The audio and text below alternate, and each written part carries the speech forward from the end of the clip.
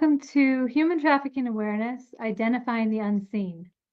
My name is Heidi Chance. I'm a human trafficking investigator with over 16 years of experience, both with Phoenix Police Department, and I'm an active law enforcement investigator for the Attorney General's Office.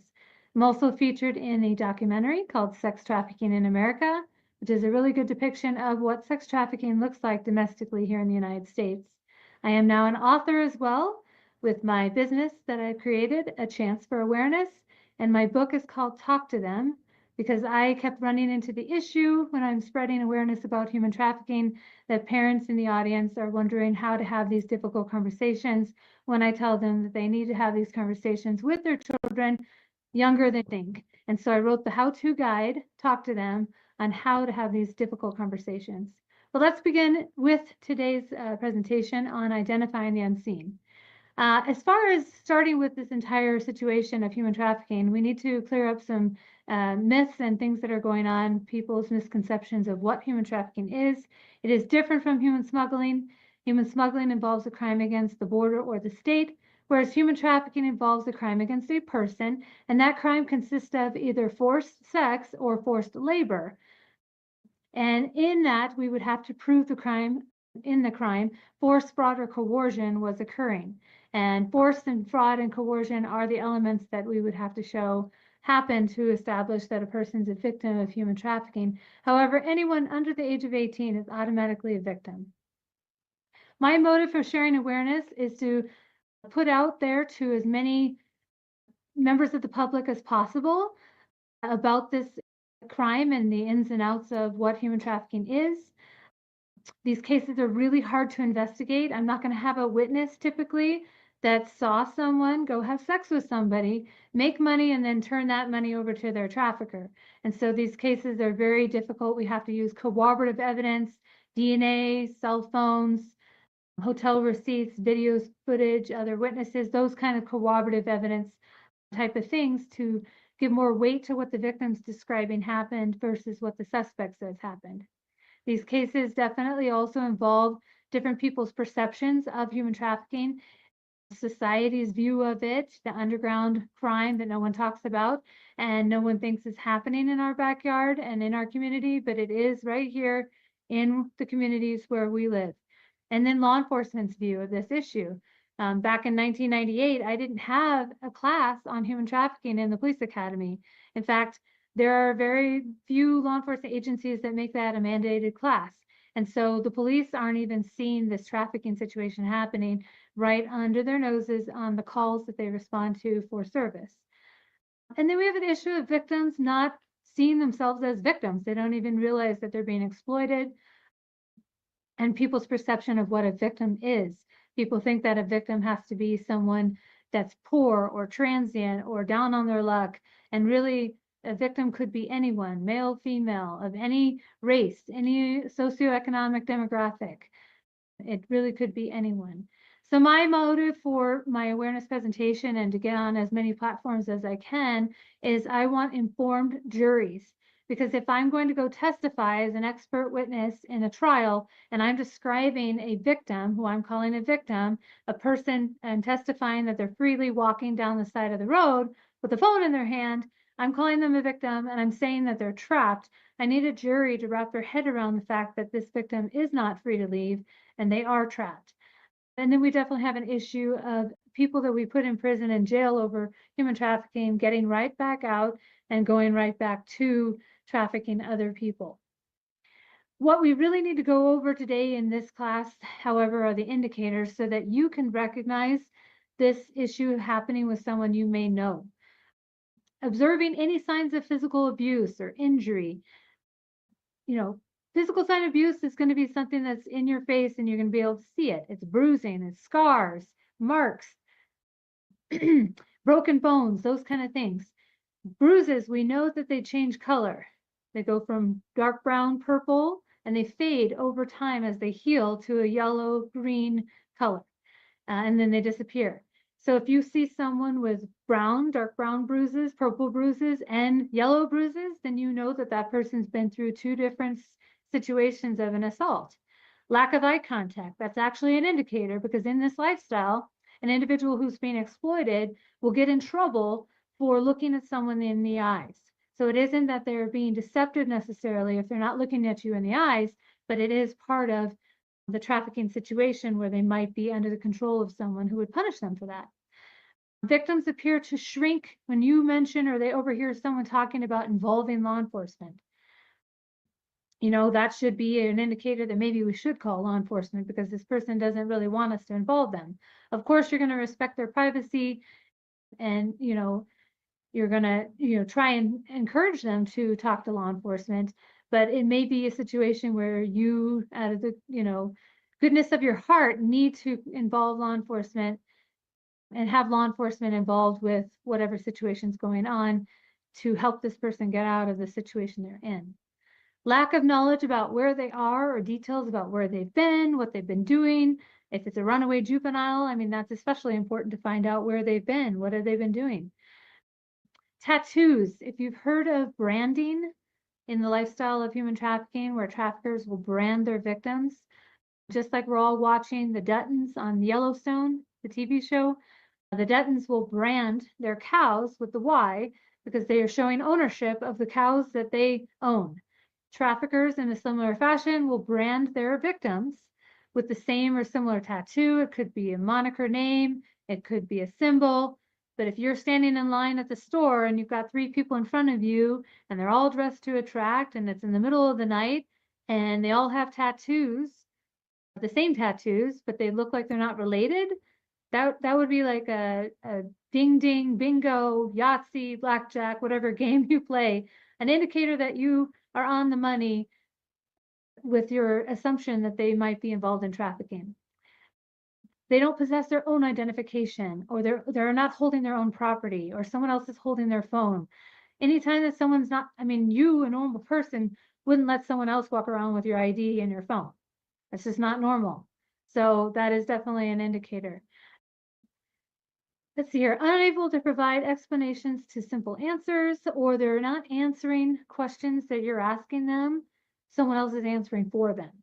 That's what law enforcement, why we pull people out of the cars, why we separate people, because we don't want the information to be, nothing but the truth, obviously. So we're trying to get to the bottom of what happened, and so we separate people. So if I'm asking you a question and someone else is answering for you, that's going to bother me as a law enforcement officer, but it also should bother you as a person who's trying to get to the bottom of what's going on with this person you're trying to help.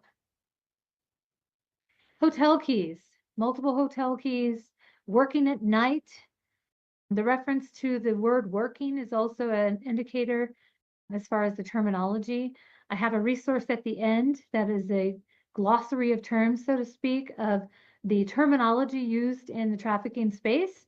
And it is a great resource for you if you are involved in human trafficking in any way. And even just overhearing someone speak some of these terms could be an indicator for you that a trafficking situation might be going on with this person.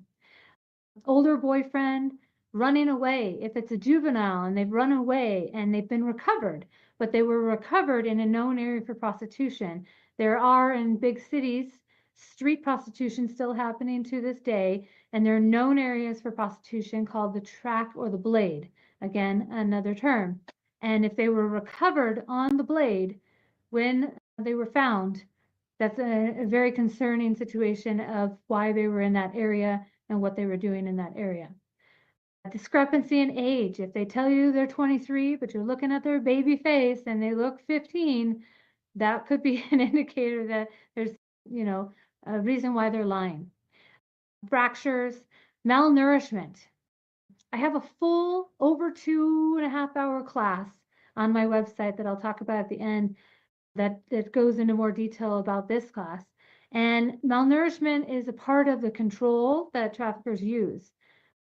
Traffickers will have victims out on the streets and they have to make a certain amount of money called a quota before they can come back to the hotel room to shower, to rest, to sit down. And certainly they're not allowed to take money from the money the trafficker is supposed to be getting to eat anything.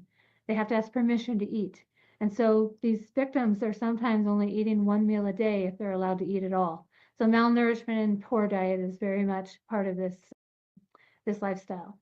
More terminology for you, the word daddy, that's intentional. They're using the word daddy on purpose because daddy is an authority figure in the person's life. They're replacing that of person. You can see the other terms later. Multiple cell phones, especially if it's a kid, where does this phone come from? As far as reporting, I'm sure you're aware of the National Human Trafficking Hotline. If you visited any airport recently, there's stickers and posters everywhere, but there are some states that also have a hotline. And so I've listed those here for you. And with that, I'm going to go ahead and close. If you would like that resource, the terminology is here. If you scan the QR code and answer a couple of questions about the presentation, and I would be happy to send that your way through email. And here's my contact information. Again, my book is called Talk to Them. I have other classes available, a situational awareness class, a digital literacy for parents to learn about online safety, and I do have a newsletter for monthly information about human trafficking happening in our community. So I thank you so much, and I appreciate your time, and we'll see you on the next one.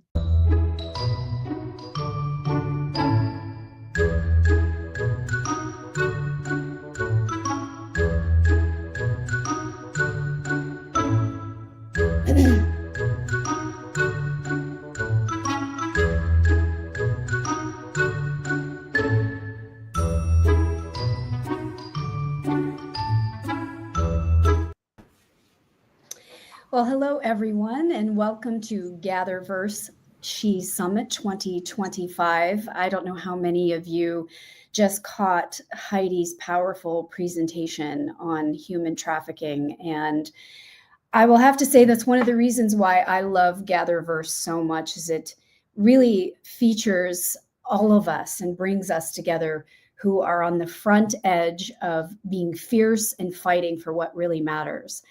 So my name is Mel Selleck, and it's a true privilege and honor to be here with all of you. And I'd like to give a personal shout out to my friend and colleague, Christopher Lafayette, and the entire team at GatherVerse, who has really, they've been putting together so much work and time and effort into making this a special experience for all of us.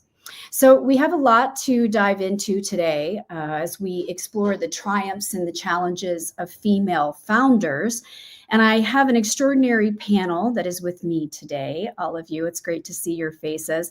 I'd like to start off by asking each one of you to introduce yourselves and to give us a sentence or two to share something that you would love us to know about your mission and your purpose. So Nata, how about we begin with you? Yes, thank you, Mel. So my name is Nata Salvatore. I am a serial entrepreneur, multiple business owning here, which is exciting. And Yes, thank you, Mel. today I'm really here talking and representing Accidental CEO, which is where is my platform to really help other women entrepreneurs really win and scale their business, making more money while working less, which is, I think, is something that we all aim to do. Really win and scale their business, making more money while working less, which is, I think, is something that we all aim to do. That's wonderful. How about you, Anjali? Hi, yeah, good morning. My name is Anjali Kapoor, and I am the founder of my leadership coaching company, Oversight Global. And so this really came about. I have a over 20-year career in the healthcare industry, as a majority of that time as a healthcare manager and leader. And so I really saw the reason why I started coaching and my coaching company is because I saw the gap that exists in the workplace in regards to leadership preparation, training, and ongoing development. And I wanted to take my passion for mentoring and coaching people and also address that issue. And so a sentence that, I think I'd like people to know is our company motto, which is we are addressing the consciousness crisis one leader at a time.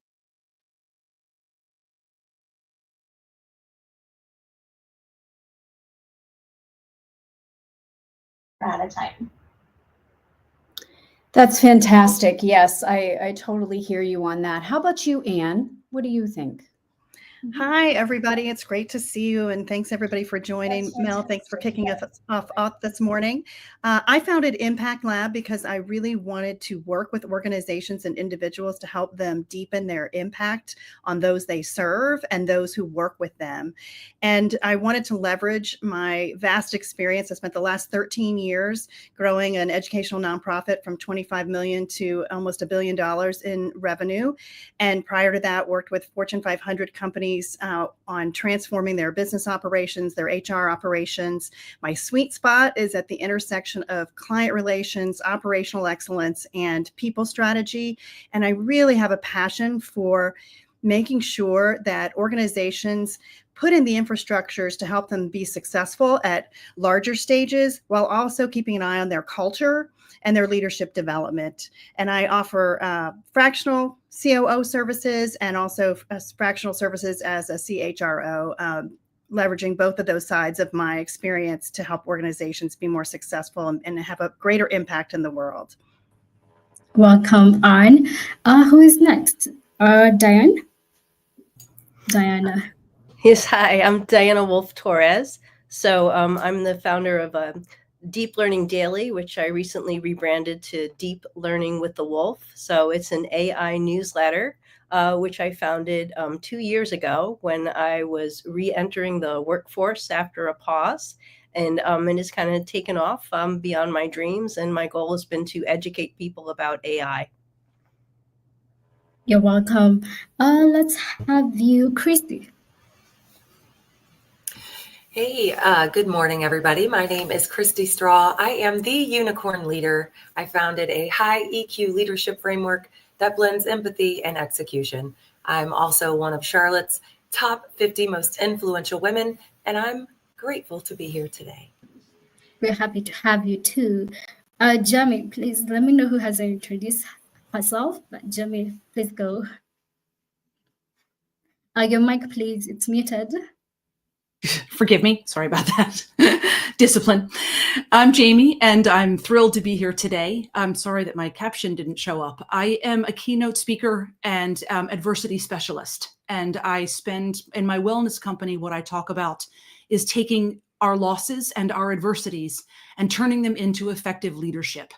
I believe that we are all connected by our losses and our adversities, and yet they are avoided in conversations and sidestepped in societies. And I think if we can really dive into those moments and get a more practical view of how they fit into our lives, you would be amazing at the resilience that comes into your personal life and your professional life. Thank you. Wow, I love that. I'm looking forward to learn more from you, Anjali, if I pronounce that right. That's okay, Jamie. It's a strange spelling. Oh, Jamie. Okay, over to you, Anjali too. Is it Anjali? Kindly help me with the pronunciation. Yes, it is Anjali, and I already introduced myself, but I'm happy to do it again if you like. All right, who hasn't introduced herself yet? Because I think I came in to stand in the gap for Mel. She'll be back. She's having a technical difficulty, but she'll be back. Who hasn't introduced herself, kindly? Anyone? Okay, so I guess that is a kickoff sign.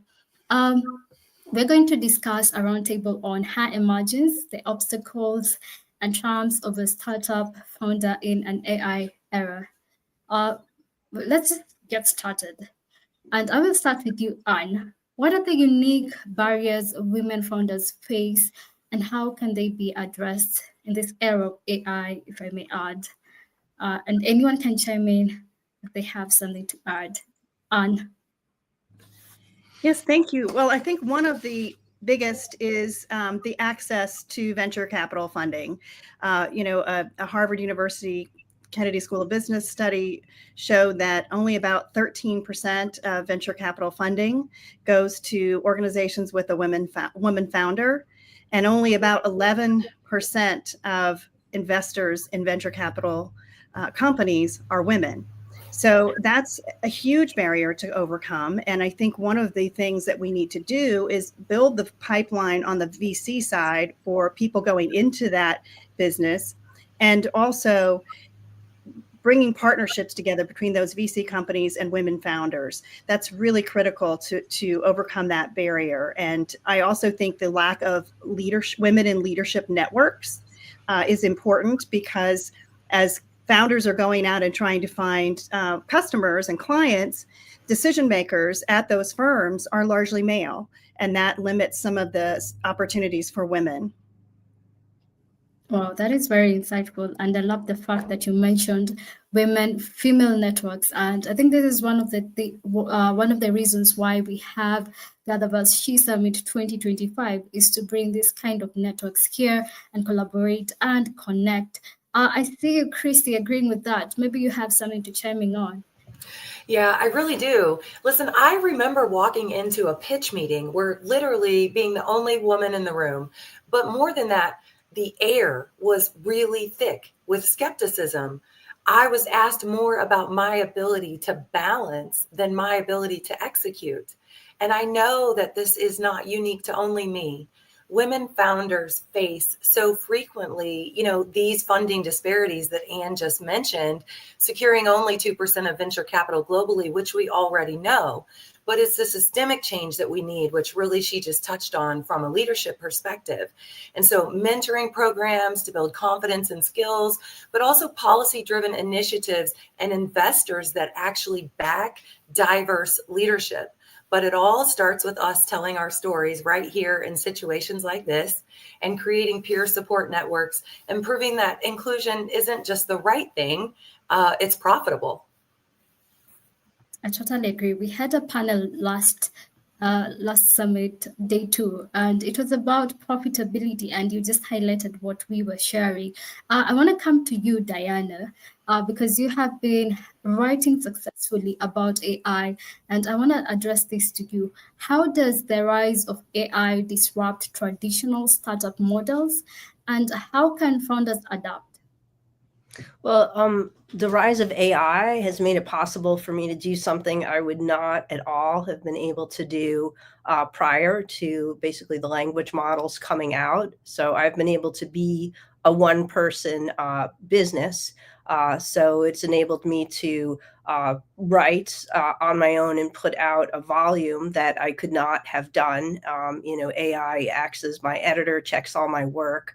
I'm able to produce art that I wouldn't have been able to produce. I'm able to do text to speech, which wouldn't have been possible before. So it's a way that I could not have at all produced before. I mean, basically, it's almost been a dream come true. On a personal level, I suffer from migraine headaches, which affect my language centers. So sometimes, I'll write things and I'll double up on words and I won't be able to see my own mistakes. But by running it through the language model, it'll catch those errors for me. So I was publishing articles every day for 2 years. And even on the days that I had migraines, which I get 15 or more days a month, I was still able to consistently publish, which I never could have done before the start of AI, because I had someone checking my work every single day. And so it was amazing for me. So making it possible. So it's a whole new era of opportunities. And I think it's a great equalizer too. So. Hi, everyone. I'm back now after a series of technical difficulties. Not that we ever have those, right? Thank you for being patient, everybody. And Diana, I was able to catch what you were saying about how AI really does come in as an equalizer for many of us. I know for me, for example, I use it in my work sometimes for copy editing and writing and doing research. And I wonder along these lines, who might want to offer some insight into how they have used AI in a way that has either elevated their reach or extended opportunities to women in your circle whom you know need some support. Yeah, I can add a little bit more. I think, it's been obviously amazing to have this tool to create a lot more automation in our businesses, really enhancing the decision-making process, and at the end of the day, reducing some operational costs. Like, we're all being able to do more without having to really spend all that time in it. However, what I think all of us agree that there's definitely some things that AI will not be able to replace, which is that human connection that you offer through service-based industry, which is where women really, are very successful in really that ability to have your strategic leadership through experience. I've been able to use it in all of my businesses in different levels, and having been able to then hire additional women as part of my business, because now there's more income coming through from the gains of using AI, and I'm able to actually help other female entrepreneurs and support businesses out there. So I think has been a huge gain to all of us, and we definitely need to be capitalizing on that more and more. Mm-hmm. Yeah, and do you think, or have you seen any difference for non-native speakers, for example, utilizing these tools and how they might support women from different cultures, diverse backgrounds? Yeah, why don't you tell us, Angelique? Yeah, I mean, for me, especially, I have 2 TV shows that I do. One is called Unveil Your Brilliance, and the other is called Take the Lead, a consciousness movement. And, I've gained a lot of followers from different countries like Indonesia and, especially different parts of Asia. And I've been able to do that because I work with a company who has a software program that's able to translate live my podcast and my TV show into different languages depending on who's listening and who's watching. And so that has definitely, been a huge game changer in being able to reach people that, just a couple of years ago, I wouldn't have been able to reach and be able to communicate with. So, AI for me with my company has been amazing and has really enabled me to be able to optimize what it is that I do. I think like, Nato was saying, that it's not something that, we're looking to replace anything or anyone with. It really is an enhancement to what we already do and allows us to, really reach more people to help them and serve them that like we're meant to. I love that perspective because it's actually a growth perspective, right? It's understanding that this is opportunity instead of just rejecting it outright, and it's not going anywhere.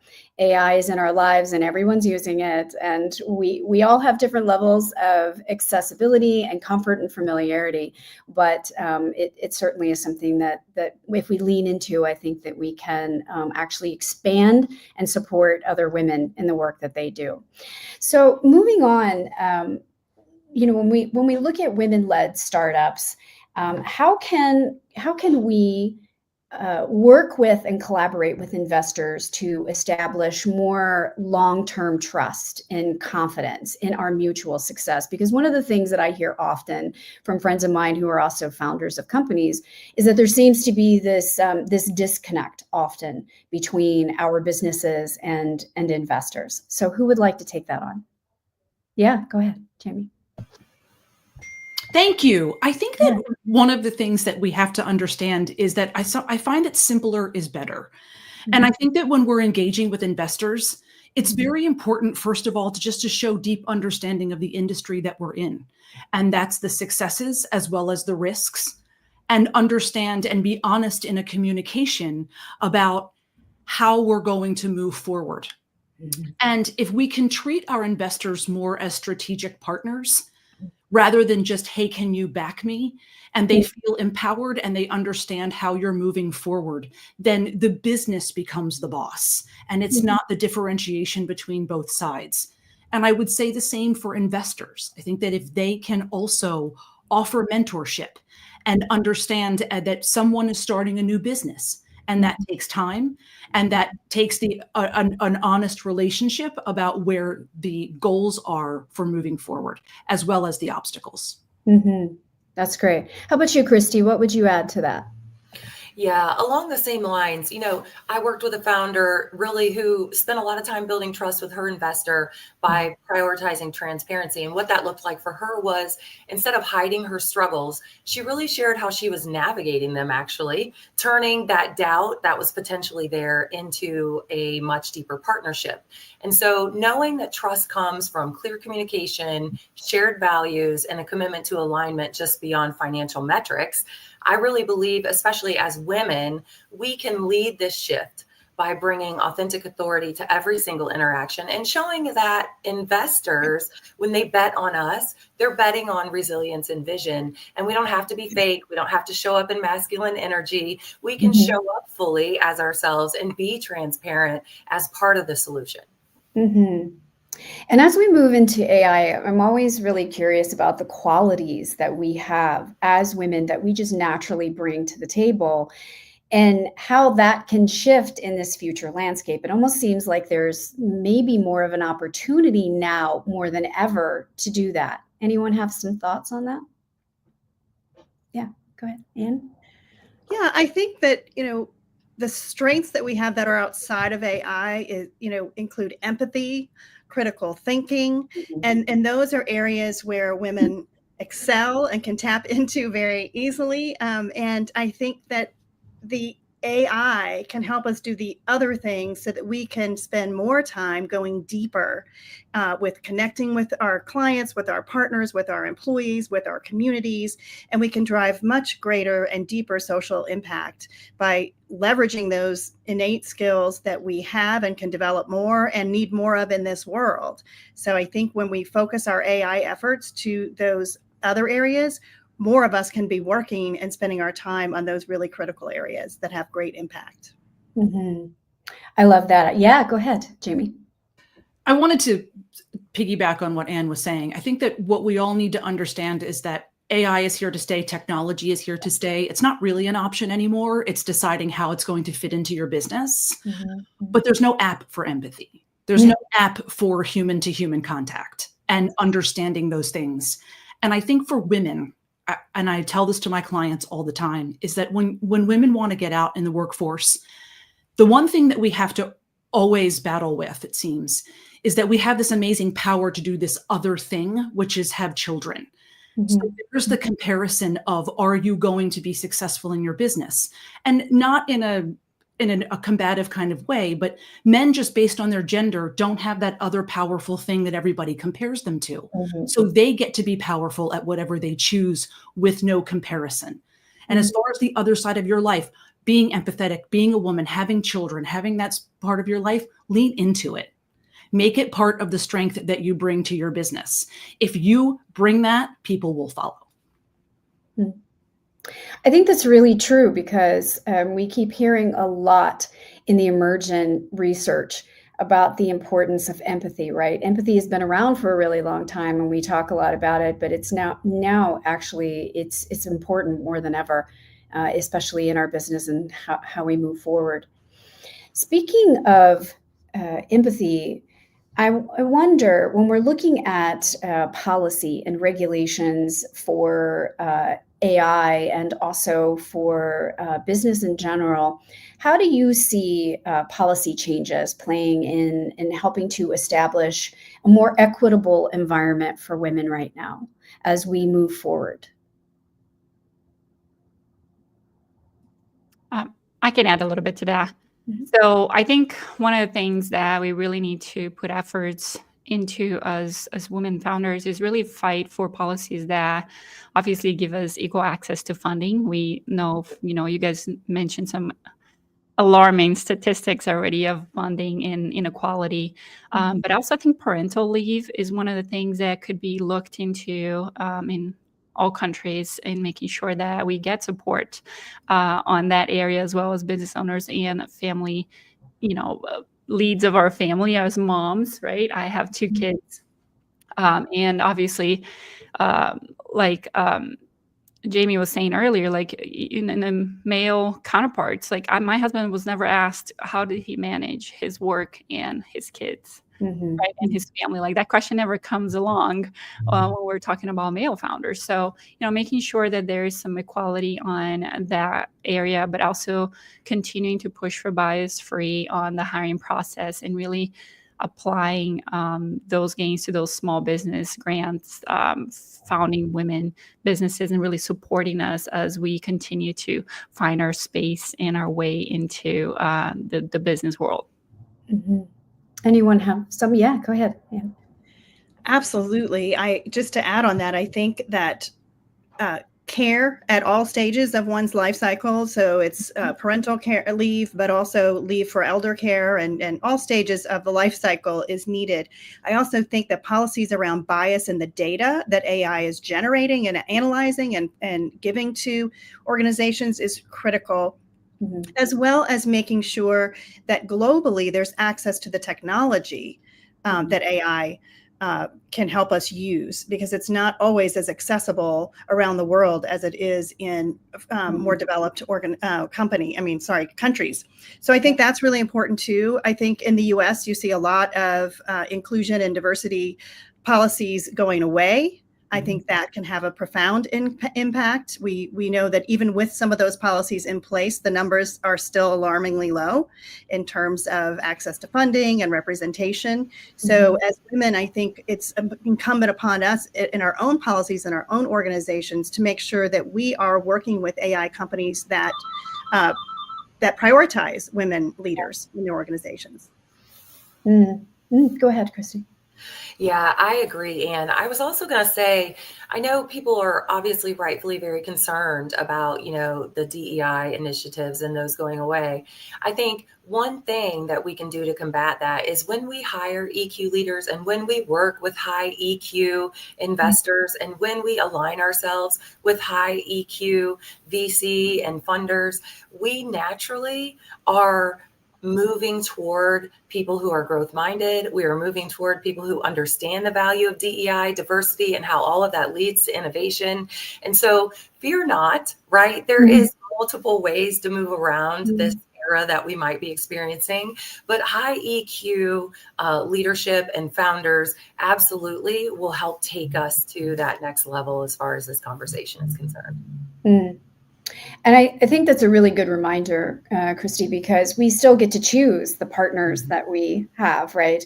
And so even if it seems like from top down that there are no options, there are always options. The people that we choose to interact with, the companies that are our partners in what we do, and even the clients that we select, right? So it's on every single level we have that level of choice, that level of agency, which I think is really important here. And that's a message that often gets lost, right? When we're listening to the larger meta narrative of what AI is going to do, and especially when it comes to gender and biases, like you had mentioned before. So moving on, what factors do you think impede the visibility of women-led startups in this digitally driven world? Have there been any new ones that you've discovered, or are you finding that the old ones have been exacerbated or expanded? Who would like to comment? Nata, you're shaking your head. You want to tell us? Yeah, sure. I mean, we were just mentioning there's inherited bias into just the AI world in general, because it is collecting data from what has been out there for many, many years. I think part of, instead of looking at what is the problem and, focusing on that, I think what we need to focus on is, as women, really stop downplaying our achievements, really being out there, being confident, being visible, and really owning our expertise and showing up, unapologetically, really focusing on accessing PR in digital marketing resources and really putting ourselves out there as the amazing leaders that we are.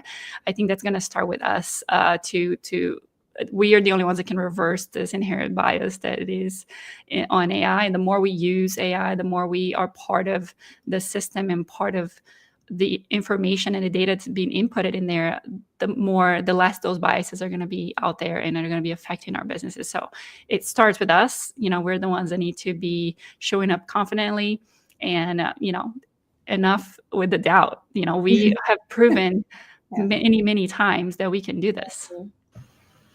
Yes. Go ahead.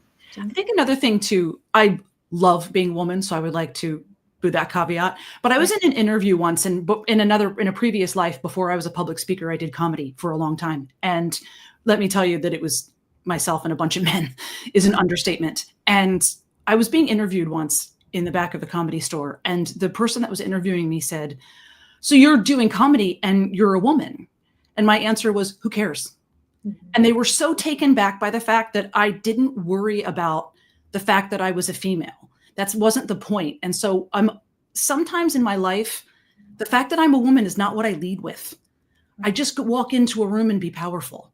Walk into a room and be who you are and don't worry about it. Because the other thing when you were talking about, Mel, as an obstacle is that sometimes I think with the best of intentions, the media still wants to put us out there as this first woman this and first woman that. And it's wonderful.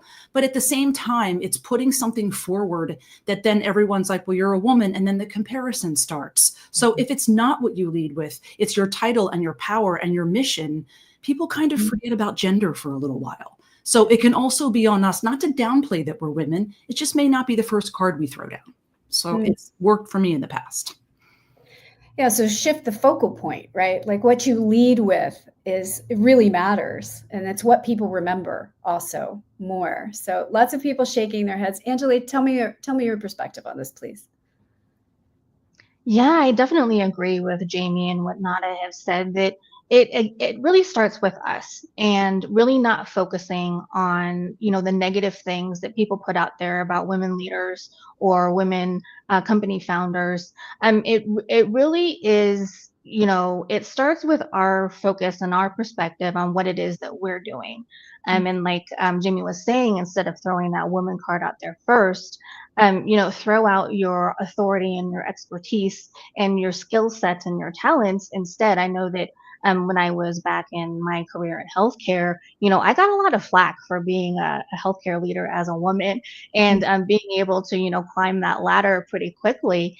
And, people would look at me and think that I was getting favors from, my directors or, people above me. And it was like, I was like, no, I'm being promoted because I'm doing my job well. And so it's really about not focusing on what other people are saying or thinking, but really focusing on what you're doing and how you're impacting and changing the world and other people. And, if you're not worrying about what other people are thinking or saying about you and just focusing on what your mission is and continuing to drive forward, then all that stuff's going to go away. And how you're going to change people's opinions is by your actions, not, what you're trying to change their thoughts by, trying to manipulate them or argue with them. It's really about what you show them you're capable of. Absolutely. What you're modeling. Yes. What you're modeling to others. And then that further supports them, other women, to step into their power and their voice as well. That's wonderful. Thank you. So one of the things that I'd like to cover is speaking about challenges and how we take challenges and we turn them into opportunities for growth. And I know that every one of you probably has a favorite story related to something that you personally have experienced and professionally have experienced. So who would like to go first? Obstacles into opportunity.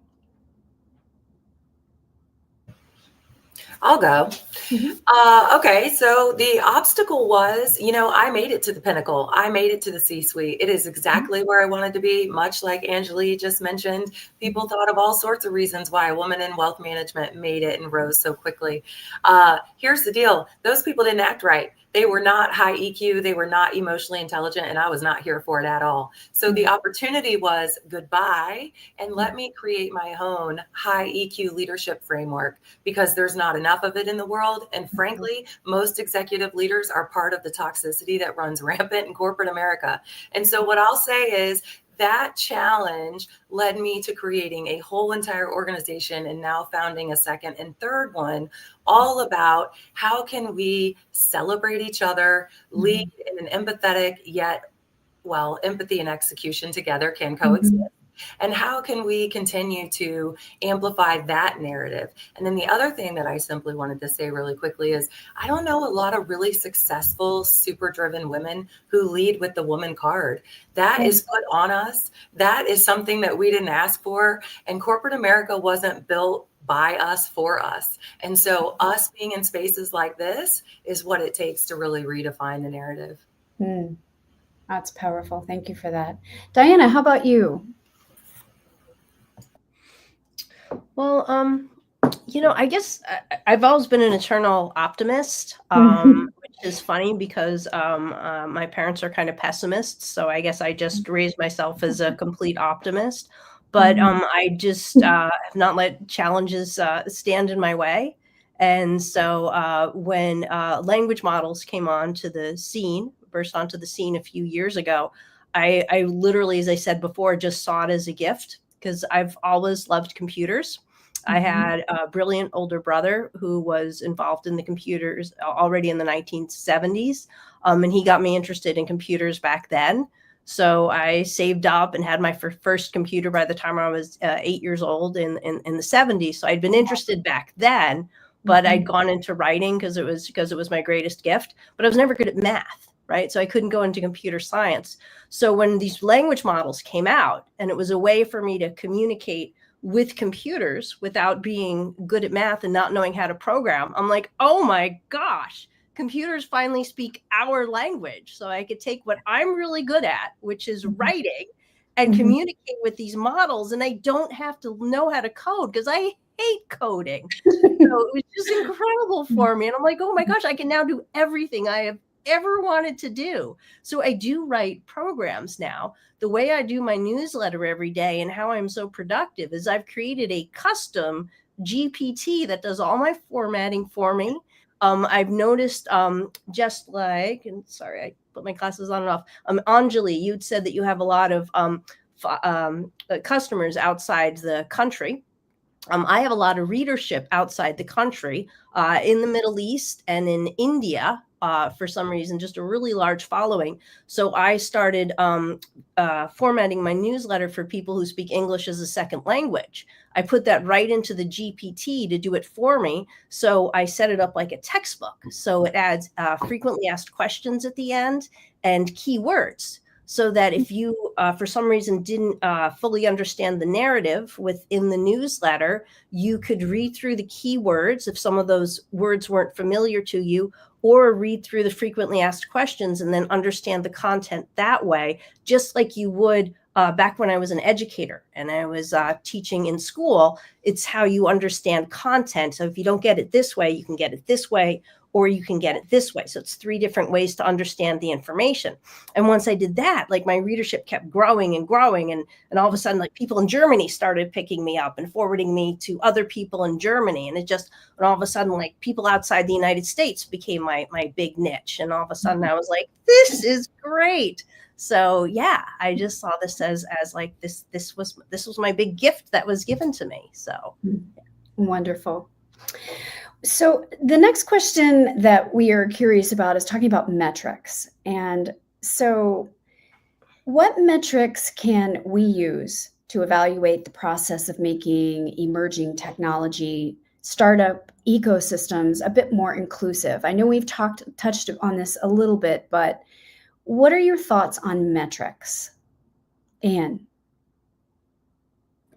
Well, I think looking at bias in data, I think looking at the number of women in accelerator programs, the impact of mentoring programs, representation in leadership networks, I think all of those are really important to ground us in what's really happening. Mm-hmm. Christy?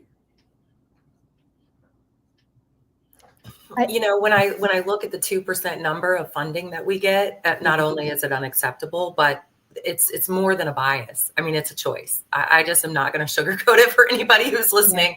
That is not a bias. That is an absolute choice. And so for me, as much as I love to call out, I really want to do it in a way that actually calls people in at the same time. Mm-hmm. And so I would say, from a perspective of continuing to amplify women's voices, make sure that we're creating spaces where we're not inadvertently making people feel that they're too much.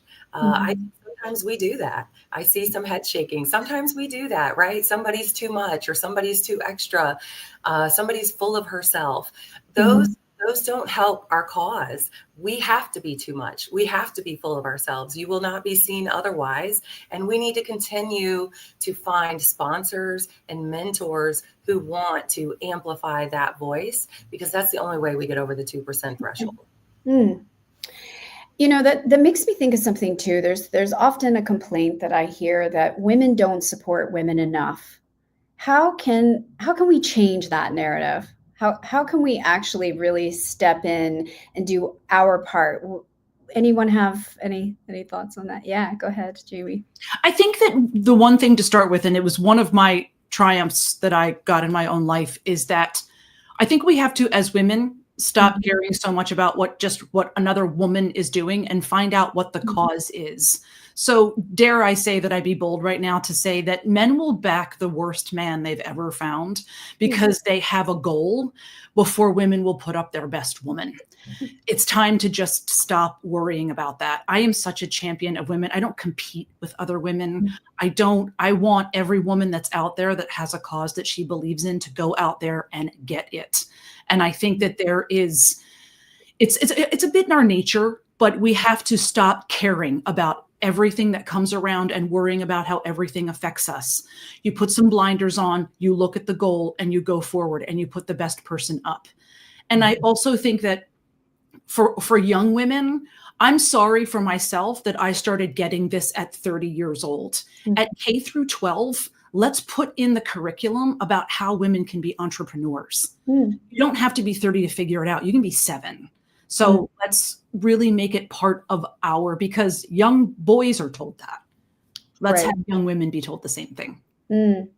I love that point. And so that really dovetails nicely with the next question, which is, how can the public and the private sectors collaborate to support women-led startups? I mean, does it begin in school?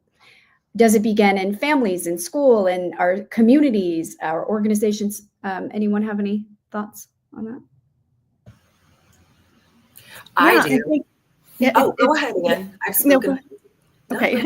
I think that, yes, starting as early as we can to start those partnerships, to teach about business and economics and lifting one another up and the support that's there. I think that is absolutely critical. I think the policies that will help elevate women and provide opportunities for women is important as well, whether that's through public-private government agencies or higher ed, all the way down to K through 12. I think all of that's very important. And I think from an investing standpoint too is, identify where female founders are underrepresented, which industries, and where they have a high opportunity for success with innovation, and match that with money to get to the greatest outcomes. So I think there are just so many opportunities in that public-private sector partnership. Christy, did you have something to add? Yeah, it actually goes right along with what Ann was saying. My experience supports that, when men have an idea, money is tossed that direction. When women have an idea, we need to prove it first. Well, what's your social proof? Well, what experience do you have? Well, blah, blah, blah. But when men toss out an idea, there are sponsors and there are people lined up around the corner, much to what Jamie said earlier. And so exactly as Ann said, let's go, open up the purses. We have the money. Let's support women with dollars so that not just our words are chirping, but our actions are aligning. And again, call in those people who are doing that so that by default, we're calling out those who are not. Diana, what do you think from your perspective, especially because you blend the creative with the technical? Well, I actually had taught STEM for K through 5 and also did the after school program. And I loved working with girls. And actually my son came in after school. He was in high school at the time and worked with me, and we teamed up. And I just loved encouraging girls to go into STEM, kind of breaking that stereotype that this is just a bro culture here in Silicon Valley, because before my son was born, I'd worked in Silicon Valley and I'd absolutely loved it. And kind of had to give that up because of the childcare dilemma and everything else, and missed it. And it was just so nice to kind of encourage these girls to go forth and really consider, science, technology, engineering, and math, and just get out there and just, not put any limitations on themselves. And, yes, coding and robotics. And yes, your ideas are really, really good. I remember one of them, she came up to me and she goes, well, I just want to go into hacking. And I'm like, oh, yes, cybersecurity. That's your game. Yes, do that. Do that. Let's find you a hackathon this summer. Let's find you a hacking camp that you can go to, because I think you'd be good at cybersecurity. So, yeah, just really encouraging women. my son goes to college about an hour away, but when he came home to work on a project in our garage, it was all women engineers with him. And I was like, yes, I was so excited that the other 4 people on his project were all women who are also pursuing mechanical engineering. So I'm like, this is going in the right direction. Mel, I want to add a little bit to that, if that's okay. Yeah, please. So I think, we all know that the funding is needed. Those programs are so needed. But at the end of the day, that's going to take a little time to catch up. So I think what we can be doing right now as women founder is to be investing on educating and sharing the knowledge and supporting our youth, our kids. It started at home. I actually interview my 2 daughters in my podcast. They're 8 and 10 years old. Oh. And they absolutely love talk about business. They think it's such a powerful thing to be a woman CEO, and they recognize all the things that come with it. We tell stories, we talked about their perspective. And I think starting with that peer mentorship, helping the female entrepreneurs that are coming up right now, helping our kids understand the importance of being confident and bringing your value and, not holding on to that women card like we're talking about is such an important thing. It's something that is it's an action that we can be taking right now. So we're not waiting for policies. We're not waiting for funding to come along.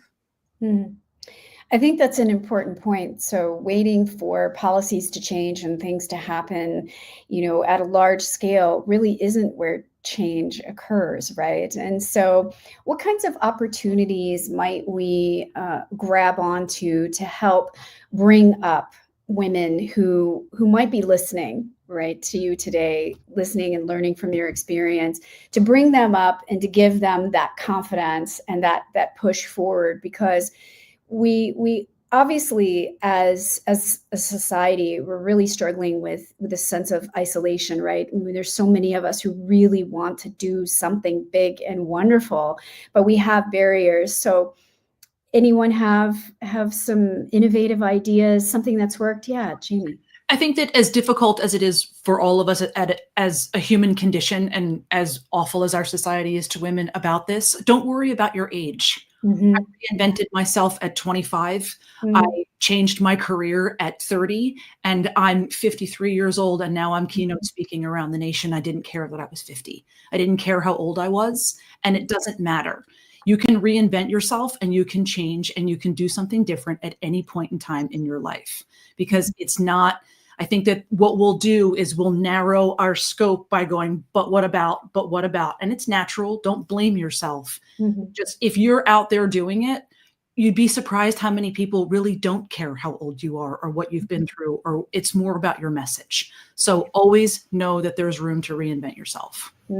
Beautiful. Yeah, Christy. Yeah, I think that's beautiful, Jamie. I also think surrounding yourself with other community builders, right? It's not enough to just worry about yourself, honestly. I mean, if that's the capacity you're at, of course, do that.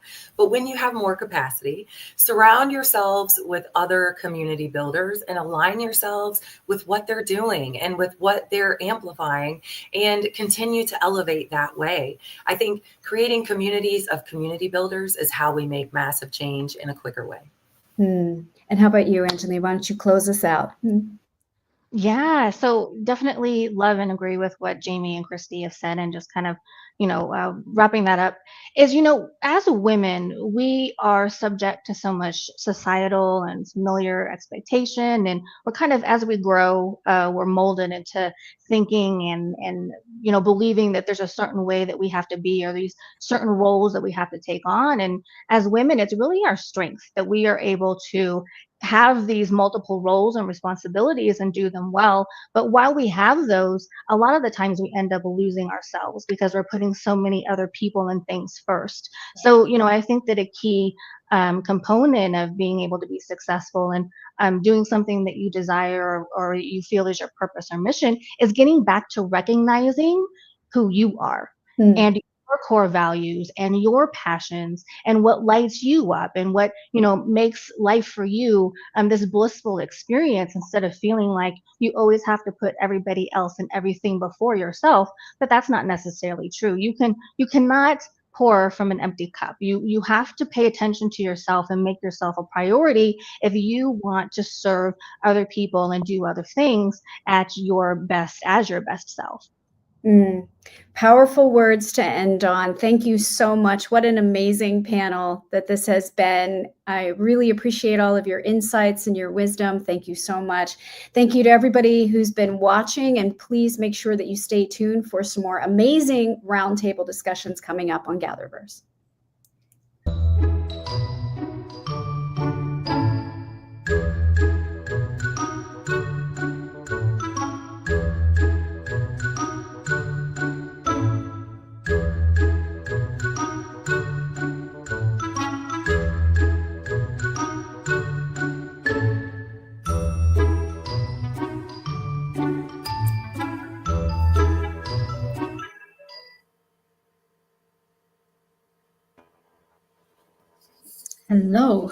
Hello, hello, and Hello.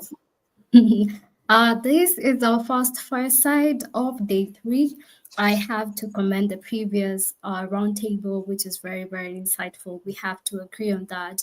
And this is just a continuum of what has been stated. And with me, I have a duo of 2 ladies that I really admire and what they do, but I will allow them to introduce themselves and to tell us what they do with nature, the stories they tell. They have a lot to tell us today, and I'm so excited to hear from them. I will start with the Tiff. Please tell us who you are, why you're here. Then over to you, Louis. Absolutely. Thanks for having us. So we are both here representing Three Otters Media, which is our joint digital media and creative content studio. I'm also here as myself. I was a very unhappy lawyer, and then a scuba diving trip inspired me to want more from life. And so, like a lot of our past panel speakers were saying, I decided in my 30s that I could do more and wanted to do more. And so I restarted, and now I'm an explorer and an ocean storyteller. So I get to go on expeditions with amazing people, tell their stories, and get people to care about this planet. Wow, we greet you. Louis. Hi, I'm Louise, and I am here with Three Otters Media, and also as myself as Blue Shift Immersive. And similarly to Tiff, I've had a bit of an interesting career pathway. I started off in academic earth sciences many years ago, thanks to an obsession with volcanoes, and have kind of gone back and forth between the private sector, and then went into education as a science teacher, and then eventually found myself into the world of virtual reality for education and connecting people with the planet, and trying to share the profound relationship I have gained with the planet through having experiences that have taken me to really cool places. Well, we're here to hear about those experiences, and I love your obsession with volcanoes, and Tiff, I love your obsession with the oceans. So our fireside quote today is her immersive exploration, as you've had their buyers, the explorers, innovating new realities. And this gets me to the first question. How can immersive technologies inspire deeper connections with people and the natural world? If you can, Tiff, please start. Sure. I think that immersive technologies can absolutely help us connect to people. I'll use myself as an example. I am the most analog person within the digital world, and learning about immersive technologies and creating them, like Louise, myself, and our friend Aya created this game about being a baby orca because we met on an orca expedition. And I have found that game helps create what Louise calls an echo of that experience. And we get to share that over and over and over because we have this like tangible headset, this tangible little thing that we can bring around and say like, oh, just like pop this on and you can experience what we did. And when they do, and they see like, oh, that's what the Arctic looks like. That's what it's like to be a baby orca. We create these connections that never would have been possible because we now have a shared experience. And that goes for everyone watching it on the screen too, right? It's not just the people playing. We create this whole room of people who have been on a digital expedition boat, you know, even though they might never go on an actual physical one. Yeah, I totally relate with that. I've also been having an experience whereby we created an experience in the massive world of being an African. For those who have never been in Africa, we created an experience of being an African in a certain virtual world. Louis, please tell us your view on this. I'm very curious. I mean, just building on what Tiff has said, I think, and what I said a little bit in my intro is that I have been shaped by my experiences in nature growing up, and by the seeing wildlife and hearing birds, even if it's a pesky raven on my roof at 3 a.m. trying to fledge. And other things like this has developed in me this very profound connection with the planet that has influenced the way that I behave. And I think it's really made me feel how deeply important that is and how powerful it is. But I also see the privilege that we have being able to experience these things and go to these places. So what I love about immersive technology is that they get to bring people closer to that, to more people. And I also personally think that for me, like understanding like the cognitive side of planetary understanding and climate change is super important to me in terms of feeling that connection. But I also recognize that that's not always the case. So like having that, what VR and immersive technologies do is they now enable us not to just to kind of recreate that emotional connection, but also, if you want, overlay that cognitive stuff as well, if that enhances your experience of it and whatnot. And I think that's what it does. It can bring people closer, so add access, but also it can add something that sometimes real life can't do for you. And I think that's really exciting to explore. And you mentioned something with the climate change, and it's not a new thing whereby there's human nature conflict. We have seen that happening, and it's still happening. And this throws me to the next question to you, Lois, as a follow-up, and also to you, Tiff. What storytelling opportunities do virtual environments offer for driving action on global environmental challenges? Yeah, I think, like, again, following on from what I was saying before, like, I think what we're allowed to do through storytelling in this medium is really build that really solid connection between place and problem, impacts, and then action, right? Like, we have it all together. I think one of the big issues that kind of I've been interested in these problems, particularly around climate change, for basically my entire life, like growing up the daughter of a geography teacher, right? Like, and like I was aware of these things. But what it occurs to me is that there's such a big disconnect between cause and effect. I mean, it's getting closer, as we can see from all of these fires in LA and other catastrophic events that are happening, I think, a little closer to home. But for a long time, there's been a big disconnect, both geographically and temporally, between what we are doing and what we are seeing. And I think what we can do is we can play with time, we can play with geography, we can use these tricks to really build that connection, that sense of urgency, but also follow that up with hope, right? Like in a pathway to action. And it's why for us, like offering those calls to action, like hugely important for us, that it's not just about like showing you a place. It's about, well, okay, what now? And giving you this pathway out of that experience back into your real life. I agree. The sense of urgency. There's need for that sense of urgency. And I believe there's an GatherVerse hosted a summit called It's Too Late. We had that call of urgency that it's too late, guys, we need to act. So I totally agree with that. Tiff, I want to bring this to you. What skills do you think are, what skills do you think are undervalued in building startups focused in environmental education and impact? And you can also add some points if you have for the previous question. Sure. Just to the previous question, I would offer up maybe an example to help illustrate Lou's point. We're working with a coral restoration nonprofit in the Florida Keys where I live, and the Florida Reef is at its breaking point, beyond its breaking point. It's really not doing well, right? The urgency has been there, but it continues to degrade because it's a global problem, right? It's not something we can fix locally. what VR and immersive technologies can do is, and what we hope to do is take it from, we can show them what the reef was in a picture.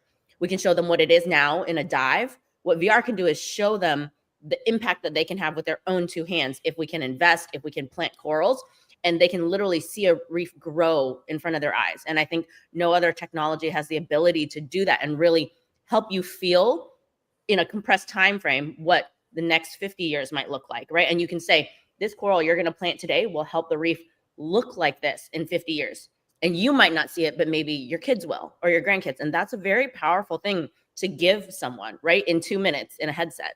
So I think that's like one of the very undervalued use cases for immersive technology. And then I agree. and Yeah, then please it's go.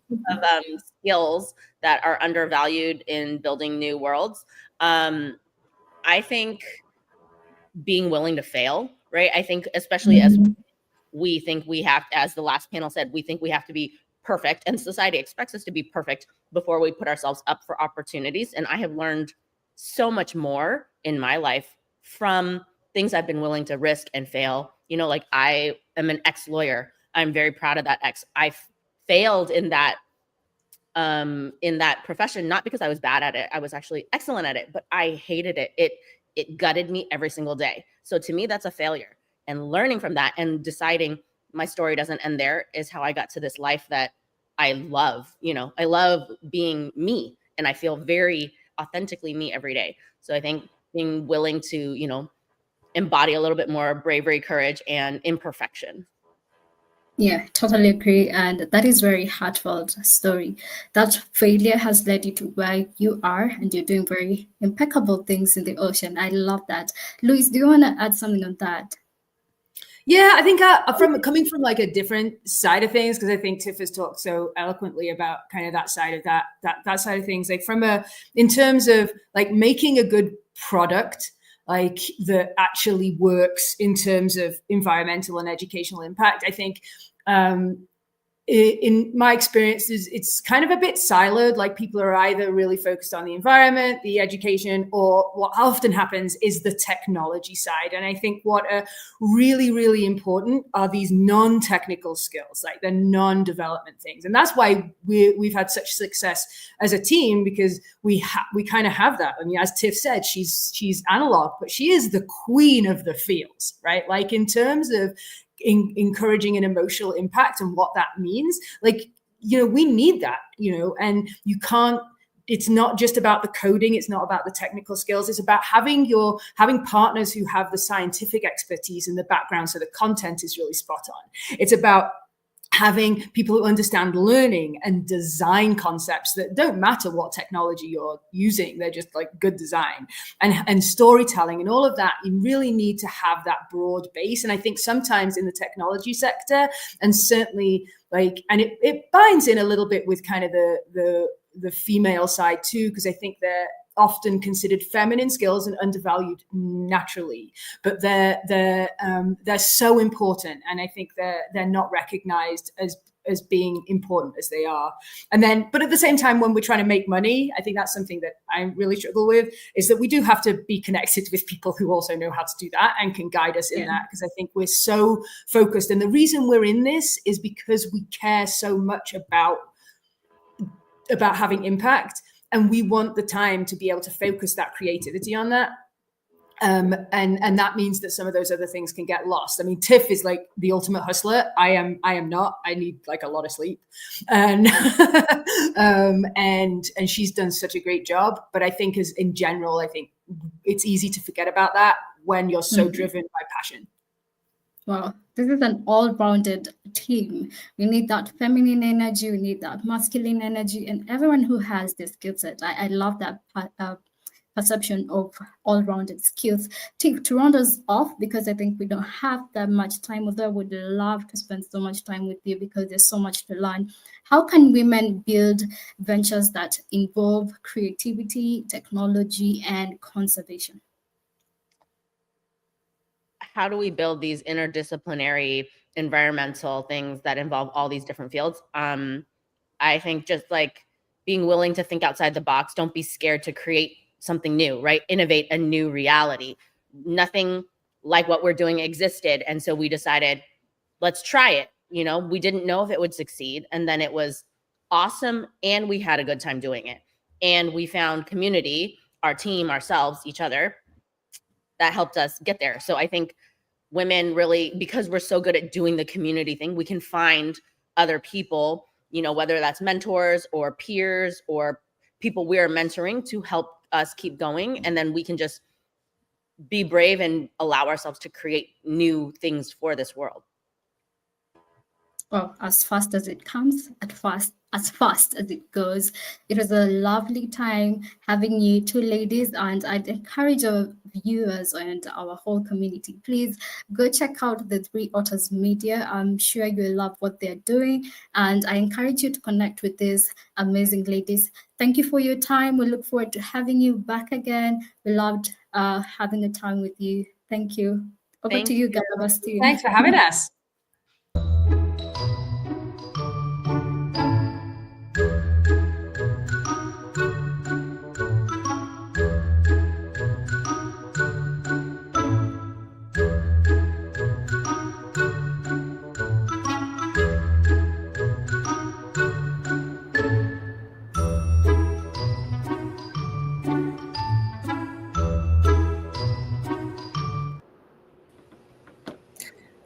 Hello, everyone. How are you all doing today? Good. Hello. Great. Thank you. Welcome to the GatherVerse SHE Summit 2025. I'm Sid Howard, and I will be today's moderator for this roundtable panel on lifelong vitality advocates of women's health. We have a great lineup of panelists today, so why don't we get started? Hello, guest speakers. I will be going down the line and on my screen and have each of you briefly introduce yourselves, what you do, and why have you come to GatherVerse. So let's start with Jackie. Hi. Hi, hello. I am so grateful to be here. I'm Jackie Roby. I'm the founder of Inspire Journey Consulting. I'm a relationship mindset coach and speaker, and I empower ambitious women of color and allies to break free of hustle culture, reclaim their time freedom, and write their next chapter as the main character of their story. Oh, wonderful, wonderful. Thank you so much for being here. Lashasta, I'm so sorry. Please correct me if I'm wrong. My little dyslexia. No worries at all. Grateful morning. You corrected yourself. It's LaShasta. I am a licensed professional counselor and certified sleep science coach, and I literally just teach people how to sleep. So from leaders, especially women, high stakes, learning how to rest and sleep to, one, have a better quality life and the life they don't think they can have, and then to increase their productivity. Oh, wonderful. That sounds great. Thank you so much. Miriam, hi. You're muted. You're muted. I see. Sorry about that. Hello, everyone. I'm so excited to be here. I am a functional medicine dietitian and a breathwork facilitator. And so I support individuals to resolve the root cause of their pain and their illness through a combination of nutrition, advanced diagnostic testing, and also somatic practices like accessing breath. And I'm really excited to be here. I think women's health and these kinds of conversations are just so important to have. So thank you. Great. Welcome. Happy to have you here. Adrian, hi. You're muted too. Can you unmute yourself? Uh-oh. There we go. Hi. Okay, sorry about that. Hi, everybody. My name is Adrienne Cotton. The name of my company is Adrienne Cotton. And what I do is I help women midlife and beyond grow strong and have strength and purpose in their lives. What do? I have a contextual model. It is made up of what I call my wellness wheel. It is a wellness wheel. In the center is midlife wellness and vitality and health. My spokes are sleep, stress resilience, strength, food as fuel, walking away from the cultural deprivation dieting mantra, and then calendar, how to make this all work for you and master your calendar. I work with small groups of women, I work with individuals, I work with organizations, and I'm really excited to be here. Wonderful. Thank you so much, Adrienne. I'm excited to learn more about sleep. I think we all need to learn a little bit more about that, especially where we are right now. Marie, hello. Welcome. Good morning. Good morning. My name is Marie Zitomo Quintanilla, but you can call me Marie ZQ. It's too long. I am originally from West Africa, but I live in LA now. I'm an author, a professional speaker. I'm also a speaker for American Cancer Society for 13 years and an ambassador for them. I'm a cancer survivor.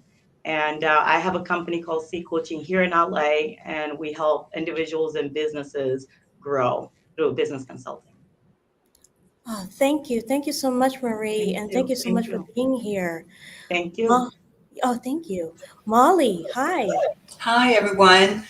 I'm Molly Campbell. I am a keynote speaker about domestic abuse. I am a survivor of a domestic abuse marriage and left 4 years ago. I've turned my lived experience into public speaking. I'm also a 30-year veteran of working in human resources.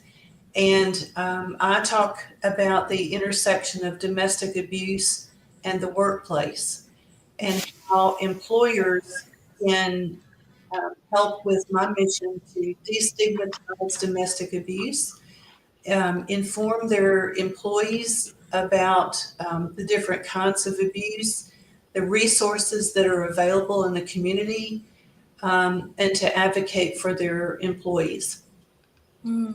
Thank you. Glad to be here. Thank you. Thank you so much, Molly, for being here, and to all survivors speaking today. We honor you and congratulate you of coming this far. So thank you so much. Thank you very much.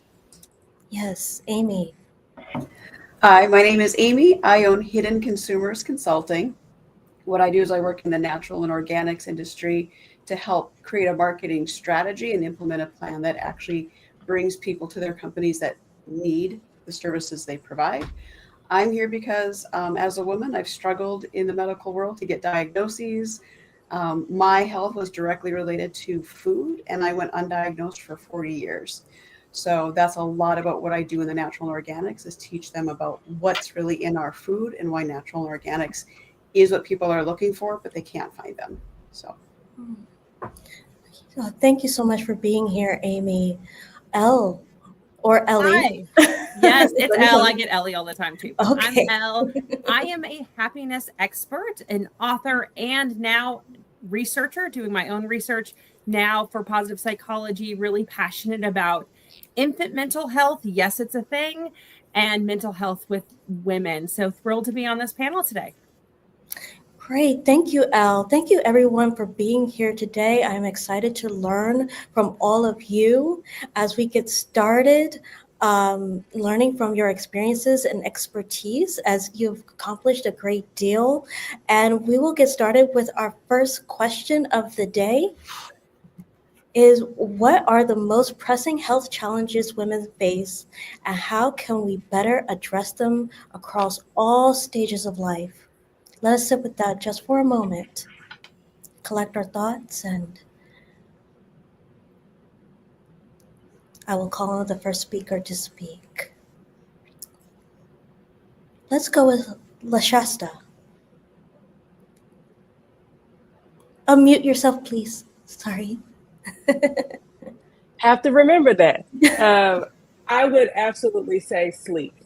That is the most pressing, because it's also the foundation of 7 of the 15 chronic diseases are tied to sleep deprivation. Women in the U.S., health disease is the #1, and it's tied to lack of sleep. And we are in this whole hustle grind culture that tells us we have to work. We have to do all the things, especially as women. And sleep is gone. Like a lot of women are saying, oh, I'm fine on 5 hours. I'm fine on 4 hours. And they're absolutely not.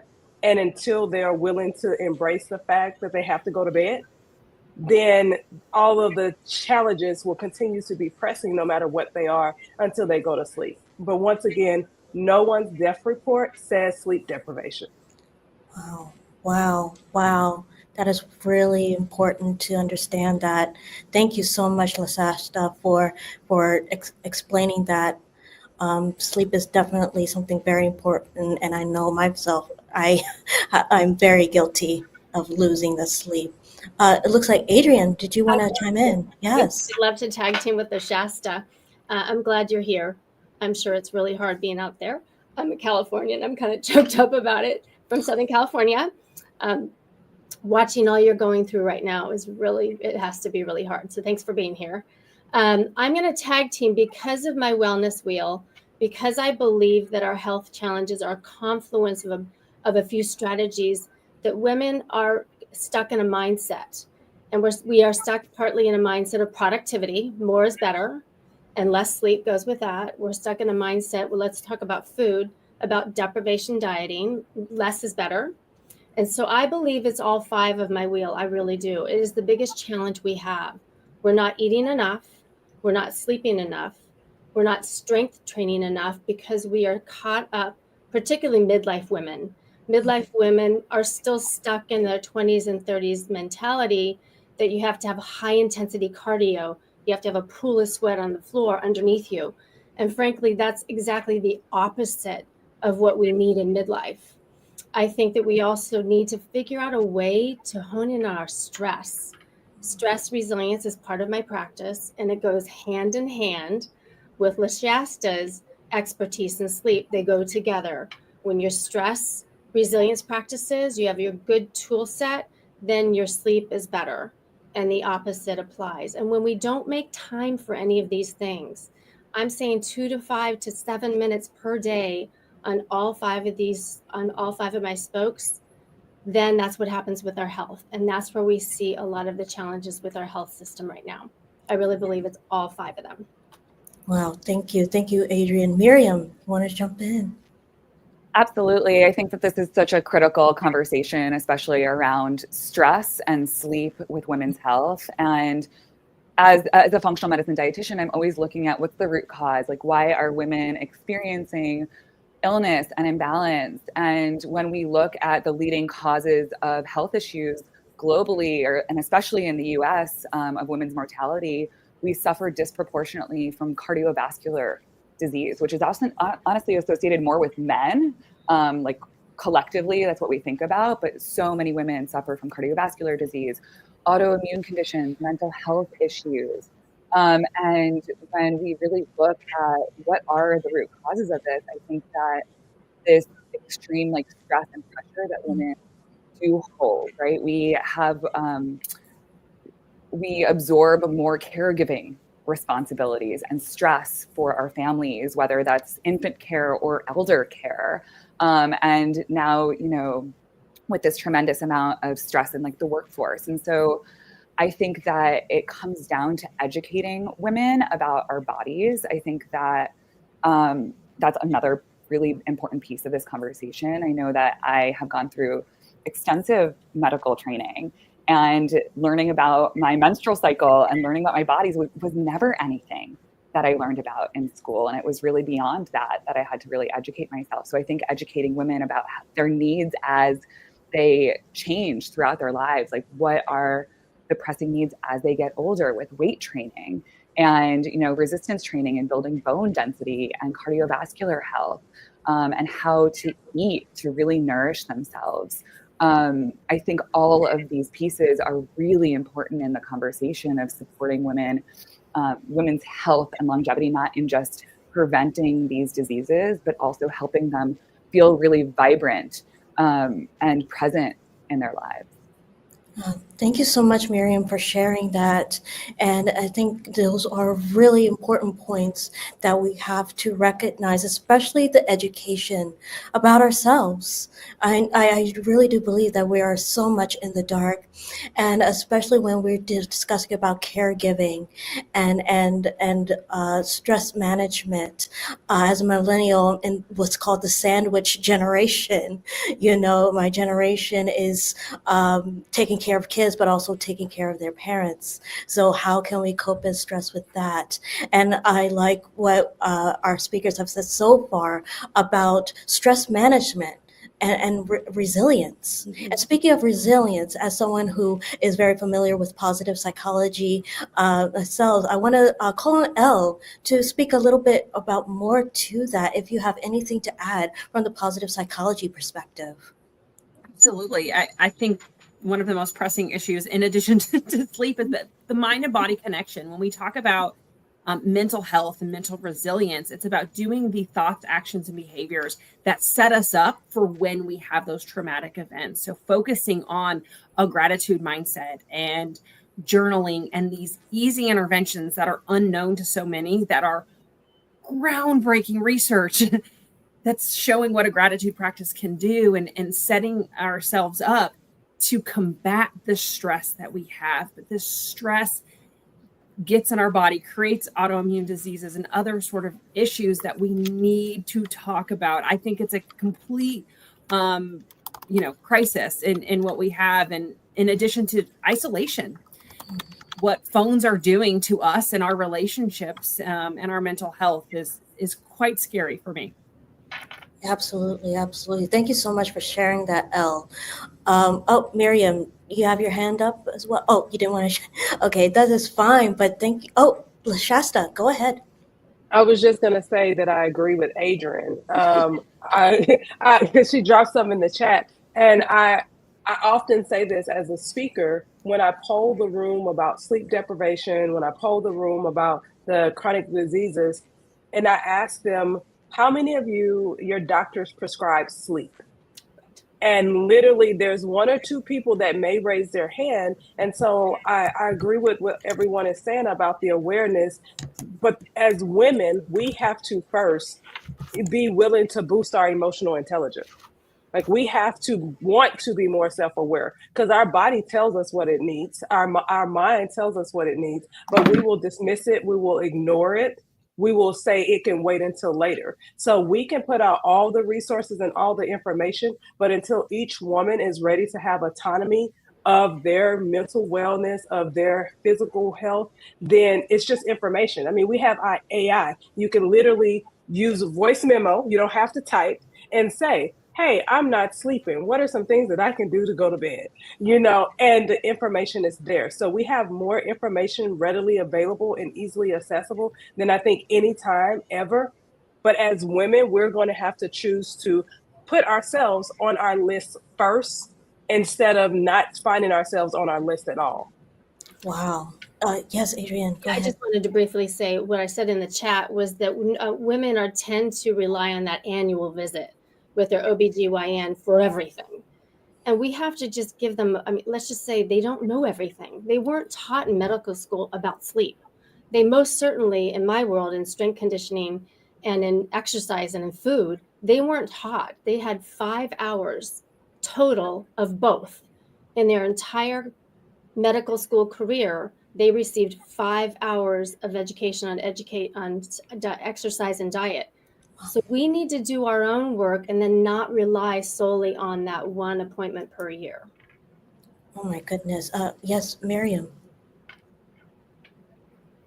I also think it comes to the medical system. I think it really is important for the patient autonomy and advocacy. I think we are our own best advocates, and we need to communicate with our providers what's going on. But I think the way that our medical system and our doctors and our providers are trained are not to get at those root causes, or not to look at nutrition or sleep or exercise. And it's unfortunate, but my experience has been providers are really uninterested.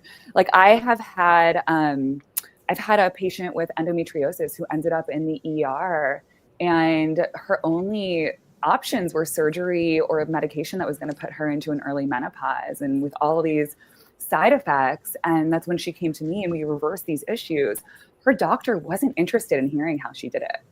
And we were able to do it without surgery, without medication. And so I think that there's a re-education and a re-conversation that's needed in terms of providers and healthcare, because Because when that happens, a lot less patients are going to get gaslit as well. Because I've been personally gaslit by countless providers. I am also a breast cancer survivor, and I was told that I didn't have breast cancer when I found my own breast cancer, and so I think there's a real need for these conversations and normalizing these conversations with providers, even if they don't have the answers, knowing that there are people that do and that they can refer out.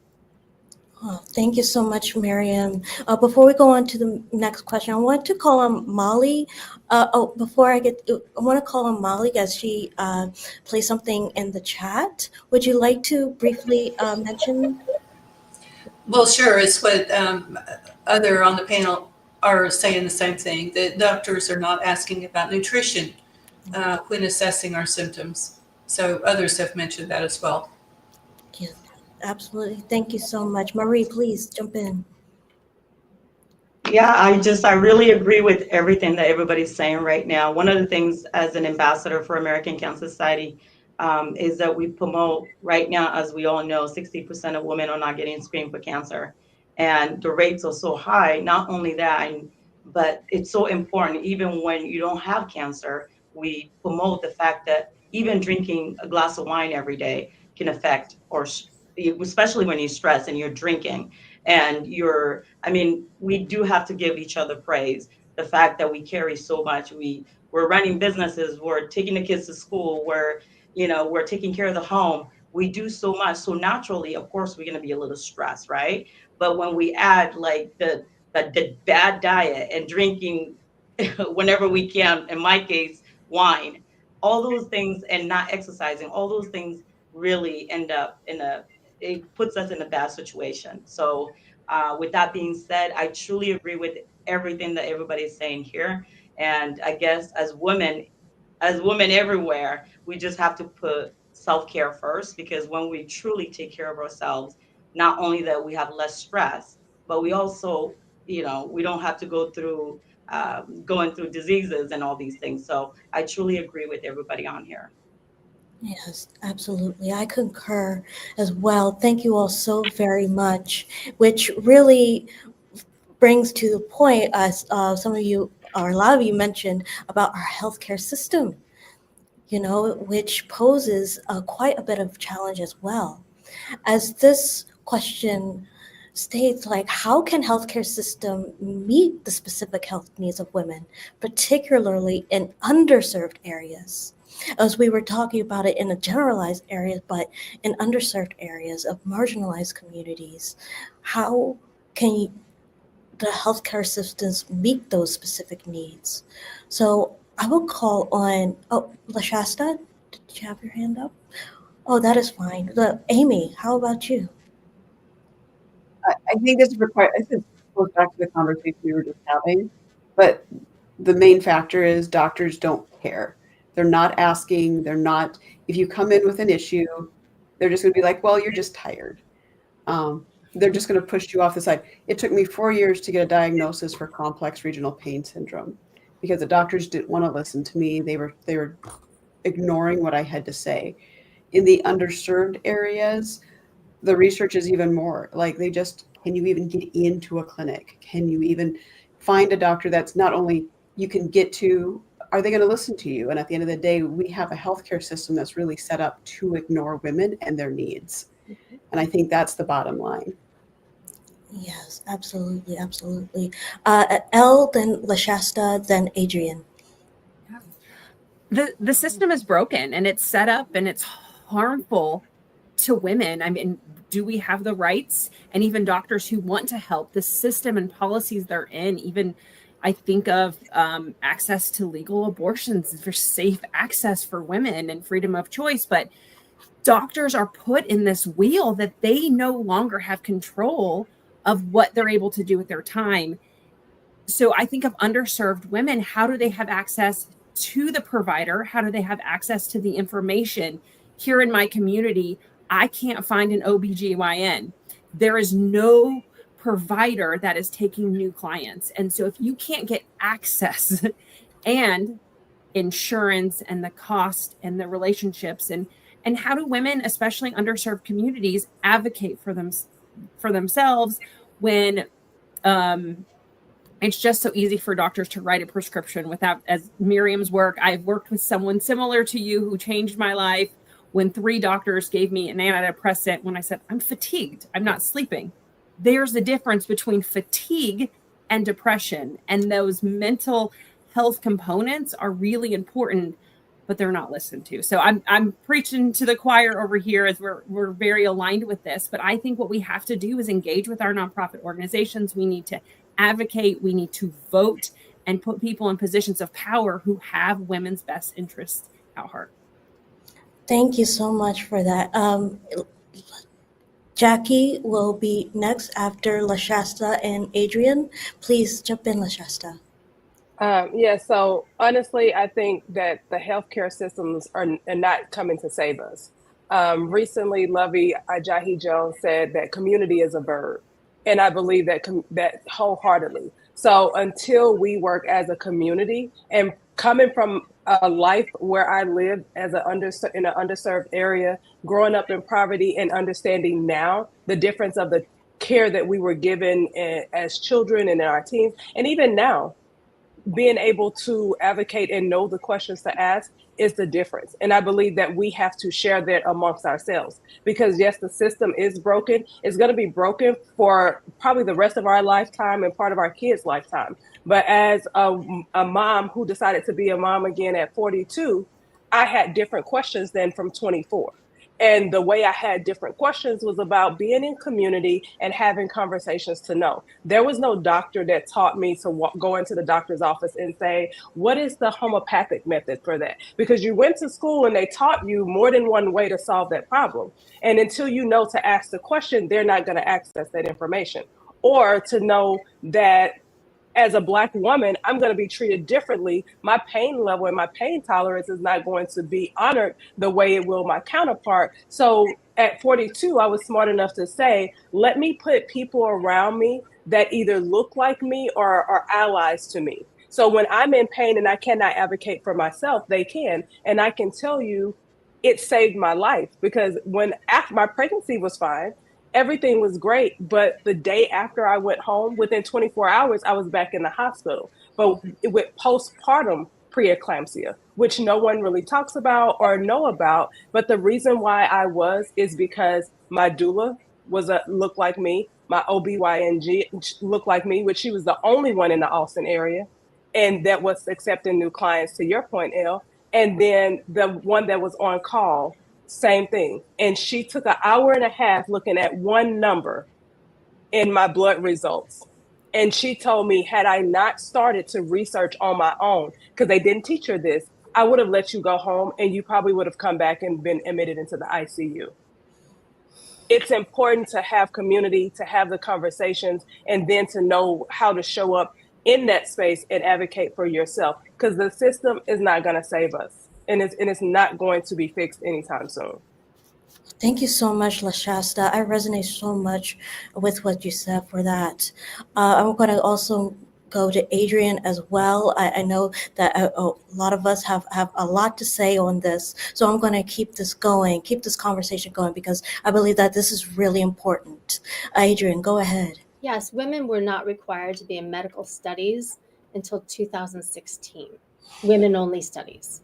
So our healthcare system, we're all repeating each other. We all should be in a group hug right now. We are all agreeing. The system is set up for men, and the machines, all the diagnostic equipment is set up for men. So it has to start at the medical school. I really and truly believe this. I think at the medical school is where it needs to start, and I don't know how that happens.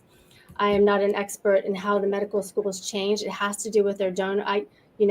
You all may be much smarter than me on that.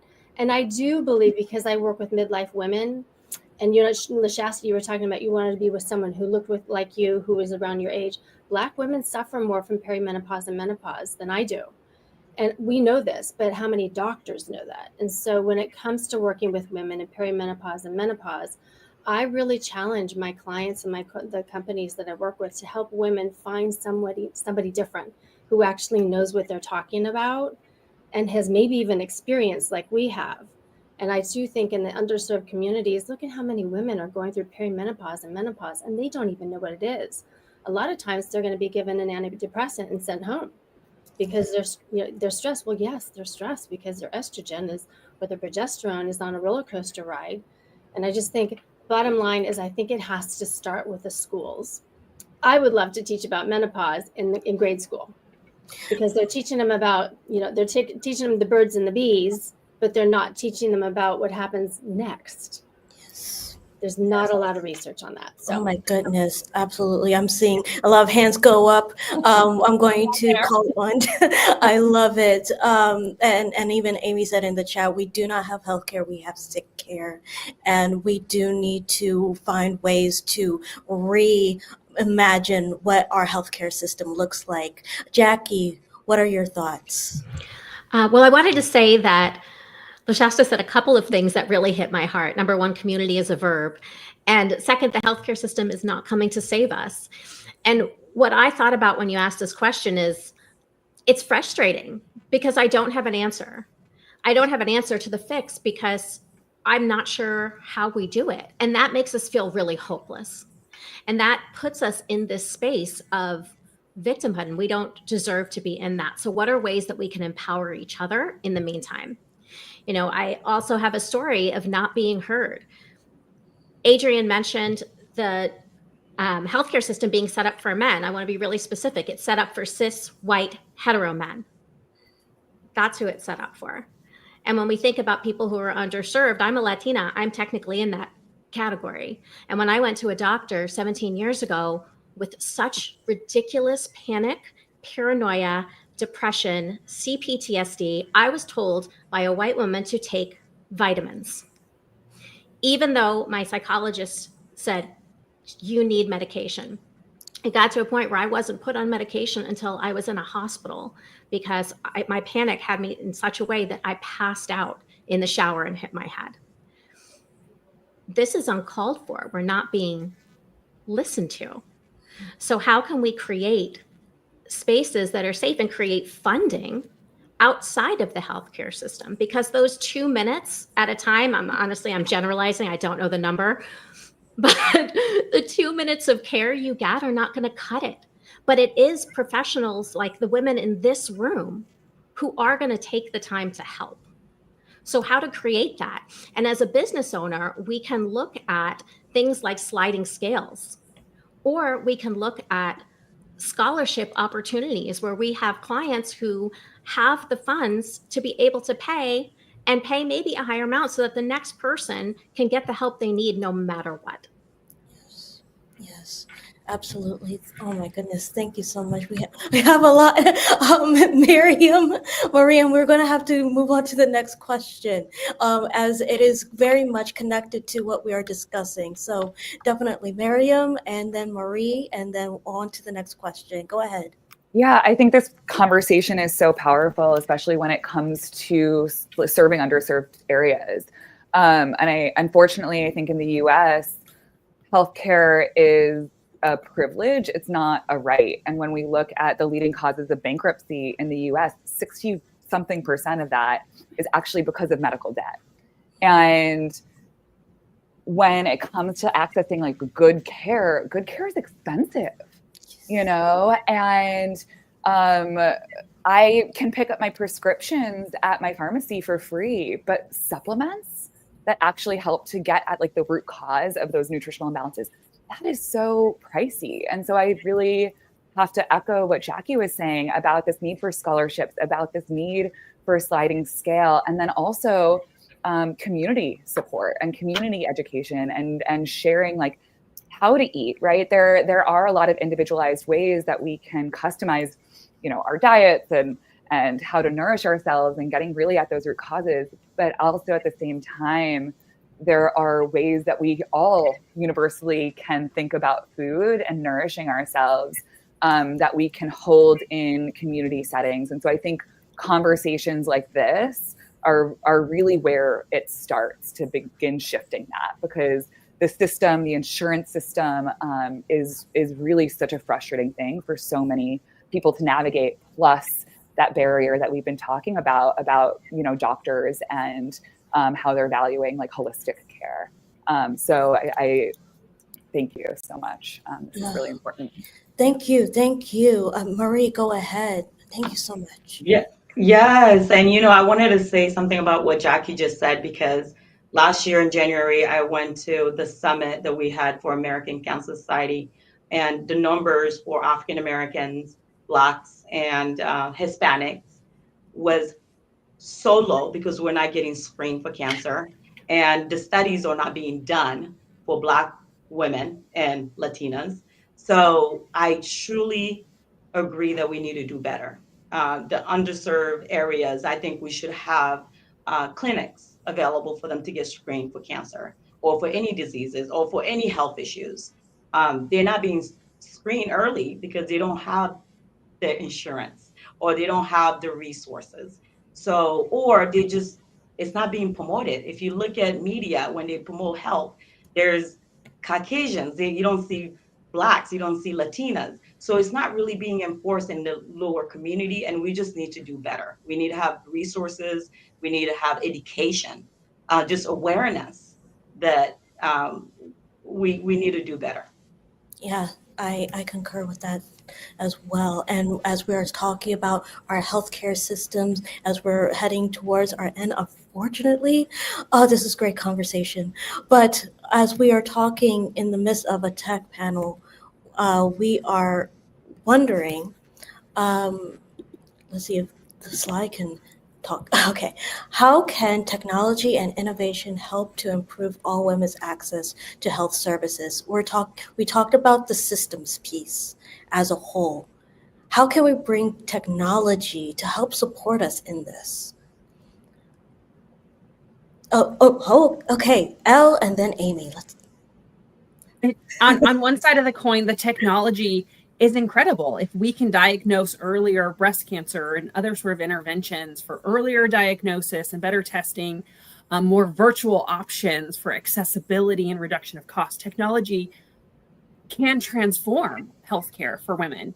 But yet also technology can hurt because there's false information out there where we're obtaining the information from our tech. And I will again say the technology has been directly correlated with the mental health issues of women and our next generation. I have an 8-year-old girl, and technology and social media is harming our young women. And we need, as a community, to stand up and say, we're not going to allow these companies to financially benefit from the reduction of mental health of our youth. And so, I'm like, I see a lot of nods, like pulling on strings here. So I'll let you go with that. Thank you so much. And Amy, please do jump in.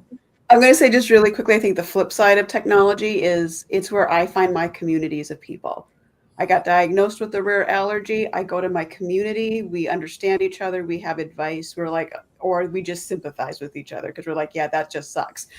But it's our communities. But again, it's a privilege to have the technology available. Not everybody has that access. So how do we take technology and make it available to everyone so everyone has that ability to grow and find the support they need? Yes, absolutely. Where do we find that balance? How can we find that balance? Absolutely. LaShasta, please. So I hear what Elle says, and as a licensed professional counselor, I've seen it firsthand. But to Amy's point, there is more good that can come of technology than not, because when we talk about kids and technology, that's a parental problem. Like that's a parent space of how you allow your child to have access to it, and when they go to school, what that looks like, etc. But big picture, I use an app to monitor my sleep called Sleep Cycle. Did it for years, even before I knew that the sleep strategist was going to bloom in me. I use it. I have an app that I do my devotion and my breathing with that helps with my mental health. I have another app that allows for learning mindfulness and practicing mindfulness. So all of these are free versions, except my sleep one, I upgraded, but they're all free versions. And most people have a smartphone these days that can download apps. So that's how we use the technology and innovation on an individual level and a community level, as well as AI. Like, absolutely, you can go there and get information. I like to use Gemini because it pulls from all of Google.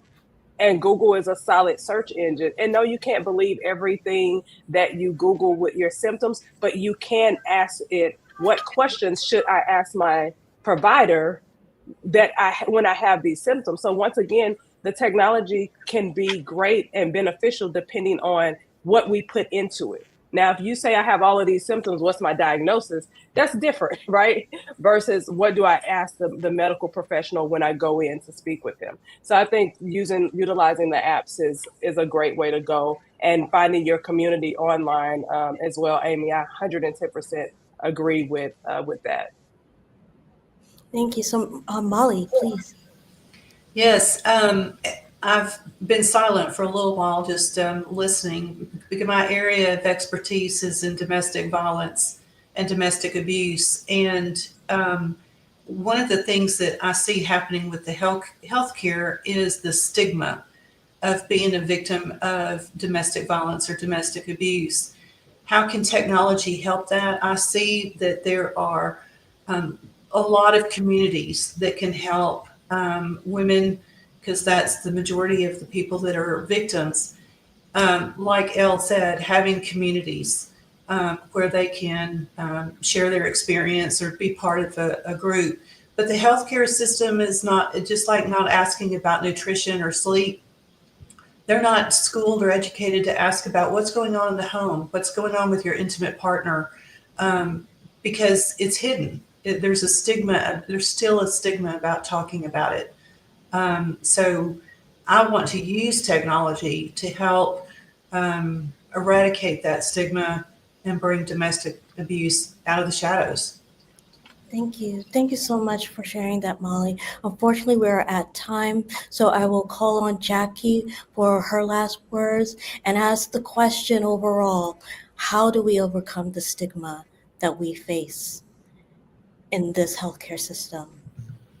Ooh, Jackie. Okay. That's a big question.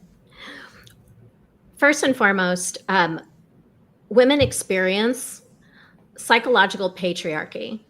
So simply by what we experience from the patriarchy makes us twice as likely to experience depression and anxiety.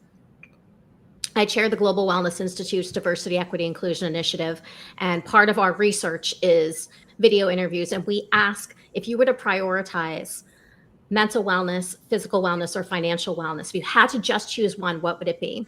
And 83% of the participants said mental wellness, and 98% of the participants are women at this point. Yet we put it on the back burner. And we won't be able to make any of these choices to support our health unless we recognize that we need to be a priority. That time is not the problem. That we have been molded and conditioned to believe that we come last. So how do we put ourselves first? And that's the kind of empowerment that we need. Oh my goodness, Jackie, thank you so much. What powerful words. And what a powerful panel that we have here today. We have such passion and such advocacy surrounding this topic on how can we overcome these challenges of our health, women's health especially. So if there are any last words, final words. Yes, Marie. Unmute yourself. Yeah, what I would say is, as women, together we are so strong. Together we can do so much. So let's get together as women and make a movement toward uplifting each other, supporting each other in every area, in the business world, in health, in every area, especially in health, where maybe reaching out, reminding a friend, have you gotten screened this year? Did you do your yearly check-in? So together we're much more stronger. Thank you. Thank you all. Thank you all so very much.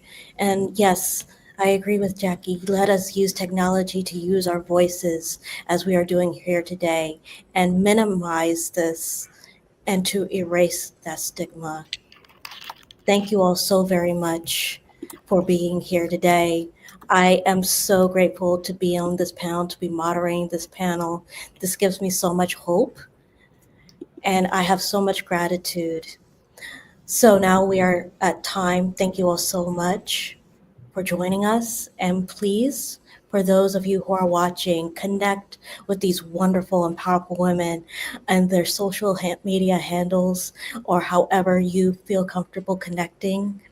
And once again, let us all continue the conversation moving forward as this concludes our roundtable panel discussion. May our gather be well, and until next time, back to you, GatherVerse production team. Thank you, ladies.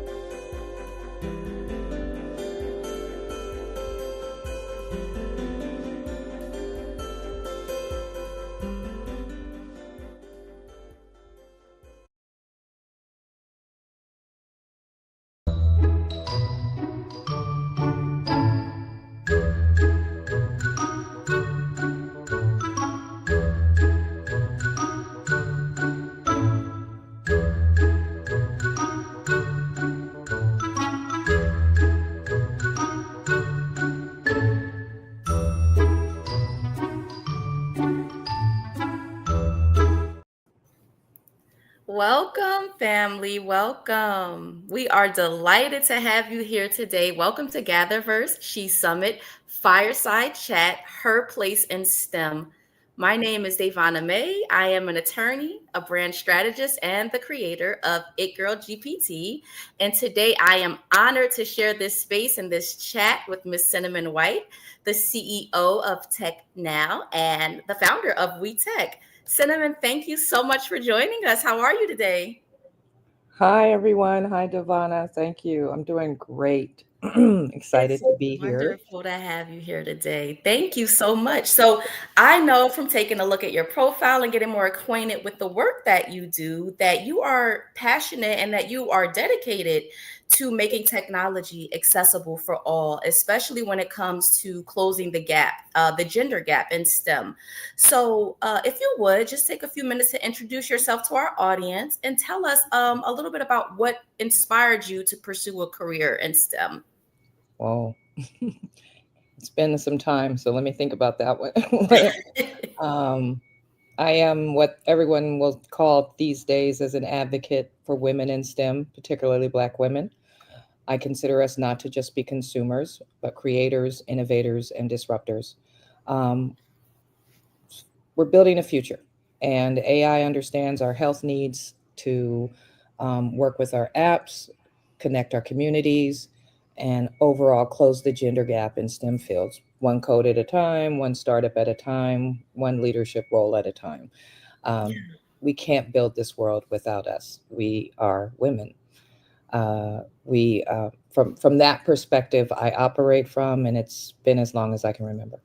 Yeah, and before we actually jump into the formal questions, I do want to learn a little bit more about, you've been in this field for quite a while. You've dedicated your life and your professional endeavors to creating opportunities for Black women in STEM and using technology to tell us a little bit about some of the ways that your work has impacted your community and some of the ways that you feel that you've actually seen change happen within the field. Well, that's probably one of my favorite places to be is quote unquote in the field, working directly with our youth. They are what give me the air to breathe. You're the reason, all of you are the reason that I continue to keep pushing. I think it started back as far as a turnaround, back with Girls Who Code, and then with Black Girls Who Code. And we starting to work with them and our girls in our community all the way out in throughout the globe.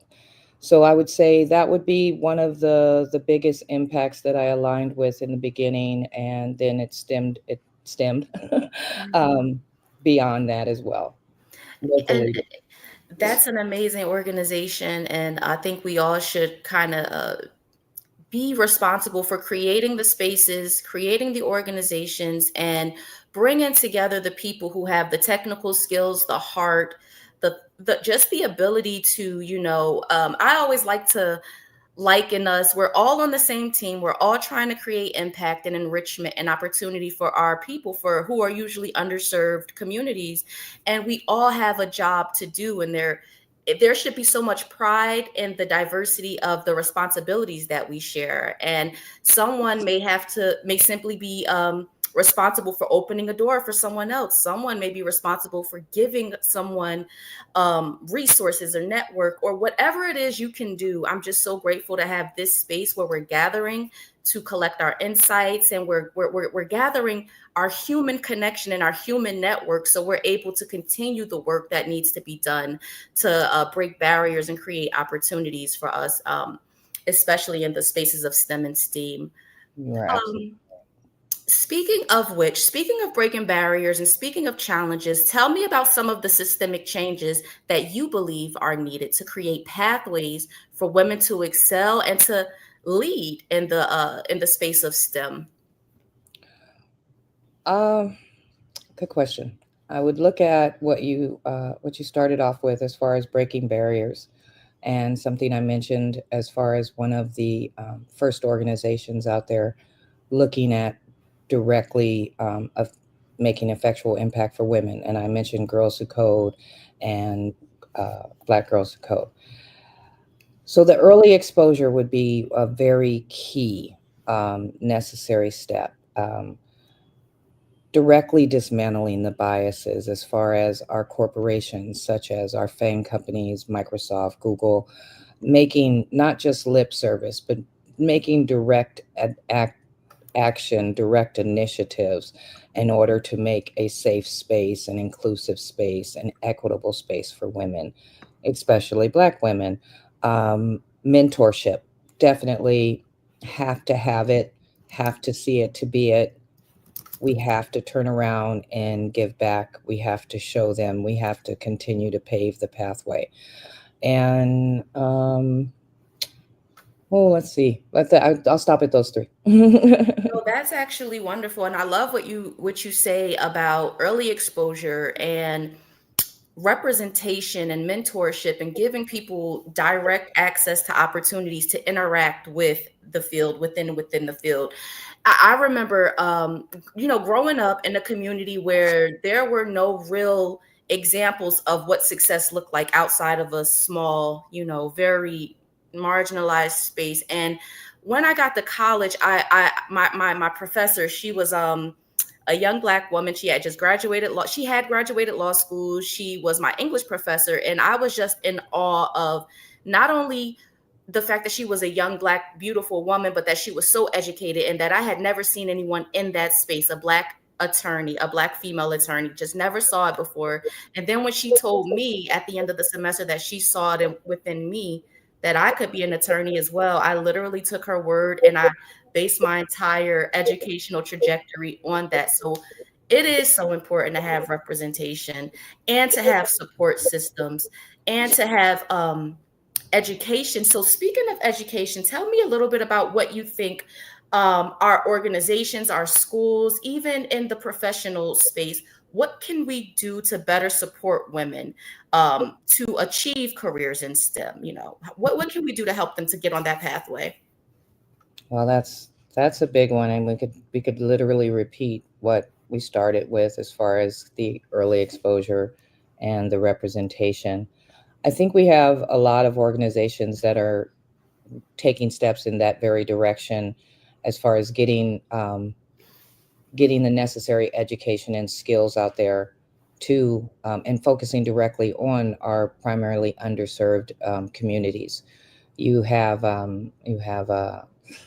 let's see, Tech Equity Collective, Brilliant Black Minds. There's quite a few, and I'm missing them right now. I'm taking notes. If you follow me on LinkedIn, I'll put a list up there. There's several organizations out there right now that are working directly with local to global to make sure Tri-Baha. They could go on forever, but these organizations have been put in place, are receiving the funding to implement just what you were speaking of, as far as getting the education and the skill set, not just teaching them how to code, but also taking them through the process of the hiring process, starting their career, what it is to interview, what exactly those questions that are being asked from our FANG companies. And I understand there's a coding test involved, so you can't just fluff your way through, and you have to know what you're talking about, what you're doing. And it's such an exciting industry as far as I'm concerned, as technology stemming from STEAM education, if you will. It aligns perfectly with every industry. It takes that, it's sort of that industry on steroids, if you will. And it just really allows those throughout medicine and law to truly enhance what they already know and to truly be able to share it with us to create a better and build a better place to live. Yeah. And as we are winding down on time, I think the final question that I want to ask is, what impact do you want to make personally as a visionary, as a contributor and a creator to the STEAM space? What is your ultimate idea of impact or improvement in that space? What is your personal goal for achievement? You know, I actually had to think about that just a few weeks ago as we start the vision board for 2025. But I think I'm maintaining my stance here. It has to be a radical change. It can't be incremental. We have to take the bull by the horns, if you will, and make a radical change as far as inclusion, commitment, investment. And I think we all know what they are. I think we've all created the wireframe along with the budget, along with the software development lifecycle. And I think we can all put it together and we do it. We have to do it. Yeah. And I appreciate that, because I feel that we do have the resources, we have the ability, we have the knowledge, the wisdom, and we have the allies to create any change that we want to see. And it's just a matter of doing it and doing it the right way, you know. And then I think that we're always learning better, and there's always ways to improve and all of the things, but having these conversations and really knowing that you do have everything you need to start with, and you can do a lot with what you have at your hands and what's in your heart and what's in your mind. I appreciate that. And I also love the let's just get radical. Let's just get into it. Let's just wield the hammer and make some impact. So Cinnamon, thank you so much. Thank you, Cinnamon, for joining us today. And as we close this session, I do again want to thank you, Cinnamon. I want to thank the audience for your valuable time and your attention. And I do hope we take this time to create new allyships, new partnerships, and collaborations in the direction of bringing more impact, diversity, inclusion to women in business. Thank you, GatherVerse, and our Gather was well. Have a great day. Thank you, everyone. Bye-bye.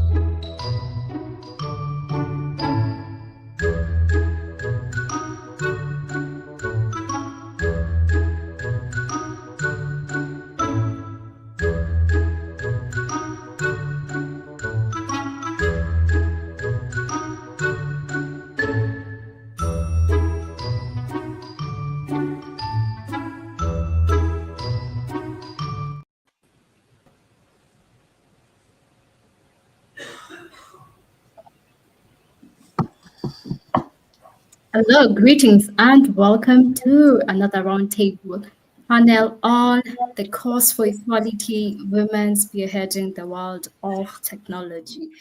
From the previous fireside chat, which I'm thankful for, I think that was just a foundation to what we're about to discuss right now. And if you allow me, I'd love to share some few statistics because I feel this topic is very, very sensitive and we have to demystify something here. According to Statista, women make up 33% of the tech-related workforce. Black women CEOs are paid 38% less than white male CEOs. Another one, 50% of women in tech leave their job before the age of 35. The list goes on, but we're here to talk about that. I am not alone. I have a roster of wonderful panelists who are going to tell us about this cause for equality. What are we going to do about it? What is the way forward? Panelists, I ask you to introduce yourself and kindly brief. I will start with you, Rebecca, and then we will pass it on all the way up to Key. Rebecca, you're welcome. Amazing. Thanks, Lynn. My name's Rebecca, and I've been working in technology for 5 years now in the immersive technology space, and really happy to be joining this panel today to discuss with everybody about what we can do to make it a safer and more engaging space for women who want to get involved in tech. We're happy to have you. Thank you. Erila, kindly help me pronounce your name too. Your mic is muted. Kindly unmute. Okay, as Erila figures that out, Delia, over to you. Your mic kindly. Because somebody muted me, so I didn't know how to do that. Thank you very much. First of all, congratulations on this impeccable organization. I've been so impressed seeing all these panels and gathering here such a great pool of bright women. This is Erila. I am an innovation management expert. I am the chief operation officer of a big certifying body, Global Innovation Management Institute, headquartered in Massachusetts, US. And I am a big supporter of women, very sensitive on gender equity. My whole team is made of women mostly.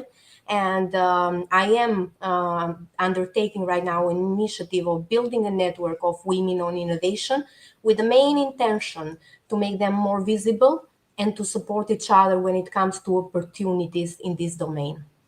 Thank you. Wow, impressive. We want to hear more from you about that. Delia, over to you. Unmute kindly. Kindly unmute. Your mic is muted. We can't hear yes. you. Mm-hmm. Delia Perla. I come from about 20 years of being in some form of tech throughout the last 2 decades. Currently, I'm an SVP for a metaverse company called BizTech. We work with immersive spaces, smart spaces with digital twins. And I'm committed to creating and fostering a network of women and women of color who can find themselves in roles that they traditionally have not found themselves in at later stages of their lives as well. Well, you're welcome. Elizabeth, over to you. Nice to see you again. Hello, my name is Elizabeth Aguado. I am based all the way in Lima, Peru, and I'm also an e-resident from Estonia, and I started the Ignite Lab project last year. My focus is on AI ethics and responsible AI. So happy to meet you all. Happy to meet you too. Dr. Kiana. Well, hi, everyone. I'm Dr. Kiana Bradshaw. I have been dealing with technology since I was a kid, and I am an AI data science professor. I also do a lot of research in virtual worlds and try to help girls that code and even Black girls code. I've been doing that for like 15 years now. So I really want to help others get out there, especially females, because we need more females in computer science. Well, I agree. You're going to tell us more about that. Key Jones, nice to have you back. Yes, greetings everyone. My name is Key. I am the CEO of Black Girl AI, and I'm all about women. I'm also the founder of Reset, which is a company that helps women overcome and defeat trauma. So, women, I love y'all. We love you too. Thank you. Noe Brooks, I hope I pronounced that right, but correct me if I'm wrong. You're right, Lynn. It is Noe Brooks. It's a pleasure to be a part of this roundtable. I am a core team member of Disruptor DAO. We're a collective of investors, entrepreneurs, educators, business owners, innovators in the tech space that have come together to disrupt the wealth gap. We do this on three primary pillars: knowledge, that's us learning and expanding the knowledge of our membership in this space; investment in disruptive technology; and developing an abundant mindset. Personally, I'm a digital artist. I have created a series of coloring books called the Meditative Men Collection. It is not for men. It is a series of books that have AI images of Black men that are used as a space for fostering mindfulness and peace and getting in touch with your creativity. I'm also a builder of GPTs for individuals and businesses to help them realize their goals. And again, I'm thrilled to be part of this discussion and looking forward to it. Well, thank you for being here. Shout out to Disruptor DAO. You have been with us since day one. Shout out to all of you. Over to you, Malik. Correct me if I'm wrong. That's correct. Thank you very much. It's a pleasure to be here. You can call me Mel. It's a bit hard to pronounce sometimes. So I'm a technical product owner. I'm working in the industry for about like 5 years in blockchain, DeFi, and decentralized applications. I'm also working on zero knowledge development in a couple of companies, and also I'm a member of her DAO. I'm a global steward that aims women to attend more hackathons and spread technological news. And pleasure to be here. Thank you. We're happy to have you here too. Now, this is me, Linkitao, Communications Director for GatherVerse, and I will be your moderator for this panel. Shall we begin, ladies? All right. So I will also kindly ask you to mute your mics unless you're speaking so that there cannot be feedback. To get started, and I want anyone to jump in on this. What is the current state of gender equality in the technology sector? And where are the most significant gaps? Who would like to go in first? Okay, Noe Brooks, tell us what you think. So, one of the things that I've noticed is that we've made strides in representation, but the technology sector often focuses on meeting diversity quotas rather than fostering environments where women can thrive. The gaps are most apparent in leadership and decision-making roles, where women still are underrepresented.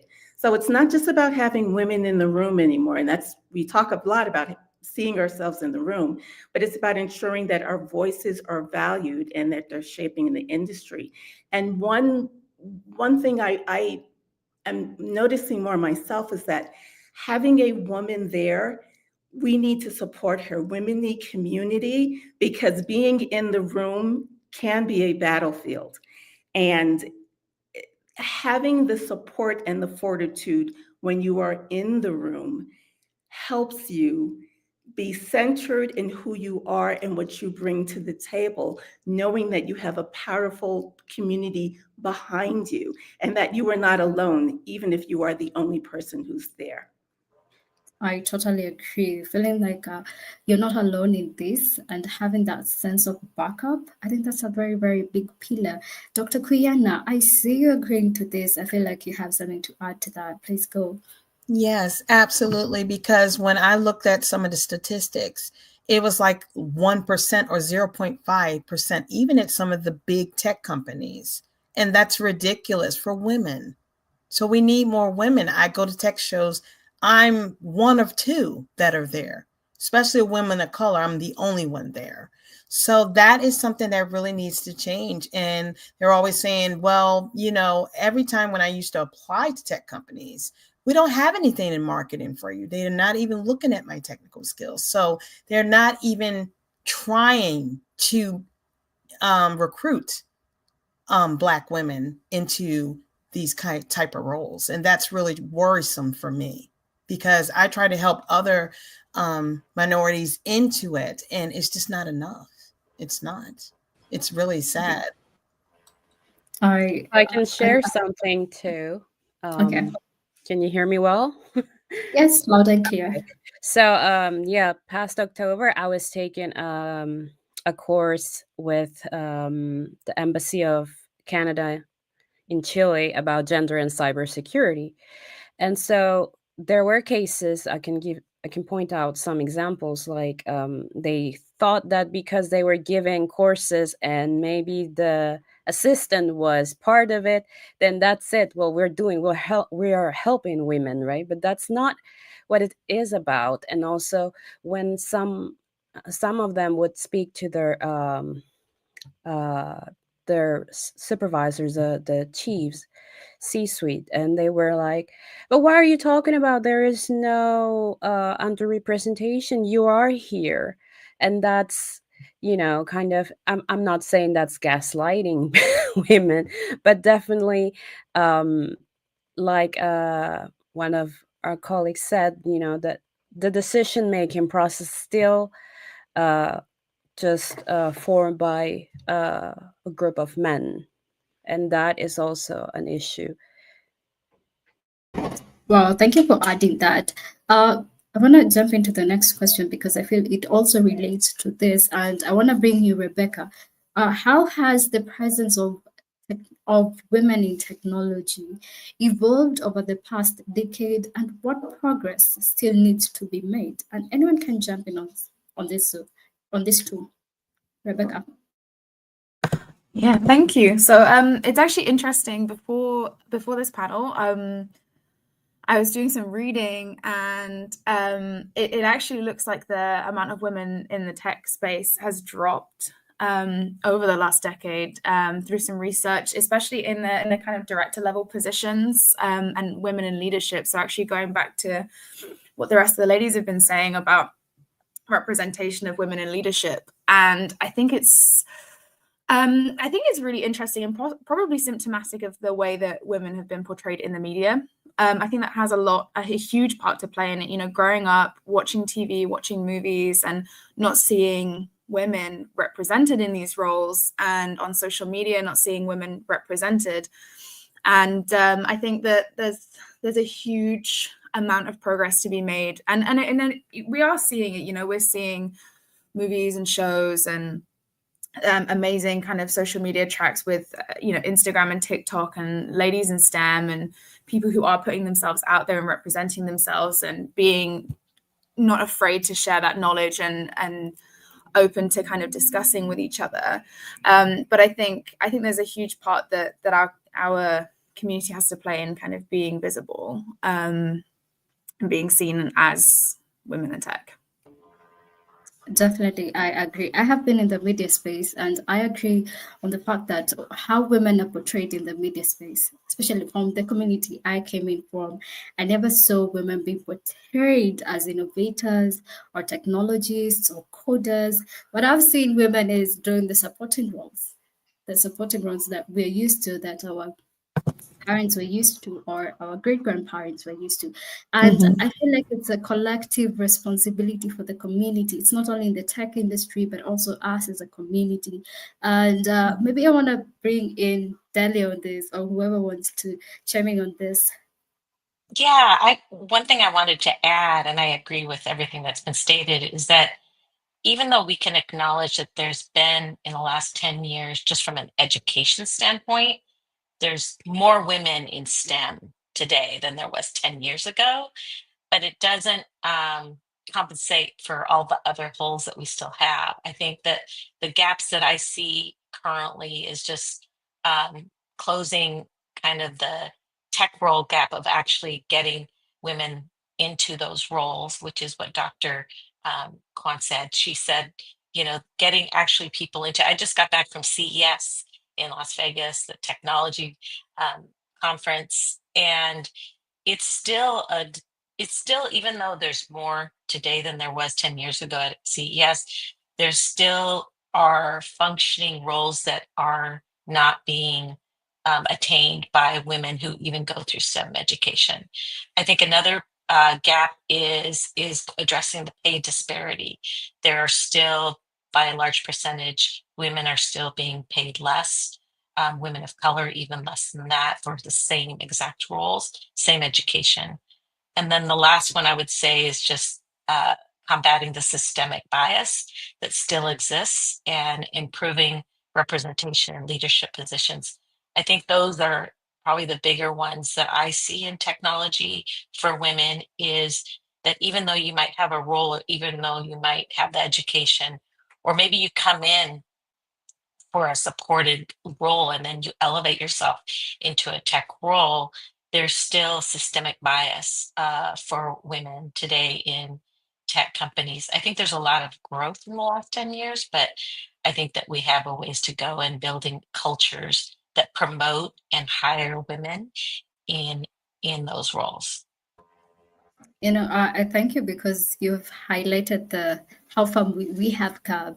And no, I see you raising your hands. Perhaps you can add something to that.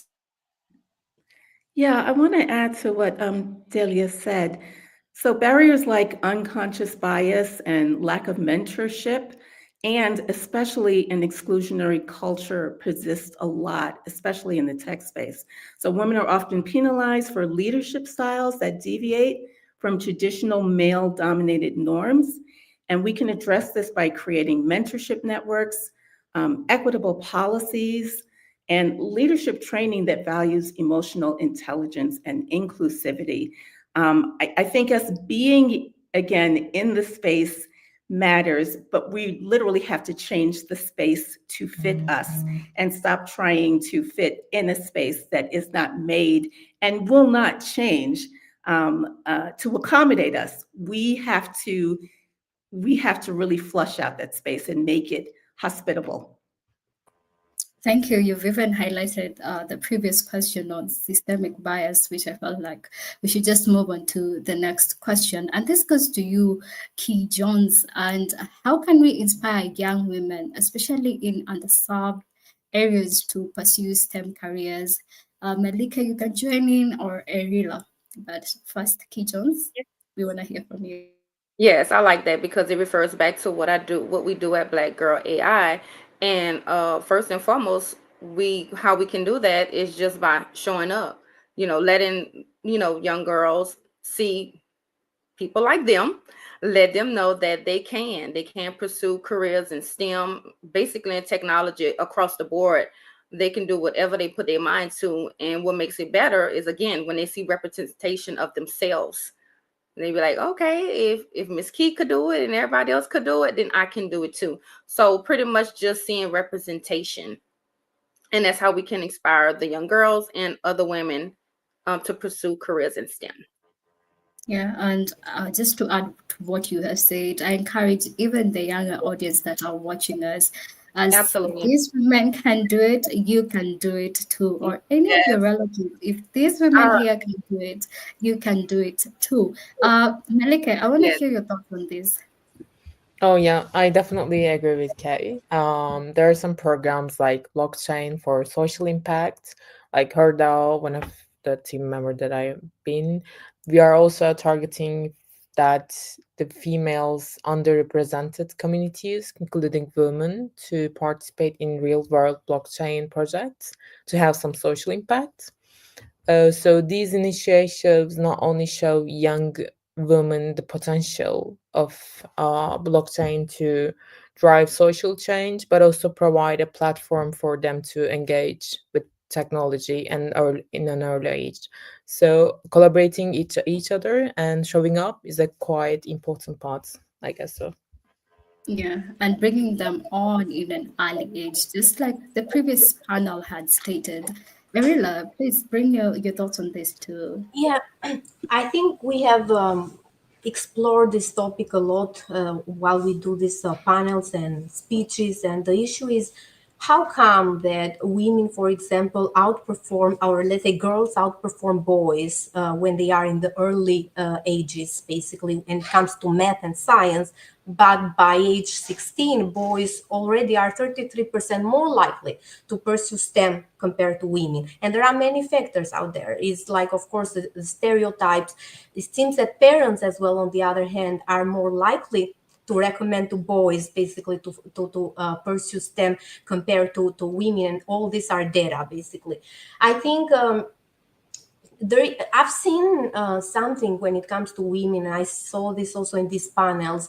There is a tendency to women jumping into a social impact type of work at a certain age, and you see also this from the data. For example, you mentioned yourself, like 50% leave the job, the tech, because it's male dominated, because they experience burnout, because it's a toxic environment, and because they experience all that and they see all the discrimination. I think there is a reason why we have more women in social impact rather than men, and I think they want to, in a way, try to save themselves, right, and to do something about this. So I think, how can we inspire? It's all about early exposure. It's all about educating parents. It's all about having moral models. It's all about visibility. And I would say this for everything: visibility of women doing such great things.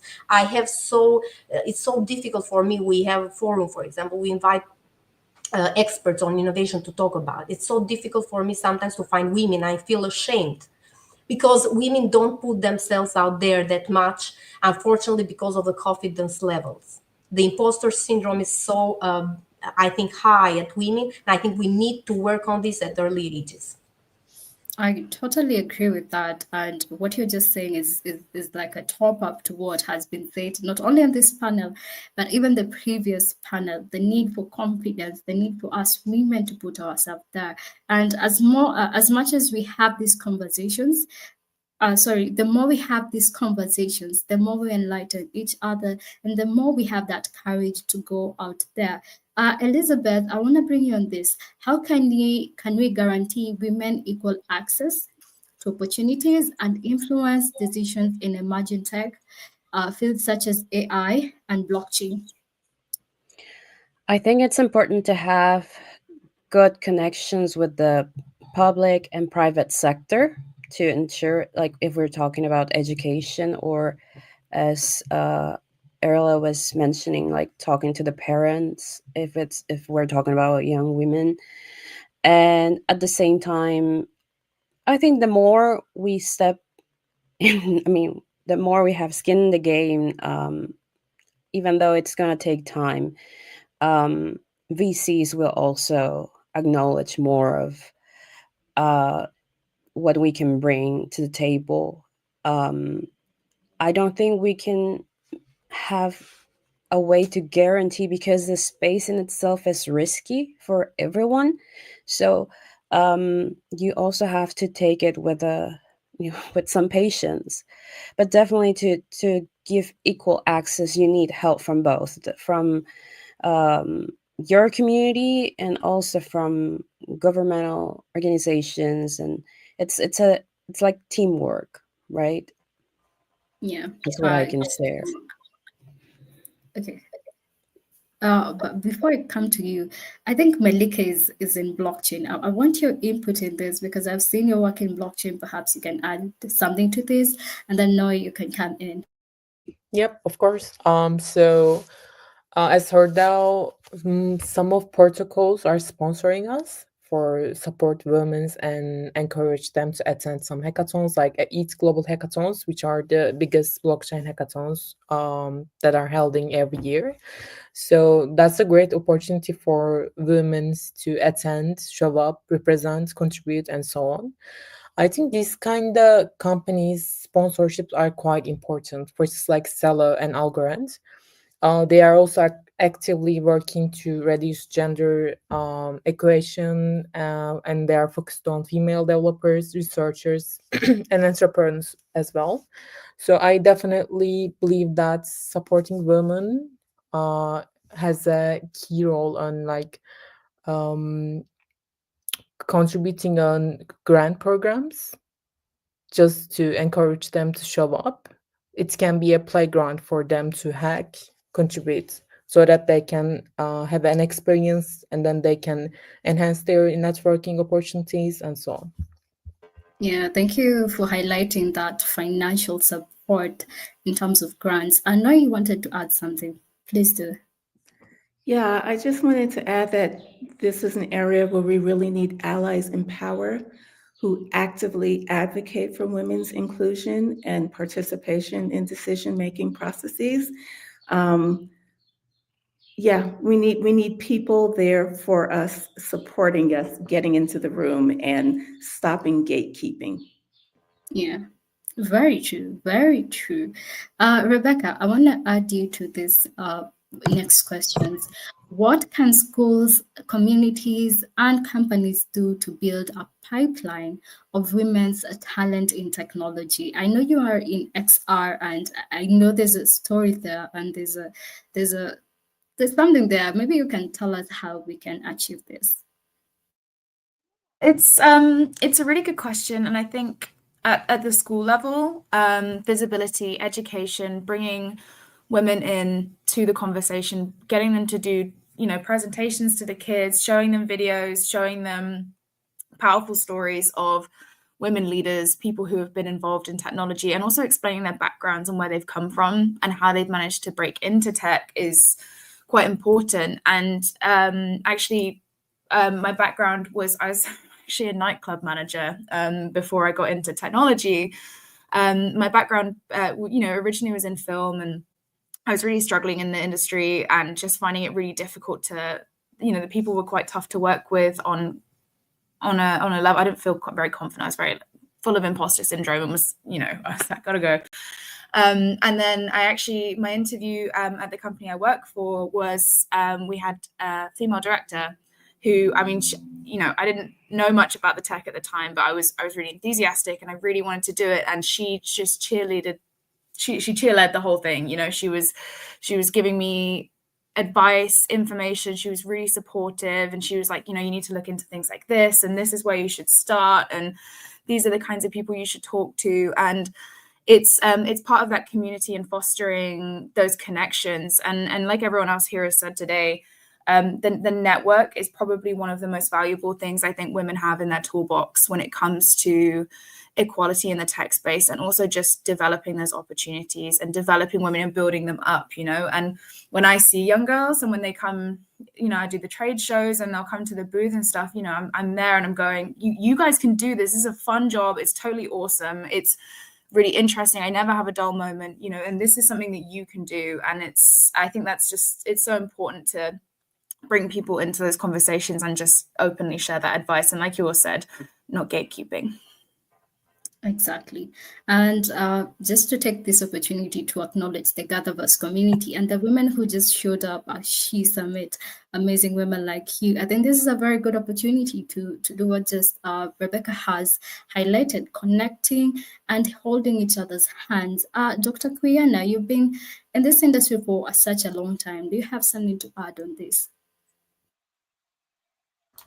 Yes, I would encourage to mentor as well as pulling people in, because usually when you have others trying to apply, they're getting a dorm slammed on their face. So I always try to mentor them, pull them in, offer some advice, how I got in, see on what they could bring to the table, and also help them, because there's a lot of gatekeeping. And then, it's really sad that women like, oh, we don't think you're ready for this kind of leadership position. That's immediately because tech is really 55% male. So we have to get that streamlined and get more women in, because that's just, we got the deck stacked up against us all at once. But we really need to, I always try to make it a point to pull someone in and help and mentor them, and not just close the door in their face when they've been trying so hard. So we really do need more women to advocate for others. And the gatekeeping, it's still happening today, but we still need to just pull people in and not really sitting there and thinking about, well, no, give people a chance. Everything is teachable. Everything is teachable. I agree. Everything is teachable. Kate, I want to come to you on this. How does increasing diversity in technology teams lead to better innovation, problem solving for society at large? And anyone who wants to chime in, you're open to do so. I know I might sound a little biased when I answer this question, but diversity is very important, especially when it comes to us women, because we creative. We're just creative and we can bring a lot to the table. We won't always get that pat on the shoulder telling us, "Oh, good job," but we know we're smart. We're extra smart, and we bring a lot to the table. So we solve a lot of problems. Our help is very much needed. Again, it won't always be verbally said to us, but our help is very much needed. So again, increasing diversity in technology is very, very important because everyone has a skill set to bring to the table. Everyone. I agree. Ariella, please go. This is a topic that is very dear to my heart because when we teach on innovation, we say to innovate, you need more dots. And basically, how you get more dots? You get more dots by involving different ethnicities, different backgrounds, and of course, diverse genders, right? So I think this goes without a question that women are half of the global population. Women, according to statistics, women decide for 90% of the major purchasings are decided by women. Where to send the kids for college, which house to buy, and all this. If you don't have basically women in the design process, if you are underestimating their needs, basically, then it's a miss even for the market. And what has happened basically is in some traditional industries, NASA, for example, and all this, the way how they design the uniforms, for example, they design the uniforms for men. And when basically the first astronaut did that, she was not able to fit in the uniform. That happened with firefighters, that happened with policemen and all this. So the tradition has been like that. And usually what has happened since men design for women, what they do usually, we say they either shrink it or pink it, because they are not taking into consideration women needs basically in the design. So I think in particular you had in the previous panel healthcare, right? And that was very important because what we see also in healthcare is such not, I would say, developed when it comes to either diagnostic tools for women, take it pap test or mammograms. They are maybe functional, but they are not experiential. They hurt a lot. And I don't know if you can use mammograms, for example, for men, like to do testicular scanning. Would they bear that? So I always say there are many things that are happening, but if you are not, if you don't have women on the table when you are designing different products, either those, if those products are for women or for the entire population, that's a big miss. It's a very big miss. I mean, if women are the most consumers, then why don't women design themselves? It's a very, very important aspect that you brought out that here there. Thank you. Elizabeth, I'm coming to you. What long-term changes are needed in technology companies to create environments where women can thrive at every level and they live? Yeah, please, you might join this conversation as well. And forgive me for butchering your name. Yeah, so I think I also was talking about this with the ambassador as I finished the course I mentioned previously, that we need to evaluate all the policies and initiatives we're taking to make a difference. We need to evaluate how they're working and not just just thinking, okay, we're doing excellent because we started. For example, if you are giving grants, well, how is that impacting? Like, don't leave it just as something that was a project and you got started, but have someone monitoring and getting feedback from the women that are being part of this. And if we can learn also, I wanted to comment on the last question before this question, and if we can learn from the mistakes that were made maybe in science and healthcare with women, and also takes some of that to technology, how okay, I guess I'm having some technical problems, so I'm gonna give it to someone else. Okay, we understand, and thank you for sharing that. I wanted to bring Delia on this. Kindly go. Yeah, I wanted to add this. I think it's a pipeline issue. I think that when you look at long term, what changes can tech make? In the Bay Area right now, in California, there's a huge initiative to take out DEI, and many companies now are moving towards eliminating it completely. And so there's no longer, at least from my mind, maybe a dependence on that at all. And so I still think that it's a pipeline issue, whether we call it DEI or not. And I think that pipeline needs to start with universities, collaborators like Dr. Bradshaw, who can create capstones with the tech community, giving women real life problems to solve and integrating that into the classroom. So I think that's one area. The other is community, where a lot of people have already mentioned the collaboration of women coming together. I'm involved in many women in tech networking. There's tons available for free that you can join at any time.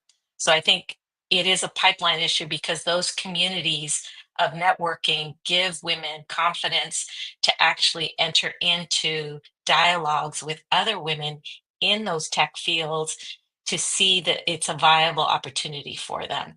So, and then the last one would be mentorship. And I still say that because even though we've all agreed on it, it's been saying all day long, I think that the mentorship is actually what changes women's minds about themselves. I think it's the mentorship of taking that, the way that they think, those focusing on all the reasons why they couldn't get that role or they can't do that tech job, and looking at the opportunity and flipping the switch and looking at it from an opportunistic opportunity to say, why can't you do it? All of the roles that I've had in tech where a man is leading, and I'm not saying that just for me, but for other women that I've worked with or that I know, many of those men are not as capable as some of the women that are in your environment. And many of those men get fired because they're not able to perform. And so women apply for those jobs to fill those roles and they don't get them, even though they are more competent to be able to do that. So I think there's the problem of that can't supersede the opportunity. We still have to keep trying. Tech needs to partner with universities and educational sources to create real life capstones so that women still have opportunities to do hand-on projects and practice. Women need to go out into their neighborhoods, into their communities, network with those people that they don't know, get involved with those networking, get a mentor, reach out to people on LinkedIn. Women want to help women. If you ask a woman any day, anytime, I need 15 minutes of your time just to get your ideas, your point of views, your story of how you got to the role that you're in. People want to help. There's not one time that in my lifetime I've reached out to a woman, that woman has said, no, I don't want to help you succeed in your career. We want to help women. So I think those three things, when we look at long term, is really looking at what we're able to do and what we can do versus focusing on the areas that is not working. The more we focus on the problems, I feel like it actually embeds into our minds and feels like, okay, I'm not going to try because there's just way too many problems. So that's what I would say about long-term changes. Yeah, that was very profound and very deep. Just to echo what you've said, women want to help women. Did we say they are gatekeepers? Yes, but I believe the bigger part of women want to help women. Noi Brooks, please tell us your experience. Do you agree? Tell us what you think. I love everything that Delia said, especially the on-the-ground examples of what can be done. From my perspective, we've got to dismantle the culture. There is a culture of burnout and competition I mean, I thought Web3 was going to be my savior until I got into Web3 and realized, oh, this is corporate on hyper drugs, because now you don't sleep. You have to keep up with the technology, and nobody even goes to bed on the weekends. So we have got to shift the culture. We are humans embracing technology that is supposed to be supporting us. We're not in competition with the technology. We're at the helm of it. The technology is built on our technology. We are actually the ultimate technology. Our minds are the thing that drives everything. So we've got to figure out how to dismantle the cultures of burnout and competition and replace them with collaboration, like Delia was talking about. Women always want to help women, and having that be the new network. Creating flexibility and well-being, including equitable pay, transparency in promotions, mentorship programs that we've talked about already, and not only accountability at the leadership level, but commitment. And commitment leads to accountability. This is why DEI is gone. There was never commitment behind DEI. It was response to an issue. And now that the issue isn't, in the news, DEI goes. But if we have committed leaders that are going to hold themselves and their companies accountable, like they are to their shareholders, at the leadership level, that prevent discrimination and bias and all of these cultures that lead to women not succeeding, I think then we really have a shot. I totally agree. We had a fireside chat on day one, and you just echoed what one of our speakers said. For those who are getting rid of the AI project, they never had the commitment for it. They were just reacting or responding to it. And it's quite profound that we can even acknowledge it and we can see it. And here we are discussing it. And maybe just allow me to bring in the online audience who are watching us. I have a comment from Swati. He's saying, I've worked in tech startups on engineering side. Its biases having to prove ourselves to get the same recognition as men and being paid a lot less. We have Christopher. Shout out to Christopher, founder of GatherVerse. Thank you for bringing us together to express such profound insights. He says most technology platforms never cared about day and fair access for overall betterment for everyone. For them, it's about vanity metrics. They sit and watch summits like this without a single care. That is very strong, Christopher. There's Marie who says yes to collaboration being the new network. Thank you, ladies, and thank you for audience for engaging. And I want to slide to our last question, and I want to hear from everyone briefly. And I will start with you. Where do I start? I will start with you, Key Jones, all the way up. How can mentorship and sponsorship effectively help women advance in technology careers?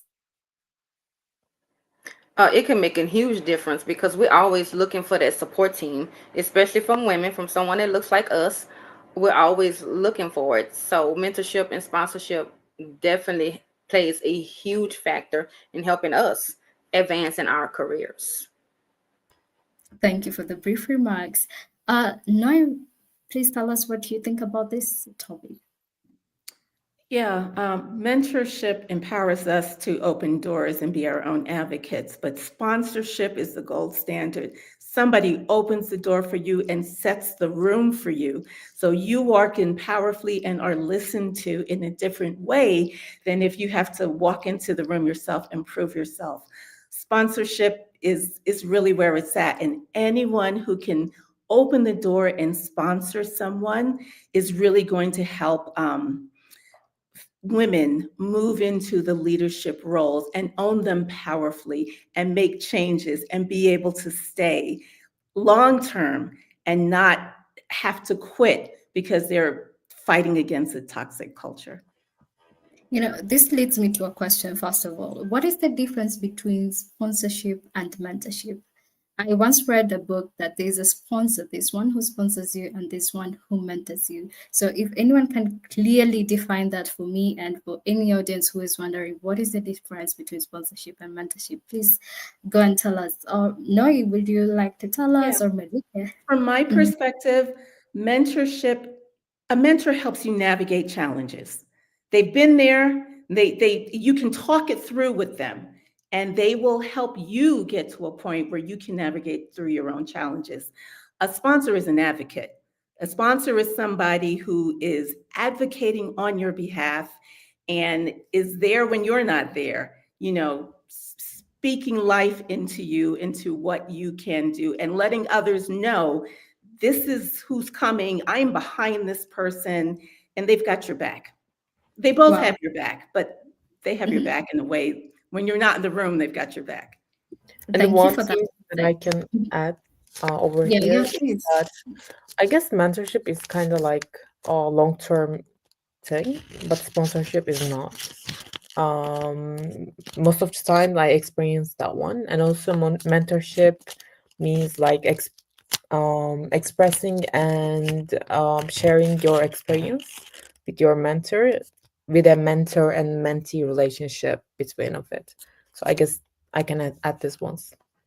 That is very I would like to add something, and it's also that sometimes your mentorship, it doesn't have to come from women. Like, I think we should be open not to just rely on this women in tech and all these other groups, because sometimes our allies as men, like say Christopher has been really great, a great connection for me. I'm very grateful to him. And, if I isolate myself and only expect women to give me a space, then I think that we wouldn't be fair also. Like, women want to help women, but also men can be great allies, and they can be your mentors and your sponsors.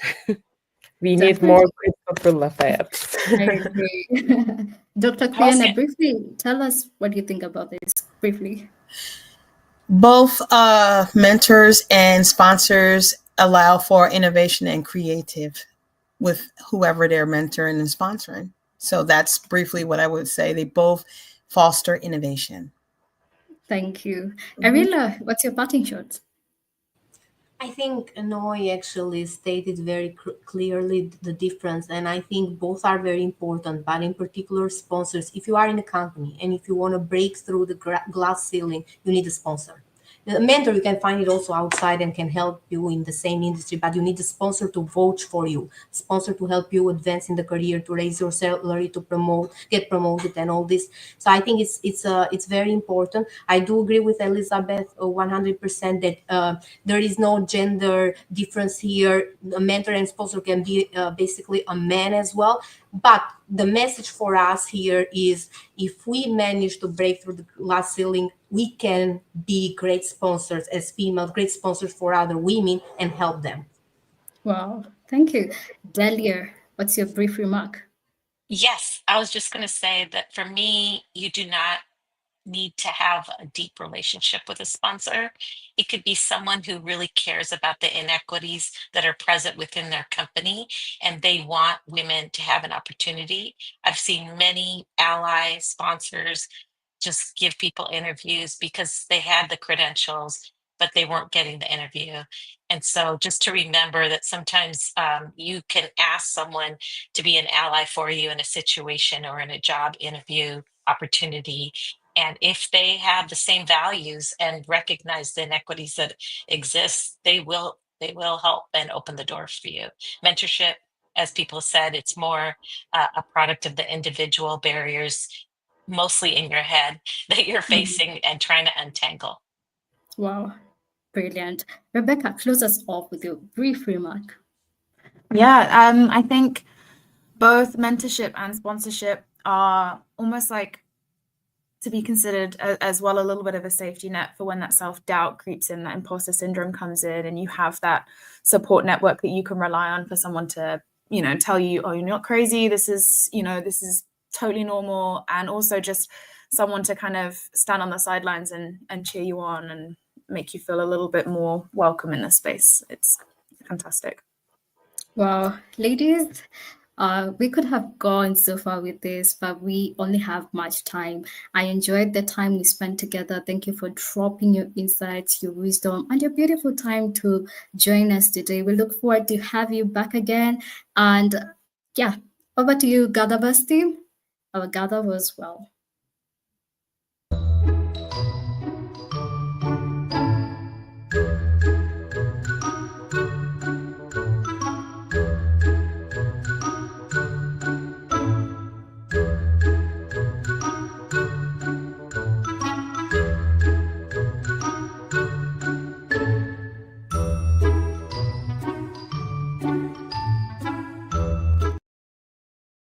How can women create an extra revenue stream to live a life full of joy, freedom, and fulfillment?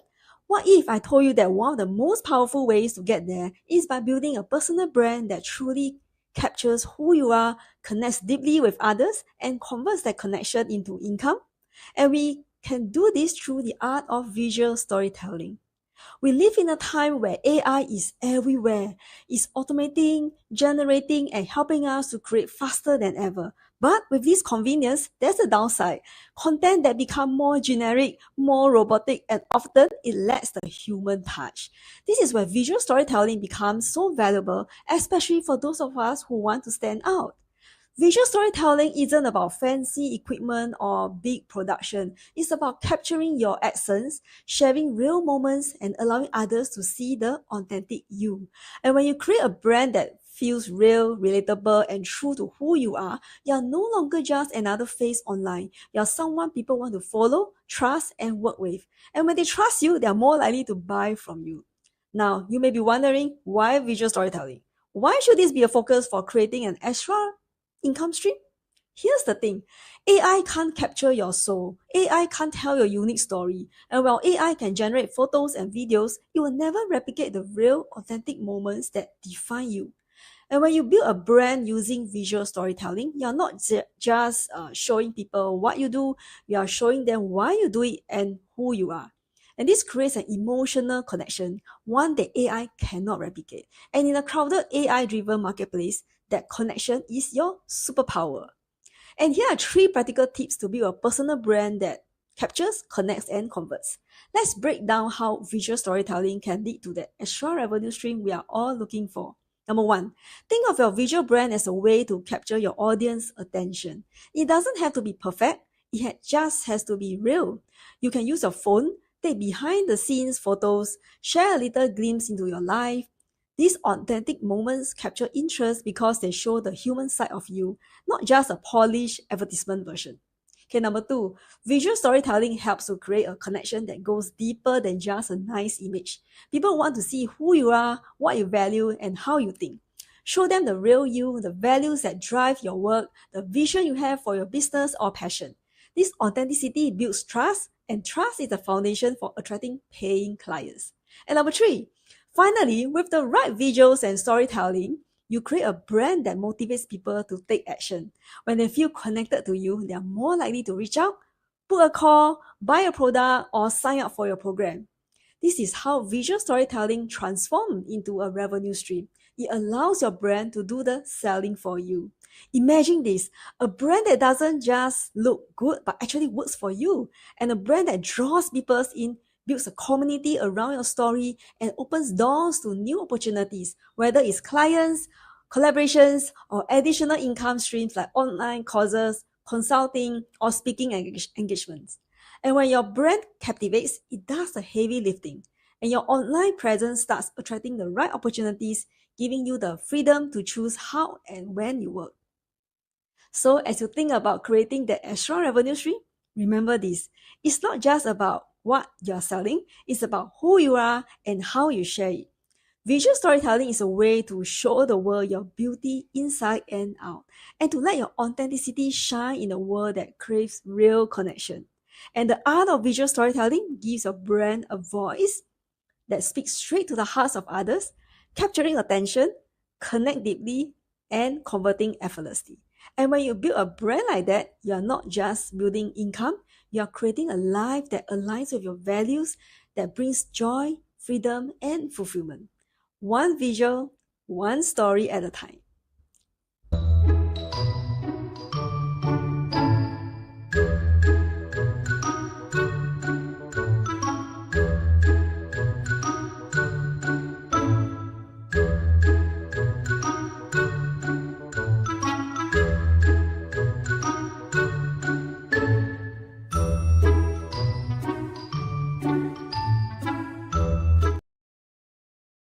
y a todas. Quiero agradecer el poder tener hoy día esta linda oportunidad de darles una pequeñita charla de 5 minutos para todas ustedes. Así que hoy día yo les quiero conversar o hablar del equilibrio entre las mujeres, entre el trabajo y la carrera. Un desafío tremendo para todas nosotras. Este es un tema que nos afecta mucho a las mujeres como en nuestra sociedad. El hábito de anteponer el trabajo ante la carrera.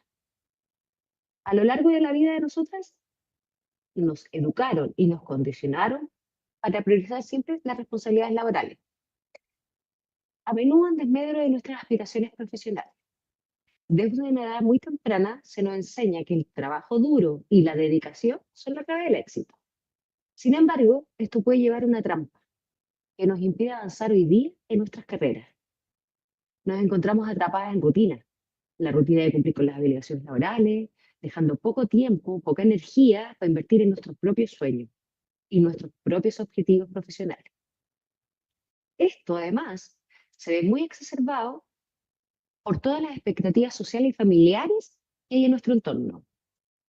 A menudo se espera de nosotros las mujeres que asumamos roles de cuidado en el hogar, lo que puede llevarnos a la sensación de que nuestras carreras deben ser absolutamente secundarias. Y a medida que nos vamos dedicando a satisfacer las necesidades de los demás en desmedro de las nuestras, perdemos de vista nuestras propias ambiciones. Y ahí es donde se nos juega este rol que yo les digo que priorizamos lo laboral en vez de nuestra carrera. ¿Cuántas de ustedes han priorizado su carrera?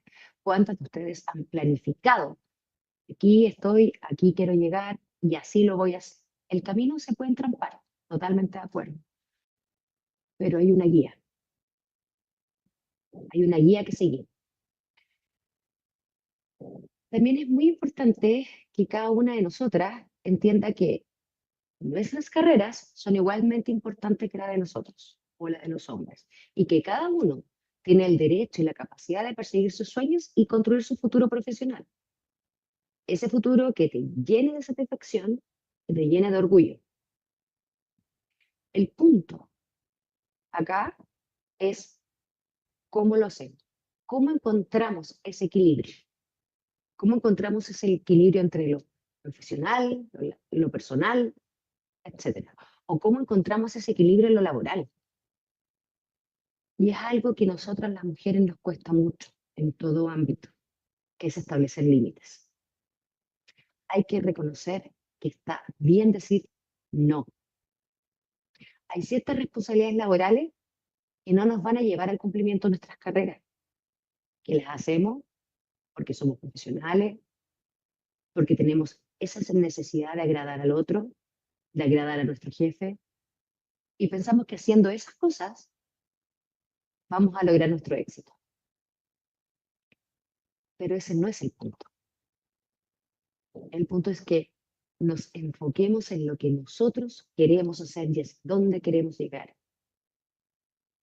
Para ello es muy importante que busquemos también redes de apoyo en nuestra familia, en nuestras comunidades, en nuestros entornos de mujeres poderosas en las que estamos. Porque lo importante acá es que nos empoderemos en priorizar nuestras carreras y nuestras aspiraciones.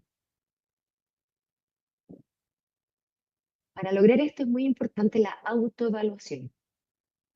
Tenemos que tomarnos un tiempo, tenemos que parar y reflexionar sobre cuáles son nuestras metas, cuáles son nuestros sueños y cómo nos podemos ayudar a dirigir el esfuerzo hacia esto que queremos.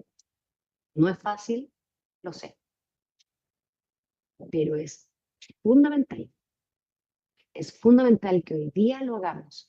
Es fundamental que hoy día cambiemos nuestra forma en la que nos comunicamos, en la que decimos qué es lo que queremos. Debemos planificar nuestra carrera, no ir con el viento a lo que vamos, no. Tenemos que sentir que lo que estamos haciendo hoy día tiene un valor. Y ese valor uno lo siente solo desde dentro. Y no por eso uno se tiene que sentir culpable. Todo lo contrario, tenemos que celebrarlo. Cada paso que nosotros damos en pos de nuestra carrera, en pos de perseguir nuestros sueños, nuestros ideales, no solo nos beneficia a nosotros, beneficia también a las futuras generaciones. No solo lo hagamos por nosotras, sino hagámoslo por dar el ejemplo, por dejar este camino para que las futuras generaciones puedan seguir, que sean futuras generaciones empoderadas, que persigan sus sueños, que persigan esos anhelos de llegar a puestos, el que quieran. El límite es el cielo. Les dejo esta pequeña charla de reflexión para que hoy día hagamos un compromiso, todas las que estamos acá, de perseguir nuestros sueños, de priorizar nuestras carreras, de ser felices. Y con eso no solo nos ayudamos a nosotras, sino que le dejamos un pequeño granito pavimentado también a las futuras mujeres que vienen, que pueden ser sus hijas, sus nietas, las hijas de sus amigas, etc.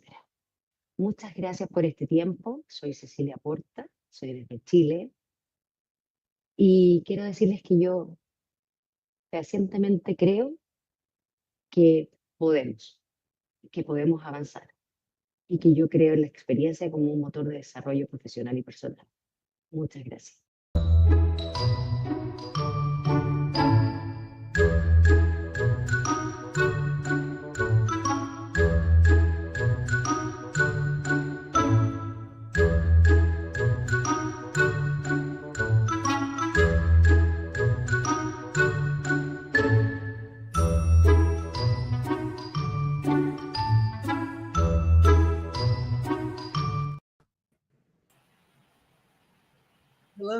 Hello, everyone. Hi. Good afternoon. Hello. Good afternoon, good morning, good everything and everyone. It's Good evening. It's about what time is it? 9:30 p.m. So PM. So that puts you in, let me do my math. Europe. Yes. Somewhere in Europe. How far east? Hello. Hi. Are we waiting for anybody else, or should we introduce ourselves and go into our stories yet? Hello. I'm having to use actually two monitors because my laptop decided to wake up and start flickering at me. So when I look at all of you, I see you in so many multiples when I look straight at the screen, and when I look this way, I look like I'm looking to the side. But that's probably all for auras coming right through at me. Let me just have you. I'm really grateful to be here. I'll circle back to me. I'm Lubna, obviously, but will do my level best to deliver on hosting this friendly open roundtable with the first time actually many of us or most of us meeting each other. Venus, I'm going to ask you to start with your introduction and what attracts you to GatherVerse and what you would like out of this session, or would like to leave out of this to everyone from here. And I think if we see each other in the same order, then Tracy and Maria, Lala, and then we'll see where our conversation takes us. Yeah. Yeah, sounds good. Well, hello, everyone. My name is Venus Raquel. I am a herbalist and emerging technologist. Really into culture, self-sufficiency, and traveling. So I go around the world. I partner with global agriculturists to tell the stories of their harvest, how they use different herbs and different plants in their cultures. So I do that with EthnoTrot, and soon we'll be emerging into extended reality. Wow. What brings me to GatherVerse is I actually was connected with Chris back in 2021 through the Black Technology Mentorship Program. So from the pandemic, I just kind of stayed in touch, and been following the journey. I love it. I love it. And I love your name. Thank you. And nice to meet you all. Tracy? Good afternoon. It's nice to be here. Thank you for having me on the panel. I'm currently in Atlanta, Georgia, but I am a diplomat serving in Gabon in West Africa generally. I just happen to be in the States right now. But I am a consultant. My background is a bit unconventional in that I've been in mostly male-dominated fields as a federal agent and then later as the counterterrorism instructor. And I really am drawn to sharing anytime I can with women how important it is to have a voice, to take a seat at the table. And I came to GatherVerse through a platform called Innovation Women, where I'm a public speaker. I really enjoy speaking with women and advocating, especially for the younger generation, to ensure that they have mentors in this space. Oh my God, I love it. What a treat. What a treat. Maria? Hi all. Nice to meet you all, and thank you for inviting me today. I'm Maria. I'm co-founder and CEO of a startup called Volhel, and we began our journey about 4 years ago in the metaverse space, and about 2 years ago we shifted into AI, and now we're building this product called Hilda. And I like to say that this is my 9-to-5 job, although for everybody that's been in the startup world knows that this is a 24/7 type of thing. But beside that, in my spare time, which I often try to find, I'm also a career reframing counselor, role in which I help teenagers and people, from teenagers to people in their 50s, to find their career path and change their career in alignment to their true self and their inner authenticity. As Tracy was mentioning before, I also come from a male-dominated world. I used to work a lot in construction and project management. And what brought me here today is actually one of the mentors from the career reframing path. She was also a speaker, I think 2 nights ago. And I just saw this and I found about GatherVerse, and I was like, no, I need to join this this community. So yeah, that's about it. Thank you. It's such an amazing organic community. It is. A lot of credit to Chris. Okay. I don't want to mess up your name. Effie?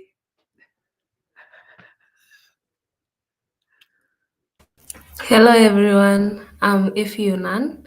I'm a product designer by profession, and until last year I branched off and became a founder. So right now I run a startup in the healthcare industry called Kilele Bracelets.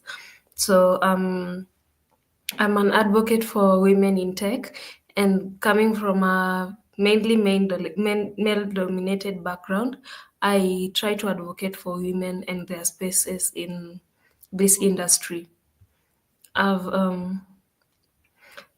mostly work in the intersection between design, product management, and technology, and I focus on creating impactful solutions for underserved communities. Yes, the reason I'm here is because I've been following GatherVerse for a while. Their mission of humanizing technology resonates very strongly with me. So I connected with Christopher a while ago on LinkedIn, and ever since I've been following GatherVerse, and when it came to time to speak at this really impactful summit, I thought, why not? So I'm really looking forward to hearing your perspectives and getting to know your opinion on these very impactful topics. Thank you. And where are you joining us from? I'm joining from Nairobi, Kenya. Kenya, wow, cool. Cool. Jennifer. Good morning, good afternoon, good evening, everyone, depending on where you are in the Philippines. In the world rather. I'm from the Philippines and it's 3:05, 3:25 a.m. here. And it's such a pleasure to be with you here, ladies. And I'm also looking forward to hearing insights and your perspectives. I am Jennifer, and for the last 18 years, I have worked with multinationals, with matrix organizations, helping them optimize their processes. So my background is in human resources and organization development. However, when the pandemic hit, and I'm pretty sure that most of us, if not all of us, were affected, together with other friends from Canada, South Africa, in the USA, we decided to build our own economy, and we are creating a diversity board game, which is aimed at bridging communication through diversity. And in one of my roles, I am the digital content producer and host of the Disruptors Hour on the new channel. It is an alternative media platform that is available in 17 platforms, including LinkedIn, YouTube, Instagram, and others. We deep dive on topics of leadership, change management, and innovation disruption. Wow. Did you So my did you call it a yes, game before? Midna. Did you call it a game before, or it's a platform though? Oh yeah. Sorry for the confusion. No, no So confusion. Interesting. in one of my roles, I am the digital content producer of the Disruptors Hour. So it's a digital platform Mm. where we have people from all backgrounds, from different continents and different time zones, where we deep dive on the topics of leadership, innovation, disruption. So I advocate for women telling their own stories in their own words because unfortunately, sometimes some of these stories can be misrepresented. So we want to have people telling their stories in their own words. Wow. Cool. Thank you. So,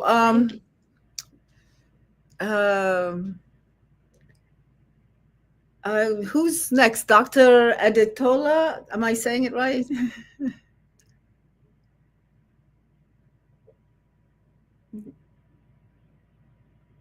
If you can unmute, or Martha, I think she dropped.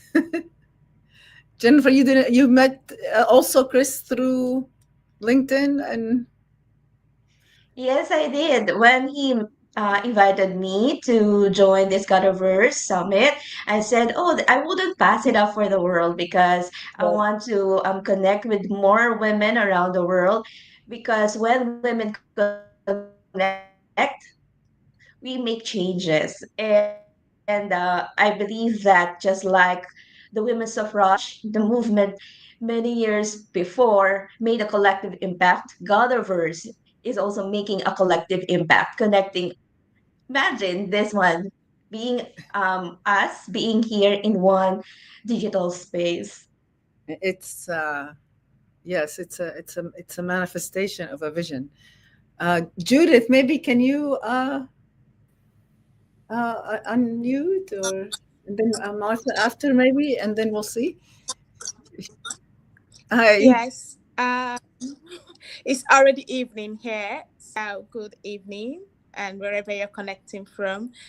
My name is Judith, and I am a Nigerian, but currently I'm connecting from the UK. So my background has been since the age of 9.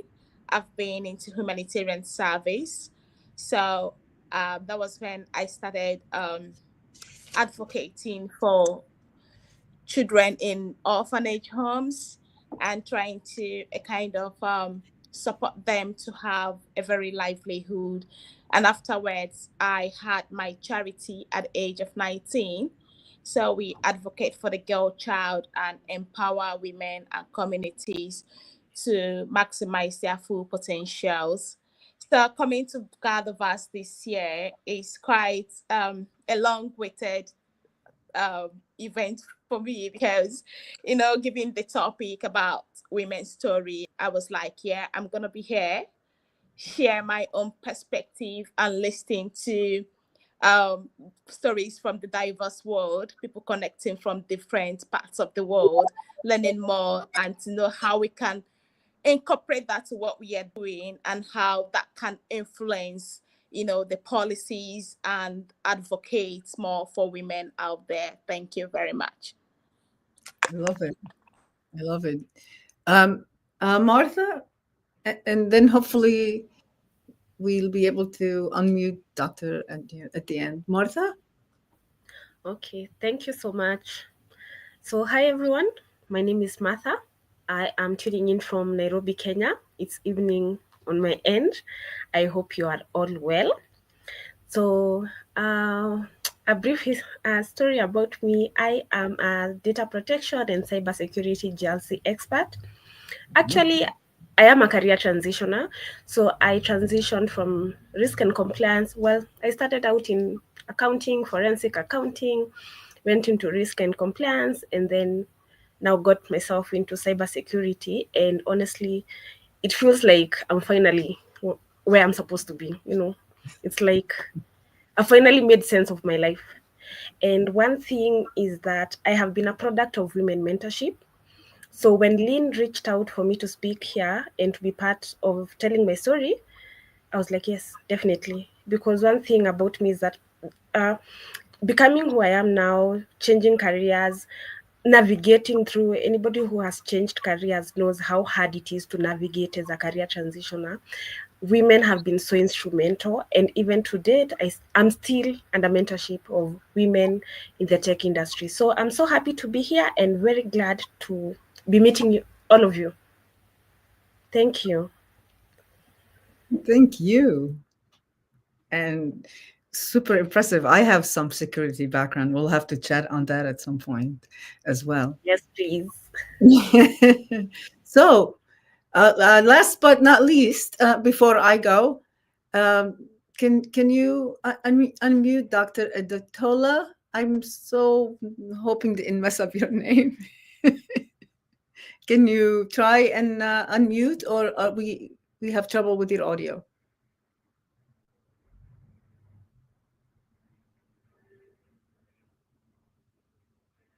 Okay, so a little bit more about me. I'm Lubna Dajani. My educational background is in systems analysis and design and interactive telecommunications. I actually didn't realize how cool of a degree that was because, it was from the 80s. But since I studied Unix as a distributed operating system, it's really distributed systems. And I blame my career on, since we're telling our stories, on either the Jetsons or Tron. I'm not sure which, but I always thought, since I was originally going to be a doctor, since I decided I will help people with their external systems, not their internal systems. And I had this vision, everybody's going to have a computer. I think like Tron and the Jetsons, or maybe like the Jetsons. And when I saw Tron, I was convinced. And when I got introduced to Unix, the whole thing became a reality in my mind.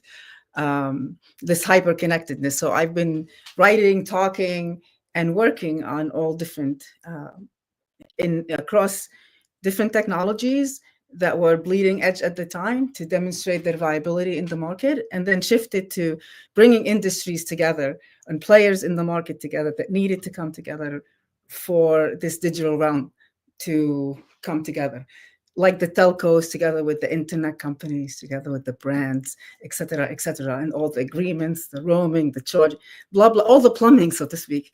So now I contribute a lot of my time and effort to, I do a lot of coaching, I do a lot of mentoring through whether it's SOS or it's all sorts of investments, accelerators, incubators, and others like grants from the EU. But more importantly, I contributed to several ethical standards in AI, human and in human machine team. We see it starts like blah, blah, blah. So my interest now, in brief, is shifting to how we apply technology to ensure that we reset the trajectory of humanity to one that is of love and kindness, of compassion, of understanding, of all the things that I'm so grateful that all of you are founded in, and it takes that feminine energy. So I'm very grateful to be here. I'm very grateful to be around all of you because I hope that from my point that I want to help everyone make their dream come true, which will make mine come true. And I feel that we can compete to complete each other's work and fill the gaps. So, you know, when I hear, as I'm listening to all of you introduce yourselves, I'm like getting, oh my God, and we can do this. So anybody who wants to carry on further and connecting the dots so that we can actually affect the change that we are more than able to do. And there are enough of us now. And thanks to GatherVerse, enough of us are being brought together where we can actually redirect where we place emphasis and how we measure value in society so that we can achieve everything we're talking about. So with that, I want to know who wants to take the baton from here, because this is about us and this is what I'm putting out to you all. With love and gratitude. Well, Lubna, thank you. I think what you said about bringing feminine energy to this space, especially as we shape artificial intelligence, it's so important that we feed a perspective of kindness into these tools so that they're respectful and that they have positive examples of the content that's fed into them. Totally agree. I also think it's an opportunity for us to take a good look at how we're handling ourselves and you know, our own ethos as companies. I mean, what are we teaching? You know, I wonder, do we teach it our economic models, where we play, how are we providing a sound example for where the priorities are? I mean, still fiduciary responsibility is to profitability, yeah?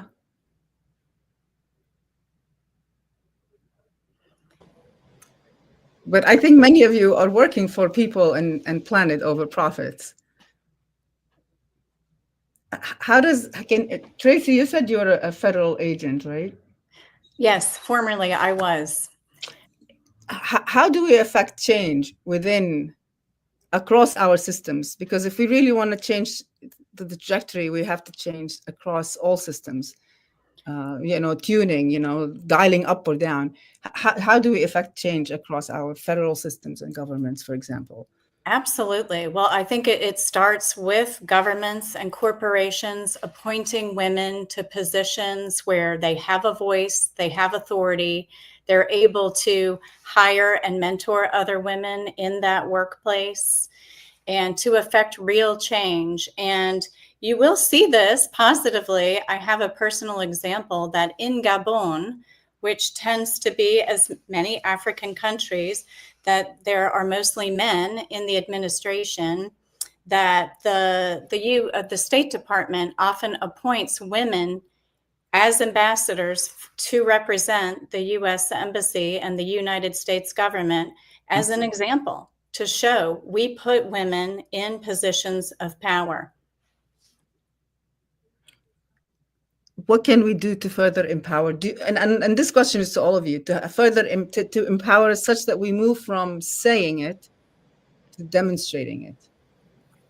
If I may intervene here. So what I'm trying to do in my own space is get more women into tech and into Web3 and blockchain. I advocate a lot for this. So I actually put out in the beginning, I used to put out job description like females used to target and make sure that I get many females on the interview.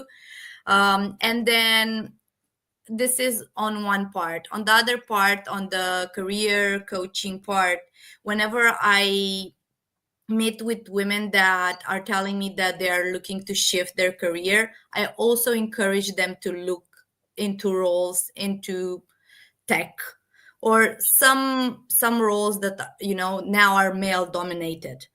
And I always tell them that you don't need to be a developer or to have those technical skills. There's other jobs in the tech industry. So when I came into this role, I came as a project manager. So I didn't have all the tech knowledge. Okay, I put in the work to learn all of that, but you don't have to have it from the start. So just take a leap of faith, do that, go towards those roles, and just be brave, just take a leap of faith. So yeah, this is what I'm doing. I'm trying to encourage also other women to come into this space. Yes, and it's just go ahead. Oh yeah, I would like to contribute to the conversation. What I think needs to happen in government is we need to rewrite those books, that they're going by. So we have all these policies, and we're often told, oh, this is the way things have been done, as if that's the way they have to be done. So I think we talk about storytelling a little bit in our conversation thus far, sharing our stories as women. I think that storytelling factor will go really far because it's going to evoke emotion in other people to encourage that behavior change.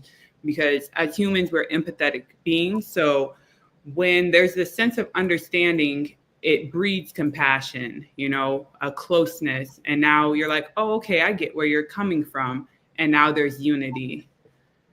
So I think if we could find a way to get our message and our stories amplified, like on this stage, like we're doing right now, that can encourage a behavior change within corporations, within government, and, just globally, a whole societal shift.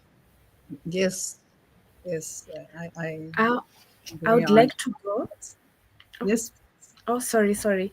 So just to add on what Raquel said, I hope I pronounced your name right. Another thing we can also consider is intergenerational mentorship. Okay, we have women who are already in these positions, and definitely it took them time, a lot of work for them to get there. And then we also have now the women who are coming in, technically more of the women who will replace these women, right?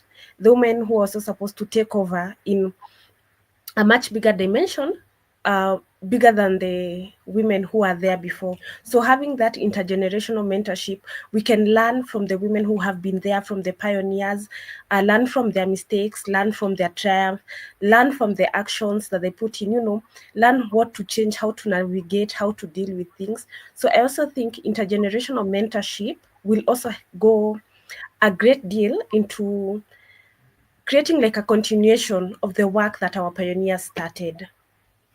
Thank you.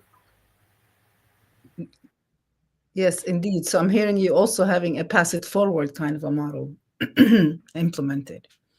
So that as we learn and earn, we share with more people. If I may add to that, I would love to suggest also, I think we focus a lot on mentoring women in the workplace, which is so important, and maybe even college students, high school students, as these women are rising and looking at their careers. But I would say really the respect and kindness that we could teach women could start as early as middle school. If you have the opportunity to go in and speak to young girls at a time where they're so competitive and they can be quite mean to each other, and teach them really young, before they even get into their sort of career path funnel, that if we can just not judge one another as women, to be kind, and there's room for all of us. The competition, one woman rises, we all rise together. It is more important to turn around and help the woman come up the corporate ladder behind you than to be bumping her off the stage, Yeah, and I'd say I think younger women are experiencing that probably a little bit less. And I can tell you in my time, because I have been in a male dominated career, and I come from the Middle East in America. I mean, like, talk about having, I take so many whammy boxes, it's not funny. And I was talking about distributed and innovation. I mean, in the late 80s and 90s, I was completely against the current. So I have all the scars. But I think it's so much better now than it was. But still, we still have a lot of that intergenerational trauma of having been taught to fight against each other, compete for something. And this is, for the man or for the whatever resources. And this is the mindset shift that nobody that it takes that feminine energy to make inside, I believe, which is that we are beings on this earth, on this one earth, and our well-being is in the well-being of each other. And to love each other, we have to love oneself. And I think we have the capacity to make that shift. And if we make that shift, there's enough of us now that can stand to compete, to complete each other's mission, to this place of peaceful, like joy. I mean, being present, and we are in bliss. So this is what we need to do, I think, and I think that's what I'm hearing you all say. I'm sorry to hear about what you've said, Luvna, the intergenerational trauma you suffered I many mean, years I'm ago, saying right? women suffer intergenerational trauma. Yes, All yes. women. I'm Remember, it so wasn't sorry to hear. that women were the property of men, even in the developed world, right? So let's not forget that. Mhm. Mhm. And I totally agree with you. We should treat each other with respect, with love, and compassion. And I also agree with Tracy. We need to teach the high schoolers, mid schoolers, how to be supportive of each other. I think that can begin with being relatable. That we have the same struggles, we have the same stories of triumph, hope, and perseverance. And how can we do that? Perhaps by preserving and documenting stories of women who have suffered and who have been able to overcome these struggles. So, how can we do this? By perhaps preserving these stories through documentaries, preserving this through history books. We must acknowledge the sacrifices that they made, and we must also recognize the progress that we are already making and achieving. So many women have impacted history. I'm not very proud of it, but it's only recently that I have watched the movie Hidden Figures. It's the story of three women mathematicians who helped NASA during the space race. So we need more stories like this, because bringing stories like this of powerful women, some of them coming from underprivileged backgrounds, suffering from economic disparities. This, by bringing their stories to light, we honor their contributions and we provide role models for future generations. But then again, we need not be complacent, because again, we as women, like this GatherVerse Summit, where we gather women from different backgrounds, different experiences, we have some insights that we can share to the young ones, to the emerging leaders, so that they too can pave the way to a more loving, more compassionate, more respectful, and truthful future. I love it. I would only extend that young ones and older. Really, I would eliminate the whole age barrier just for all people, because it's Can I yeah. interject to that? Yes, please. Yes, yes. Okay. Good evening. Yes, my name is Dr. Adetola Salau. I apologize. I've been having severe network connectivity issues. So I'm a policymaker in Nigeria, and I in education, and I've been in the education space for over 20 years, over 2 decades now.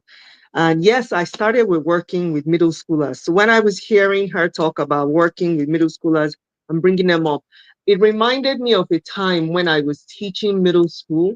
And I used to make it a deliberate point to celebrate the history months, February Black History Month, talk about Black scientists, Black mathematicians, Women's History Month, March, talk about the well, I went to a female-only college, so it was very easy for me to find a lot of data and stories about women scientists, women historians, women who had achieved a lot of grades.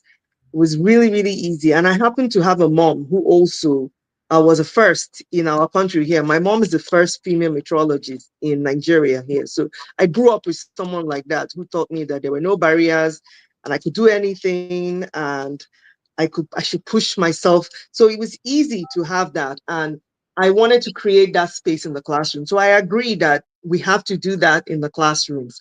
But I also believe that each of us too has the, well, I don't know, I think I'll say, as she said, the burden of also helping our young ones, whether when we are at events like this, conferences, when we are speaking to them informally, tell them stories, tell them about your own struggles. Let them see what it had, the trajectory, there you go. Let them see the trajectory you had taken. You'll be amazed how inspiring that will be to these young women. I just wanted to make sure that I put that out there. Thank you. Can I add on that? Oh, sure. Sorry.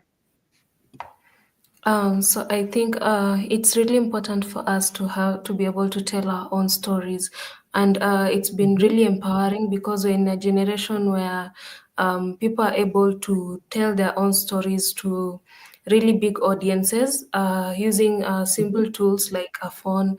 If you have a phone, you have social media, you can really be able to put your story out. So what we can also do is to empower women to be able to tell their stories and to be able to share experiences, because that's one way of making of empowering women in the society. Like I'd say in my country, we've had a recent case of stories going viral, like a lady facing gender-based violence and similar issues. She was able to talk about her experience on a podcast, and the podcast went viral, and lots of people in the country had it. And because of that, other ladies who face gender-based violence are coming out, and people are becoming very aware of what is going on in behind closed doors.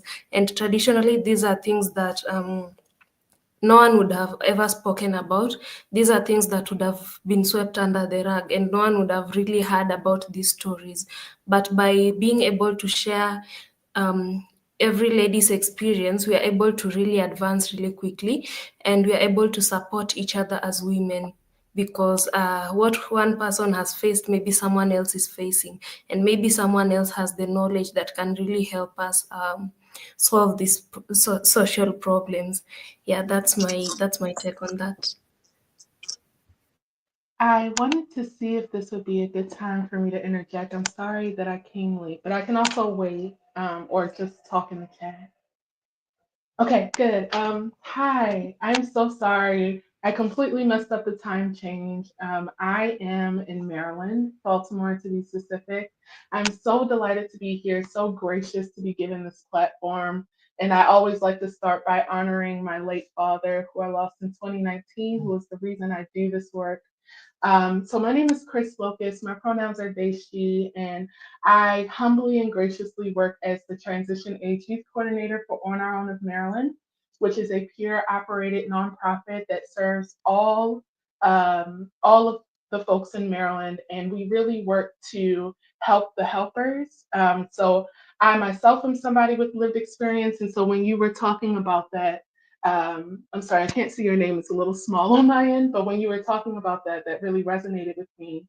And so we use that lived experience to support others. And me specifically, I support young adults 18 to 29 to advocate for the type of care they deserve to receive across various systems. And so I pay young adults to be on the panels, to go to the conferences, to be on the committees and the councils. I also have my own council. I pay them to come with me to events, to travel with me. We're actually going to Oregon and New Mexico in February and March. And it is the honor of my life that I get to do this work, that I get to show these young people that there is more than one way to be a leader, that as a queer, non-binary Black person, even if my voice shakes or even if I sweat, even though that happens less often nowadays, I still deserve to be here. And we all do. We all deserve to have our voices heard. And it really, I mean, I cannot say enough amazing things about the young adults that I work with. And I'm so grateful because a lot of this work I don't have to do alone. I always lean into community need and community care and what they need. And so I love that I have real shared decision making, and that I'm able to show them that there are other possibilities. So that is me. I am a public speaker. I do free trainings for all organizations. And I genuinely love what I do. I am on everything. Follow me everywhere, LinkedIn, wherever. I'm also on social media, KRIS_LENAY. That's Chris Lene, where I have finally graciously been able to merge my work life with my personal life. And I've been able to host community drives, events, and really talk about my mantra, which is ease over friction, and allowing us to bring more ease, joy, and comfort into our everyday lives, in every part of our lives, because we deserve it. So thank you all so much.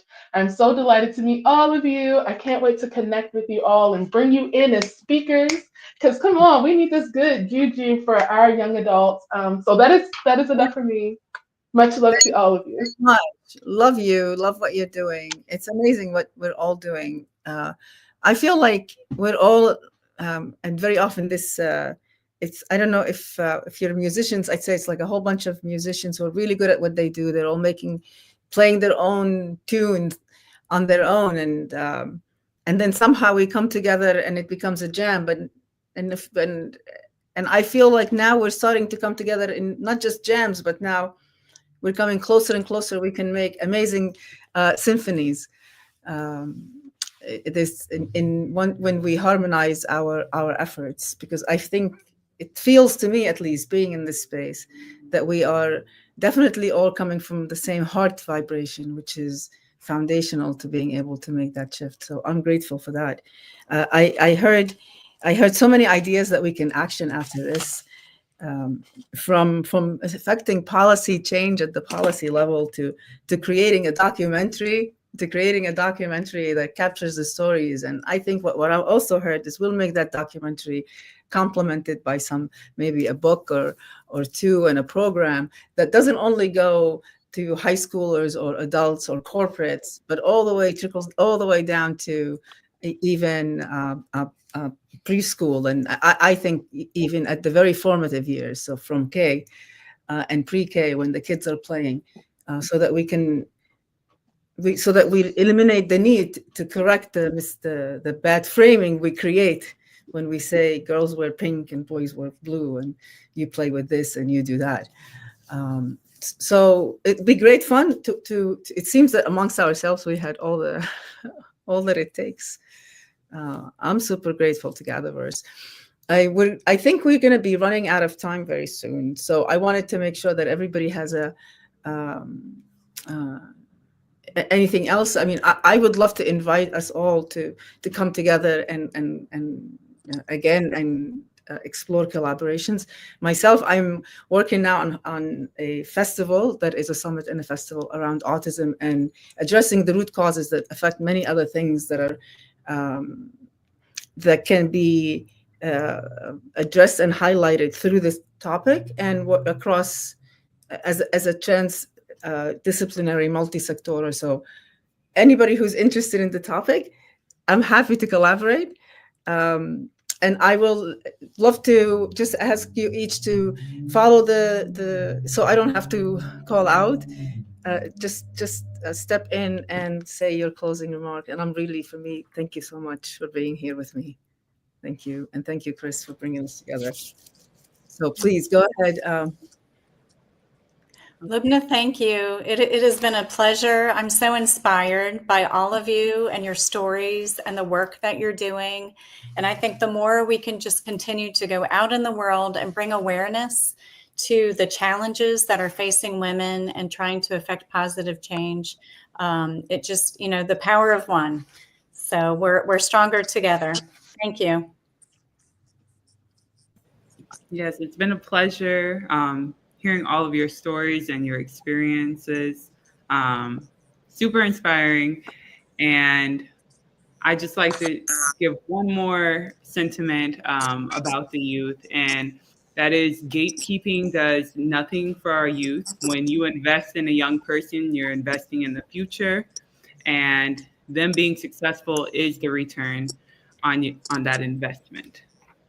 So with that, I look forward to connecting with all of you and all of you in the audience.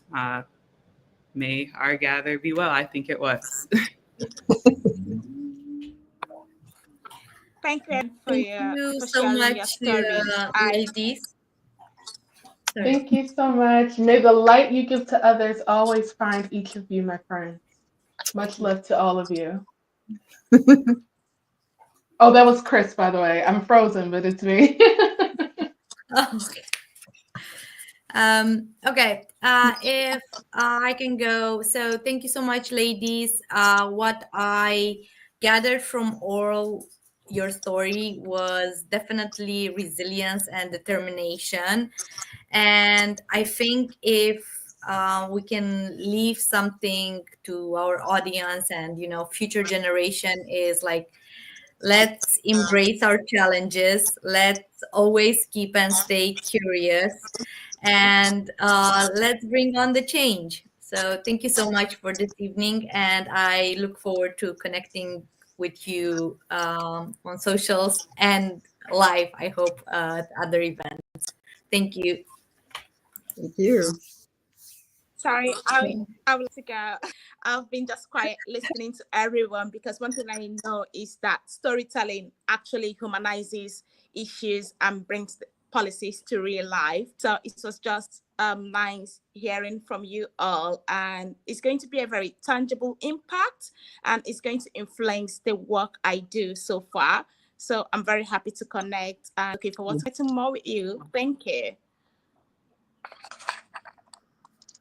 And thank you for having me be a part of this. It has really, really been inspiring. And I have also learned that each of us should make sure we start telling our stories and inspire those who are coming up behind us with our stories. Thank you. Thank you, Doctor. So for me, I'd say it's really important for us to be able to tell our stories, because otherwise they'd be just statistics of the struggles and the challenges we are facing. But when we are able to tell our stories, they're able to be contextualized and humanized in a way that fosters empathy and calls people to action. So thank you so much for having me in this panel, and I look forward to connecting with all of you. Thank you. I think everybody said some, and I'm really yes. For me, yes, for me, I encourage everyone to continue creating environments, safe spaces, virtual or physical, where women can share their stories without fear of judgment, criticism, or harm. Let's continue helping our children learn digital literacy and online safety now that we are moving from physical to digital. I really learned a lot today, and I thank you, ladies, for sharing all your insights, and I look forward to connecting, learning, and growing with you even after this GatherVerse Summit. I don't know, but I'm counting on this documentary that's going to have a book alongside of it and all of your faces. This should be the cover right there. That would be very lovely. I think that would make sense, no? Maybe I'll just also give a closing remark. Yes. I'm honored to have been part of this gather, and just as Effie has said, let's continue telling our story. Let's have the courage to tell our story, because it's through that women are inspired. And also, let's also rally behind other women and amplify their voices, because as we tell our stories, we are faced with the challenge of our stories being misrepresented or misinterpreted. So as we tell them, as we tell it out to people, let's also rally and amplify the voices of other women. Thank you all. I'm glad to have been here. Thank you. Thank you all. I think our gather has been more than well, and I think it's the start of something beautiful. Many things that are beautiful. Thank you all for being here, and pass it back to you, Chris, and the fabulous GatherVerse team.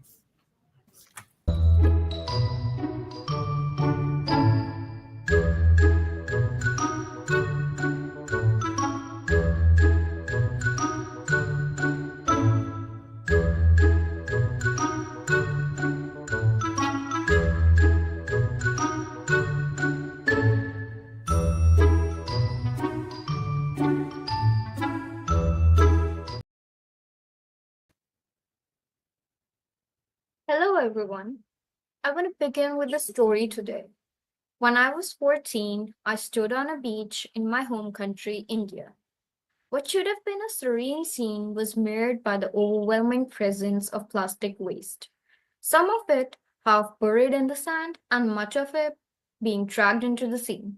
That moment stayed with me, not just as a stark image of environmental degradation, but as a realization of how deeply interconnected we are with our environment. It was this moment that planted the seeds of my work in climate advocacy. Climate change is more than just rising temperatures or melting glaciers. It's a crisis that adversely affects our communities. It aggravates inequality, creates barriers to accessibility, and disrupts education systems, often in ways that we don't immediately recognize.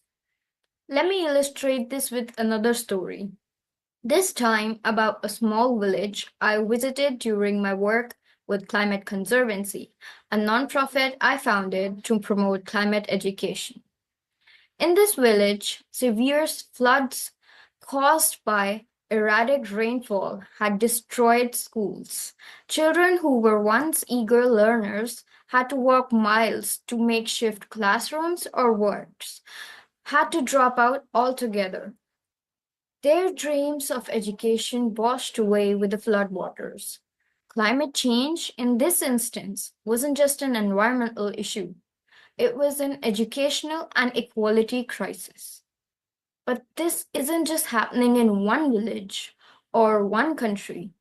Across the world, marginalized communities bear the brunt of climate change. Rising sea levels displace families, making access to schools, healthcare, and basic infrastructure a distant dream. Heat waves disproportionately affect those with disabilities who rely on accessible transit systems that may not function well in extreme weather conditions. And women, especially in the global south, face disproportionate challenges from increased caregiving responsibilities during disasters to unequal access to resources that could help them adapt. The silver lining, however, is that community development and climate action are deeply intersectional. When communities come together to address climate challenges, they can create solutions that not only mitigate environmental impacts, but also build a fairer, more accessible, and more equitable society. For example, I've seen youth led climate educational programs in rural areas transform not just the way students think about sustainability, but also the opportunities available to them.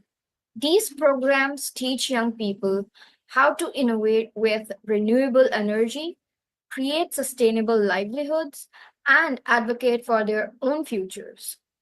Accessible technology is another powerful tool in this journey. I've worked with groups that provide solar powered learning kits to remote villages, allowing children to continue their education despite power outages caused by climate disasters. These are small but impactful, tangible steps towards building resilient communities that prioritize both people and the planet. So, what can we do individually and collectively to turn the tide? First, we must invest in climate education because knowledge is power, and when young people understand the stakes, they often become the most powerful advocates for change. Secondly, we need to design solutions that are inclusive and accessible. Whether it's urban planning that accounts for extreme weather or educational programs that reach displaced populations, inclusivity must be at the heart of our efforts. And then finally, we must advocate for policies that prioritize the most vulnerable populations. Climate change isn't just a scientific issue, it's also a social justice issue.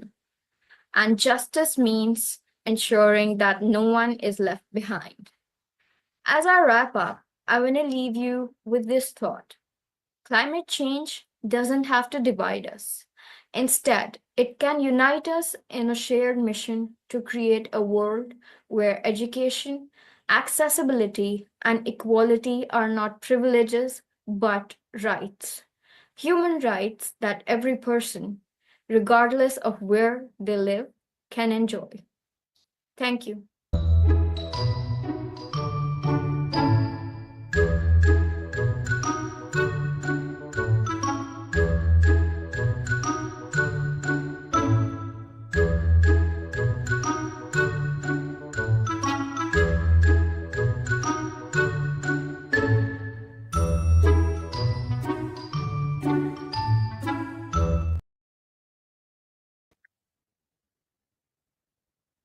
Hello and welcome. I'm Dr. Linda Bing, speaker, coach, author, and CEO of Turning Point Leadership Group. I'd like to speak with you about a powerful concept that can transform how we view and uplift women. It's the concept of intersectionality, a term coined by scholar Kimberly Crenshaw. Intersectionality describes how different aspects of a person's identity, such as race, gender, class, etc., intersect to shape their experiences. These intersections often amplify challenges, but they also offer unique strengths. One challenge is identifying the source of oppressive behavior. Is it gender, age, or something else? One strength is that it creates unique perspectives that can only come from the intersection of the variables in question. By unpacking intersectionality, we create space for every woman's voice to be heard, valued, and empowered. Intersectionality acknowledges that women are not a single, uniform identity absent individual complexities. Each woman contains individual diversity. A Black woman's experiences differ from those of a Latina, Asian, or white woman, and those experiences shift even further when factors like age, sexual orientation, or disability come into play. To deny that there are differences with respect to personal demographics is failure to see the entire woman for who she really is.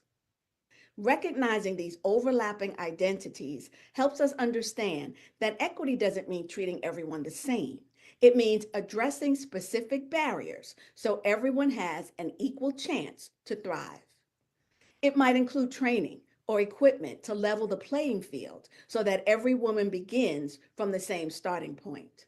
Then, and only then, does each woman have an equal opportunity to win. Intersectionality matters. Crenshaw explained it by saying, we might have to broaden our scope of how we think about where women are vulnerable because different things make different women vulnerable. Without a broader perspective, we create a system where only some women benefit, leaving other women behind. When we understand the complexities of intersectionality, we open the door to truly inclusive empowerment. Every woman's voice matters because diversity of experiences enriches our understanding and our collective strength. Feminist Audre Lorde said, if intersecting identities among women are dismissed, then intersecting oppressions that accompany them are ignored as well. And I would add that the innovations birthed by intersectionality would not exist either. Consider the beauty industry worth over $600 billion. Jessie T. Pope, a Black female inventor, is credited with creating the thermostatically controlled curling iron while working as a beautician in Detroit. That device, used by women across ethnicities, would likely not have been invented were it not for the unique perspective of a Black woman who needed it for herself and her clients. I became personally familiar with this concept and the associated feelings at the young age of 17 during a summer program for incoming college freshmen of color at my predominantly white women's college. During the program, we were asked which aspect of our identity defined us the most, our ethnicity or our gender. Most people never have to dissect themselves in that way, and especially not at 17 years of age. That drove home for me the point that initiatives for women might do little to impact my life as a Black woman, and the feminist movement bears evidence to that fact. Many women's initiatives only benefit heterosexual, white, able-bodied women. So how do we unpack intersectionality? First, we listen without judgment. Creating safe spaces for women to share their unique stories is essential. Second, we act. Policies, mentorship programs, and leadership development must include the needs of all women, addressing the complexities of their identity, especially for women from historically marginalized groups. Third, we amplify. Use your platform to highlight voices that are often overlooked. When one woman rises, she opens the path for others to follow. In closing, empowering every woman's voice requires us to embrace intersectionality as a guiding principle. It challenges us to move beyond surface level inclusion and dive deeper into meaningful equity. It reveals more of the unconscious biases that many people have become so good at denying. Together, we can create a world where every woman, regardless of her age, class, or identity, has the opportunity to speak, to lead, and to thrive. Let's commit to this journey because when we empower every voice, we strengthen the collective harmony of all. Thank you.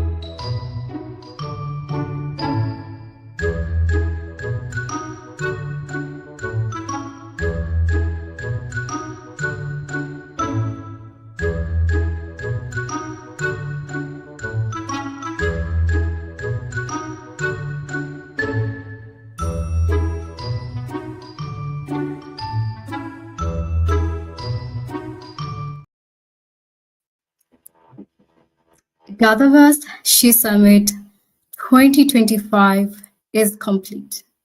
We're very happy that you dedicated your precious time that you will never get back to join us.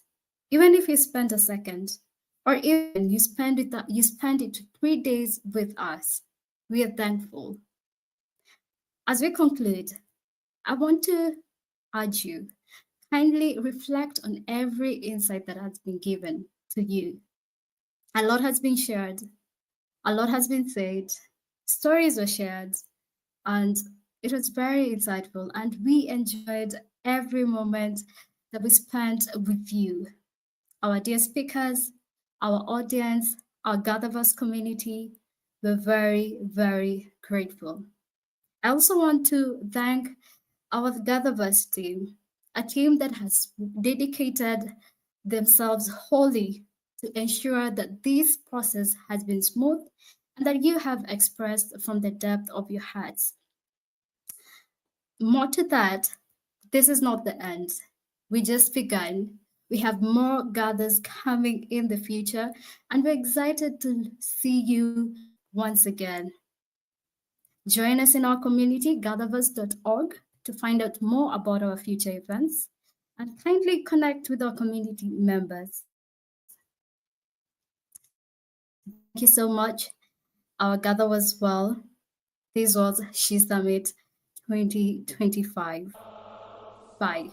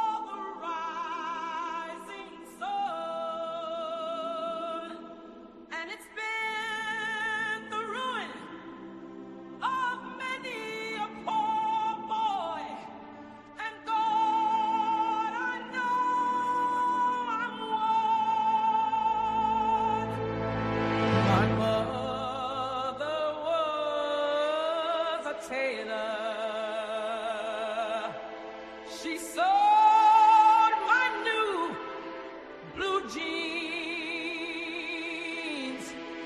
My father was a gambling man down in New Orleans.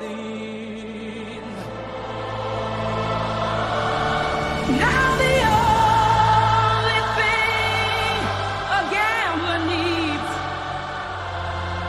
is a suitcase and a trunk. And the only time he's satisfied is when he's on a drug.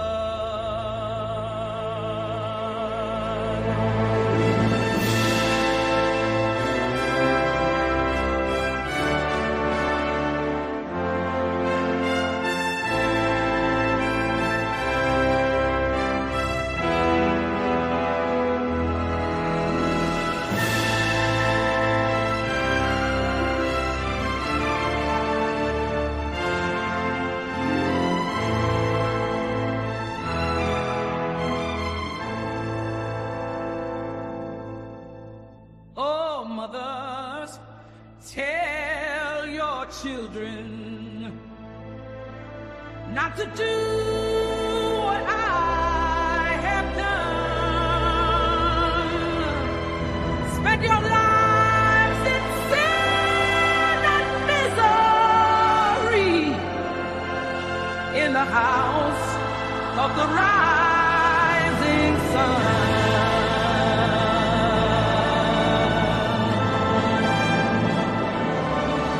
Well, I got one foot on the platform, the other foot on the trail.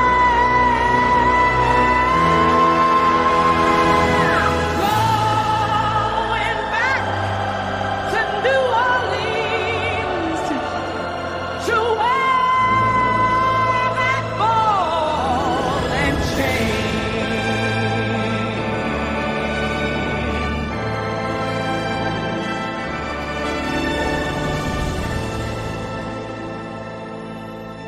Well, there is a house in New Orleans they call the Rising Sun, and it's been the ruin of many a poor boy, and God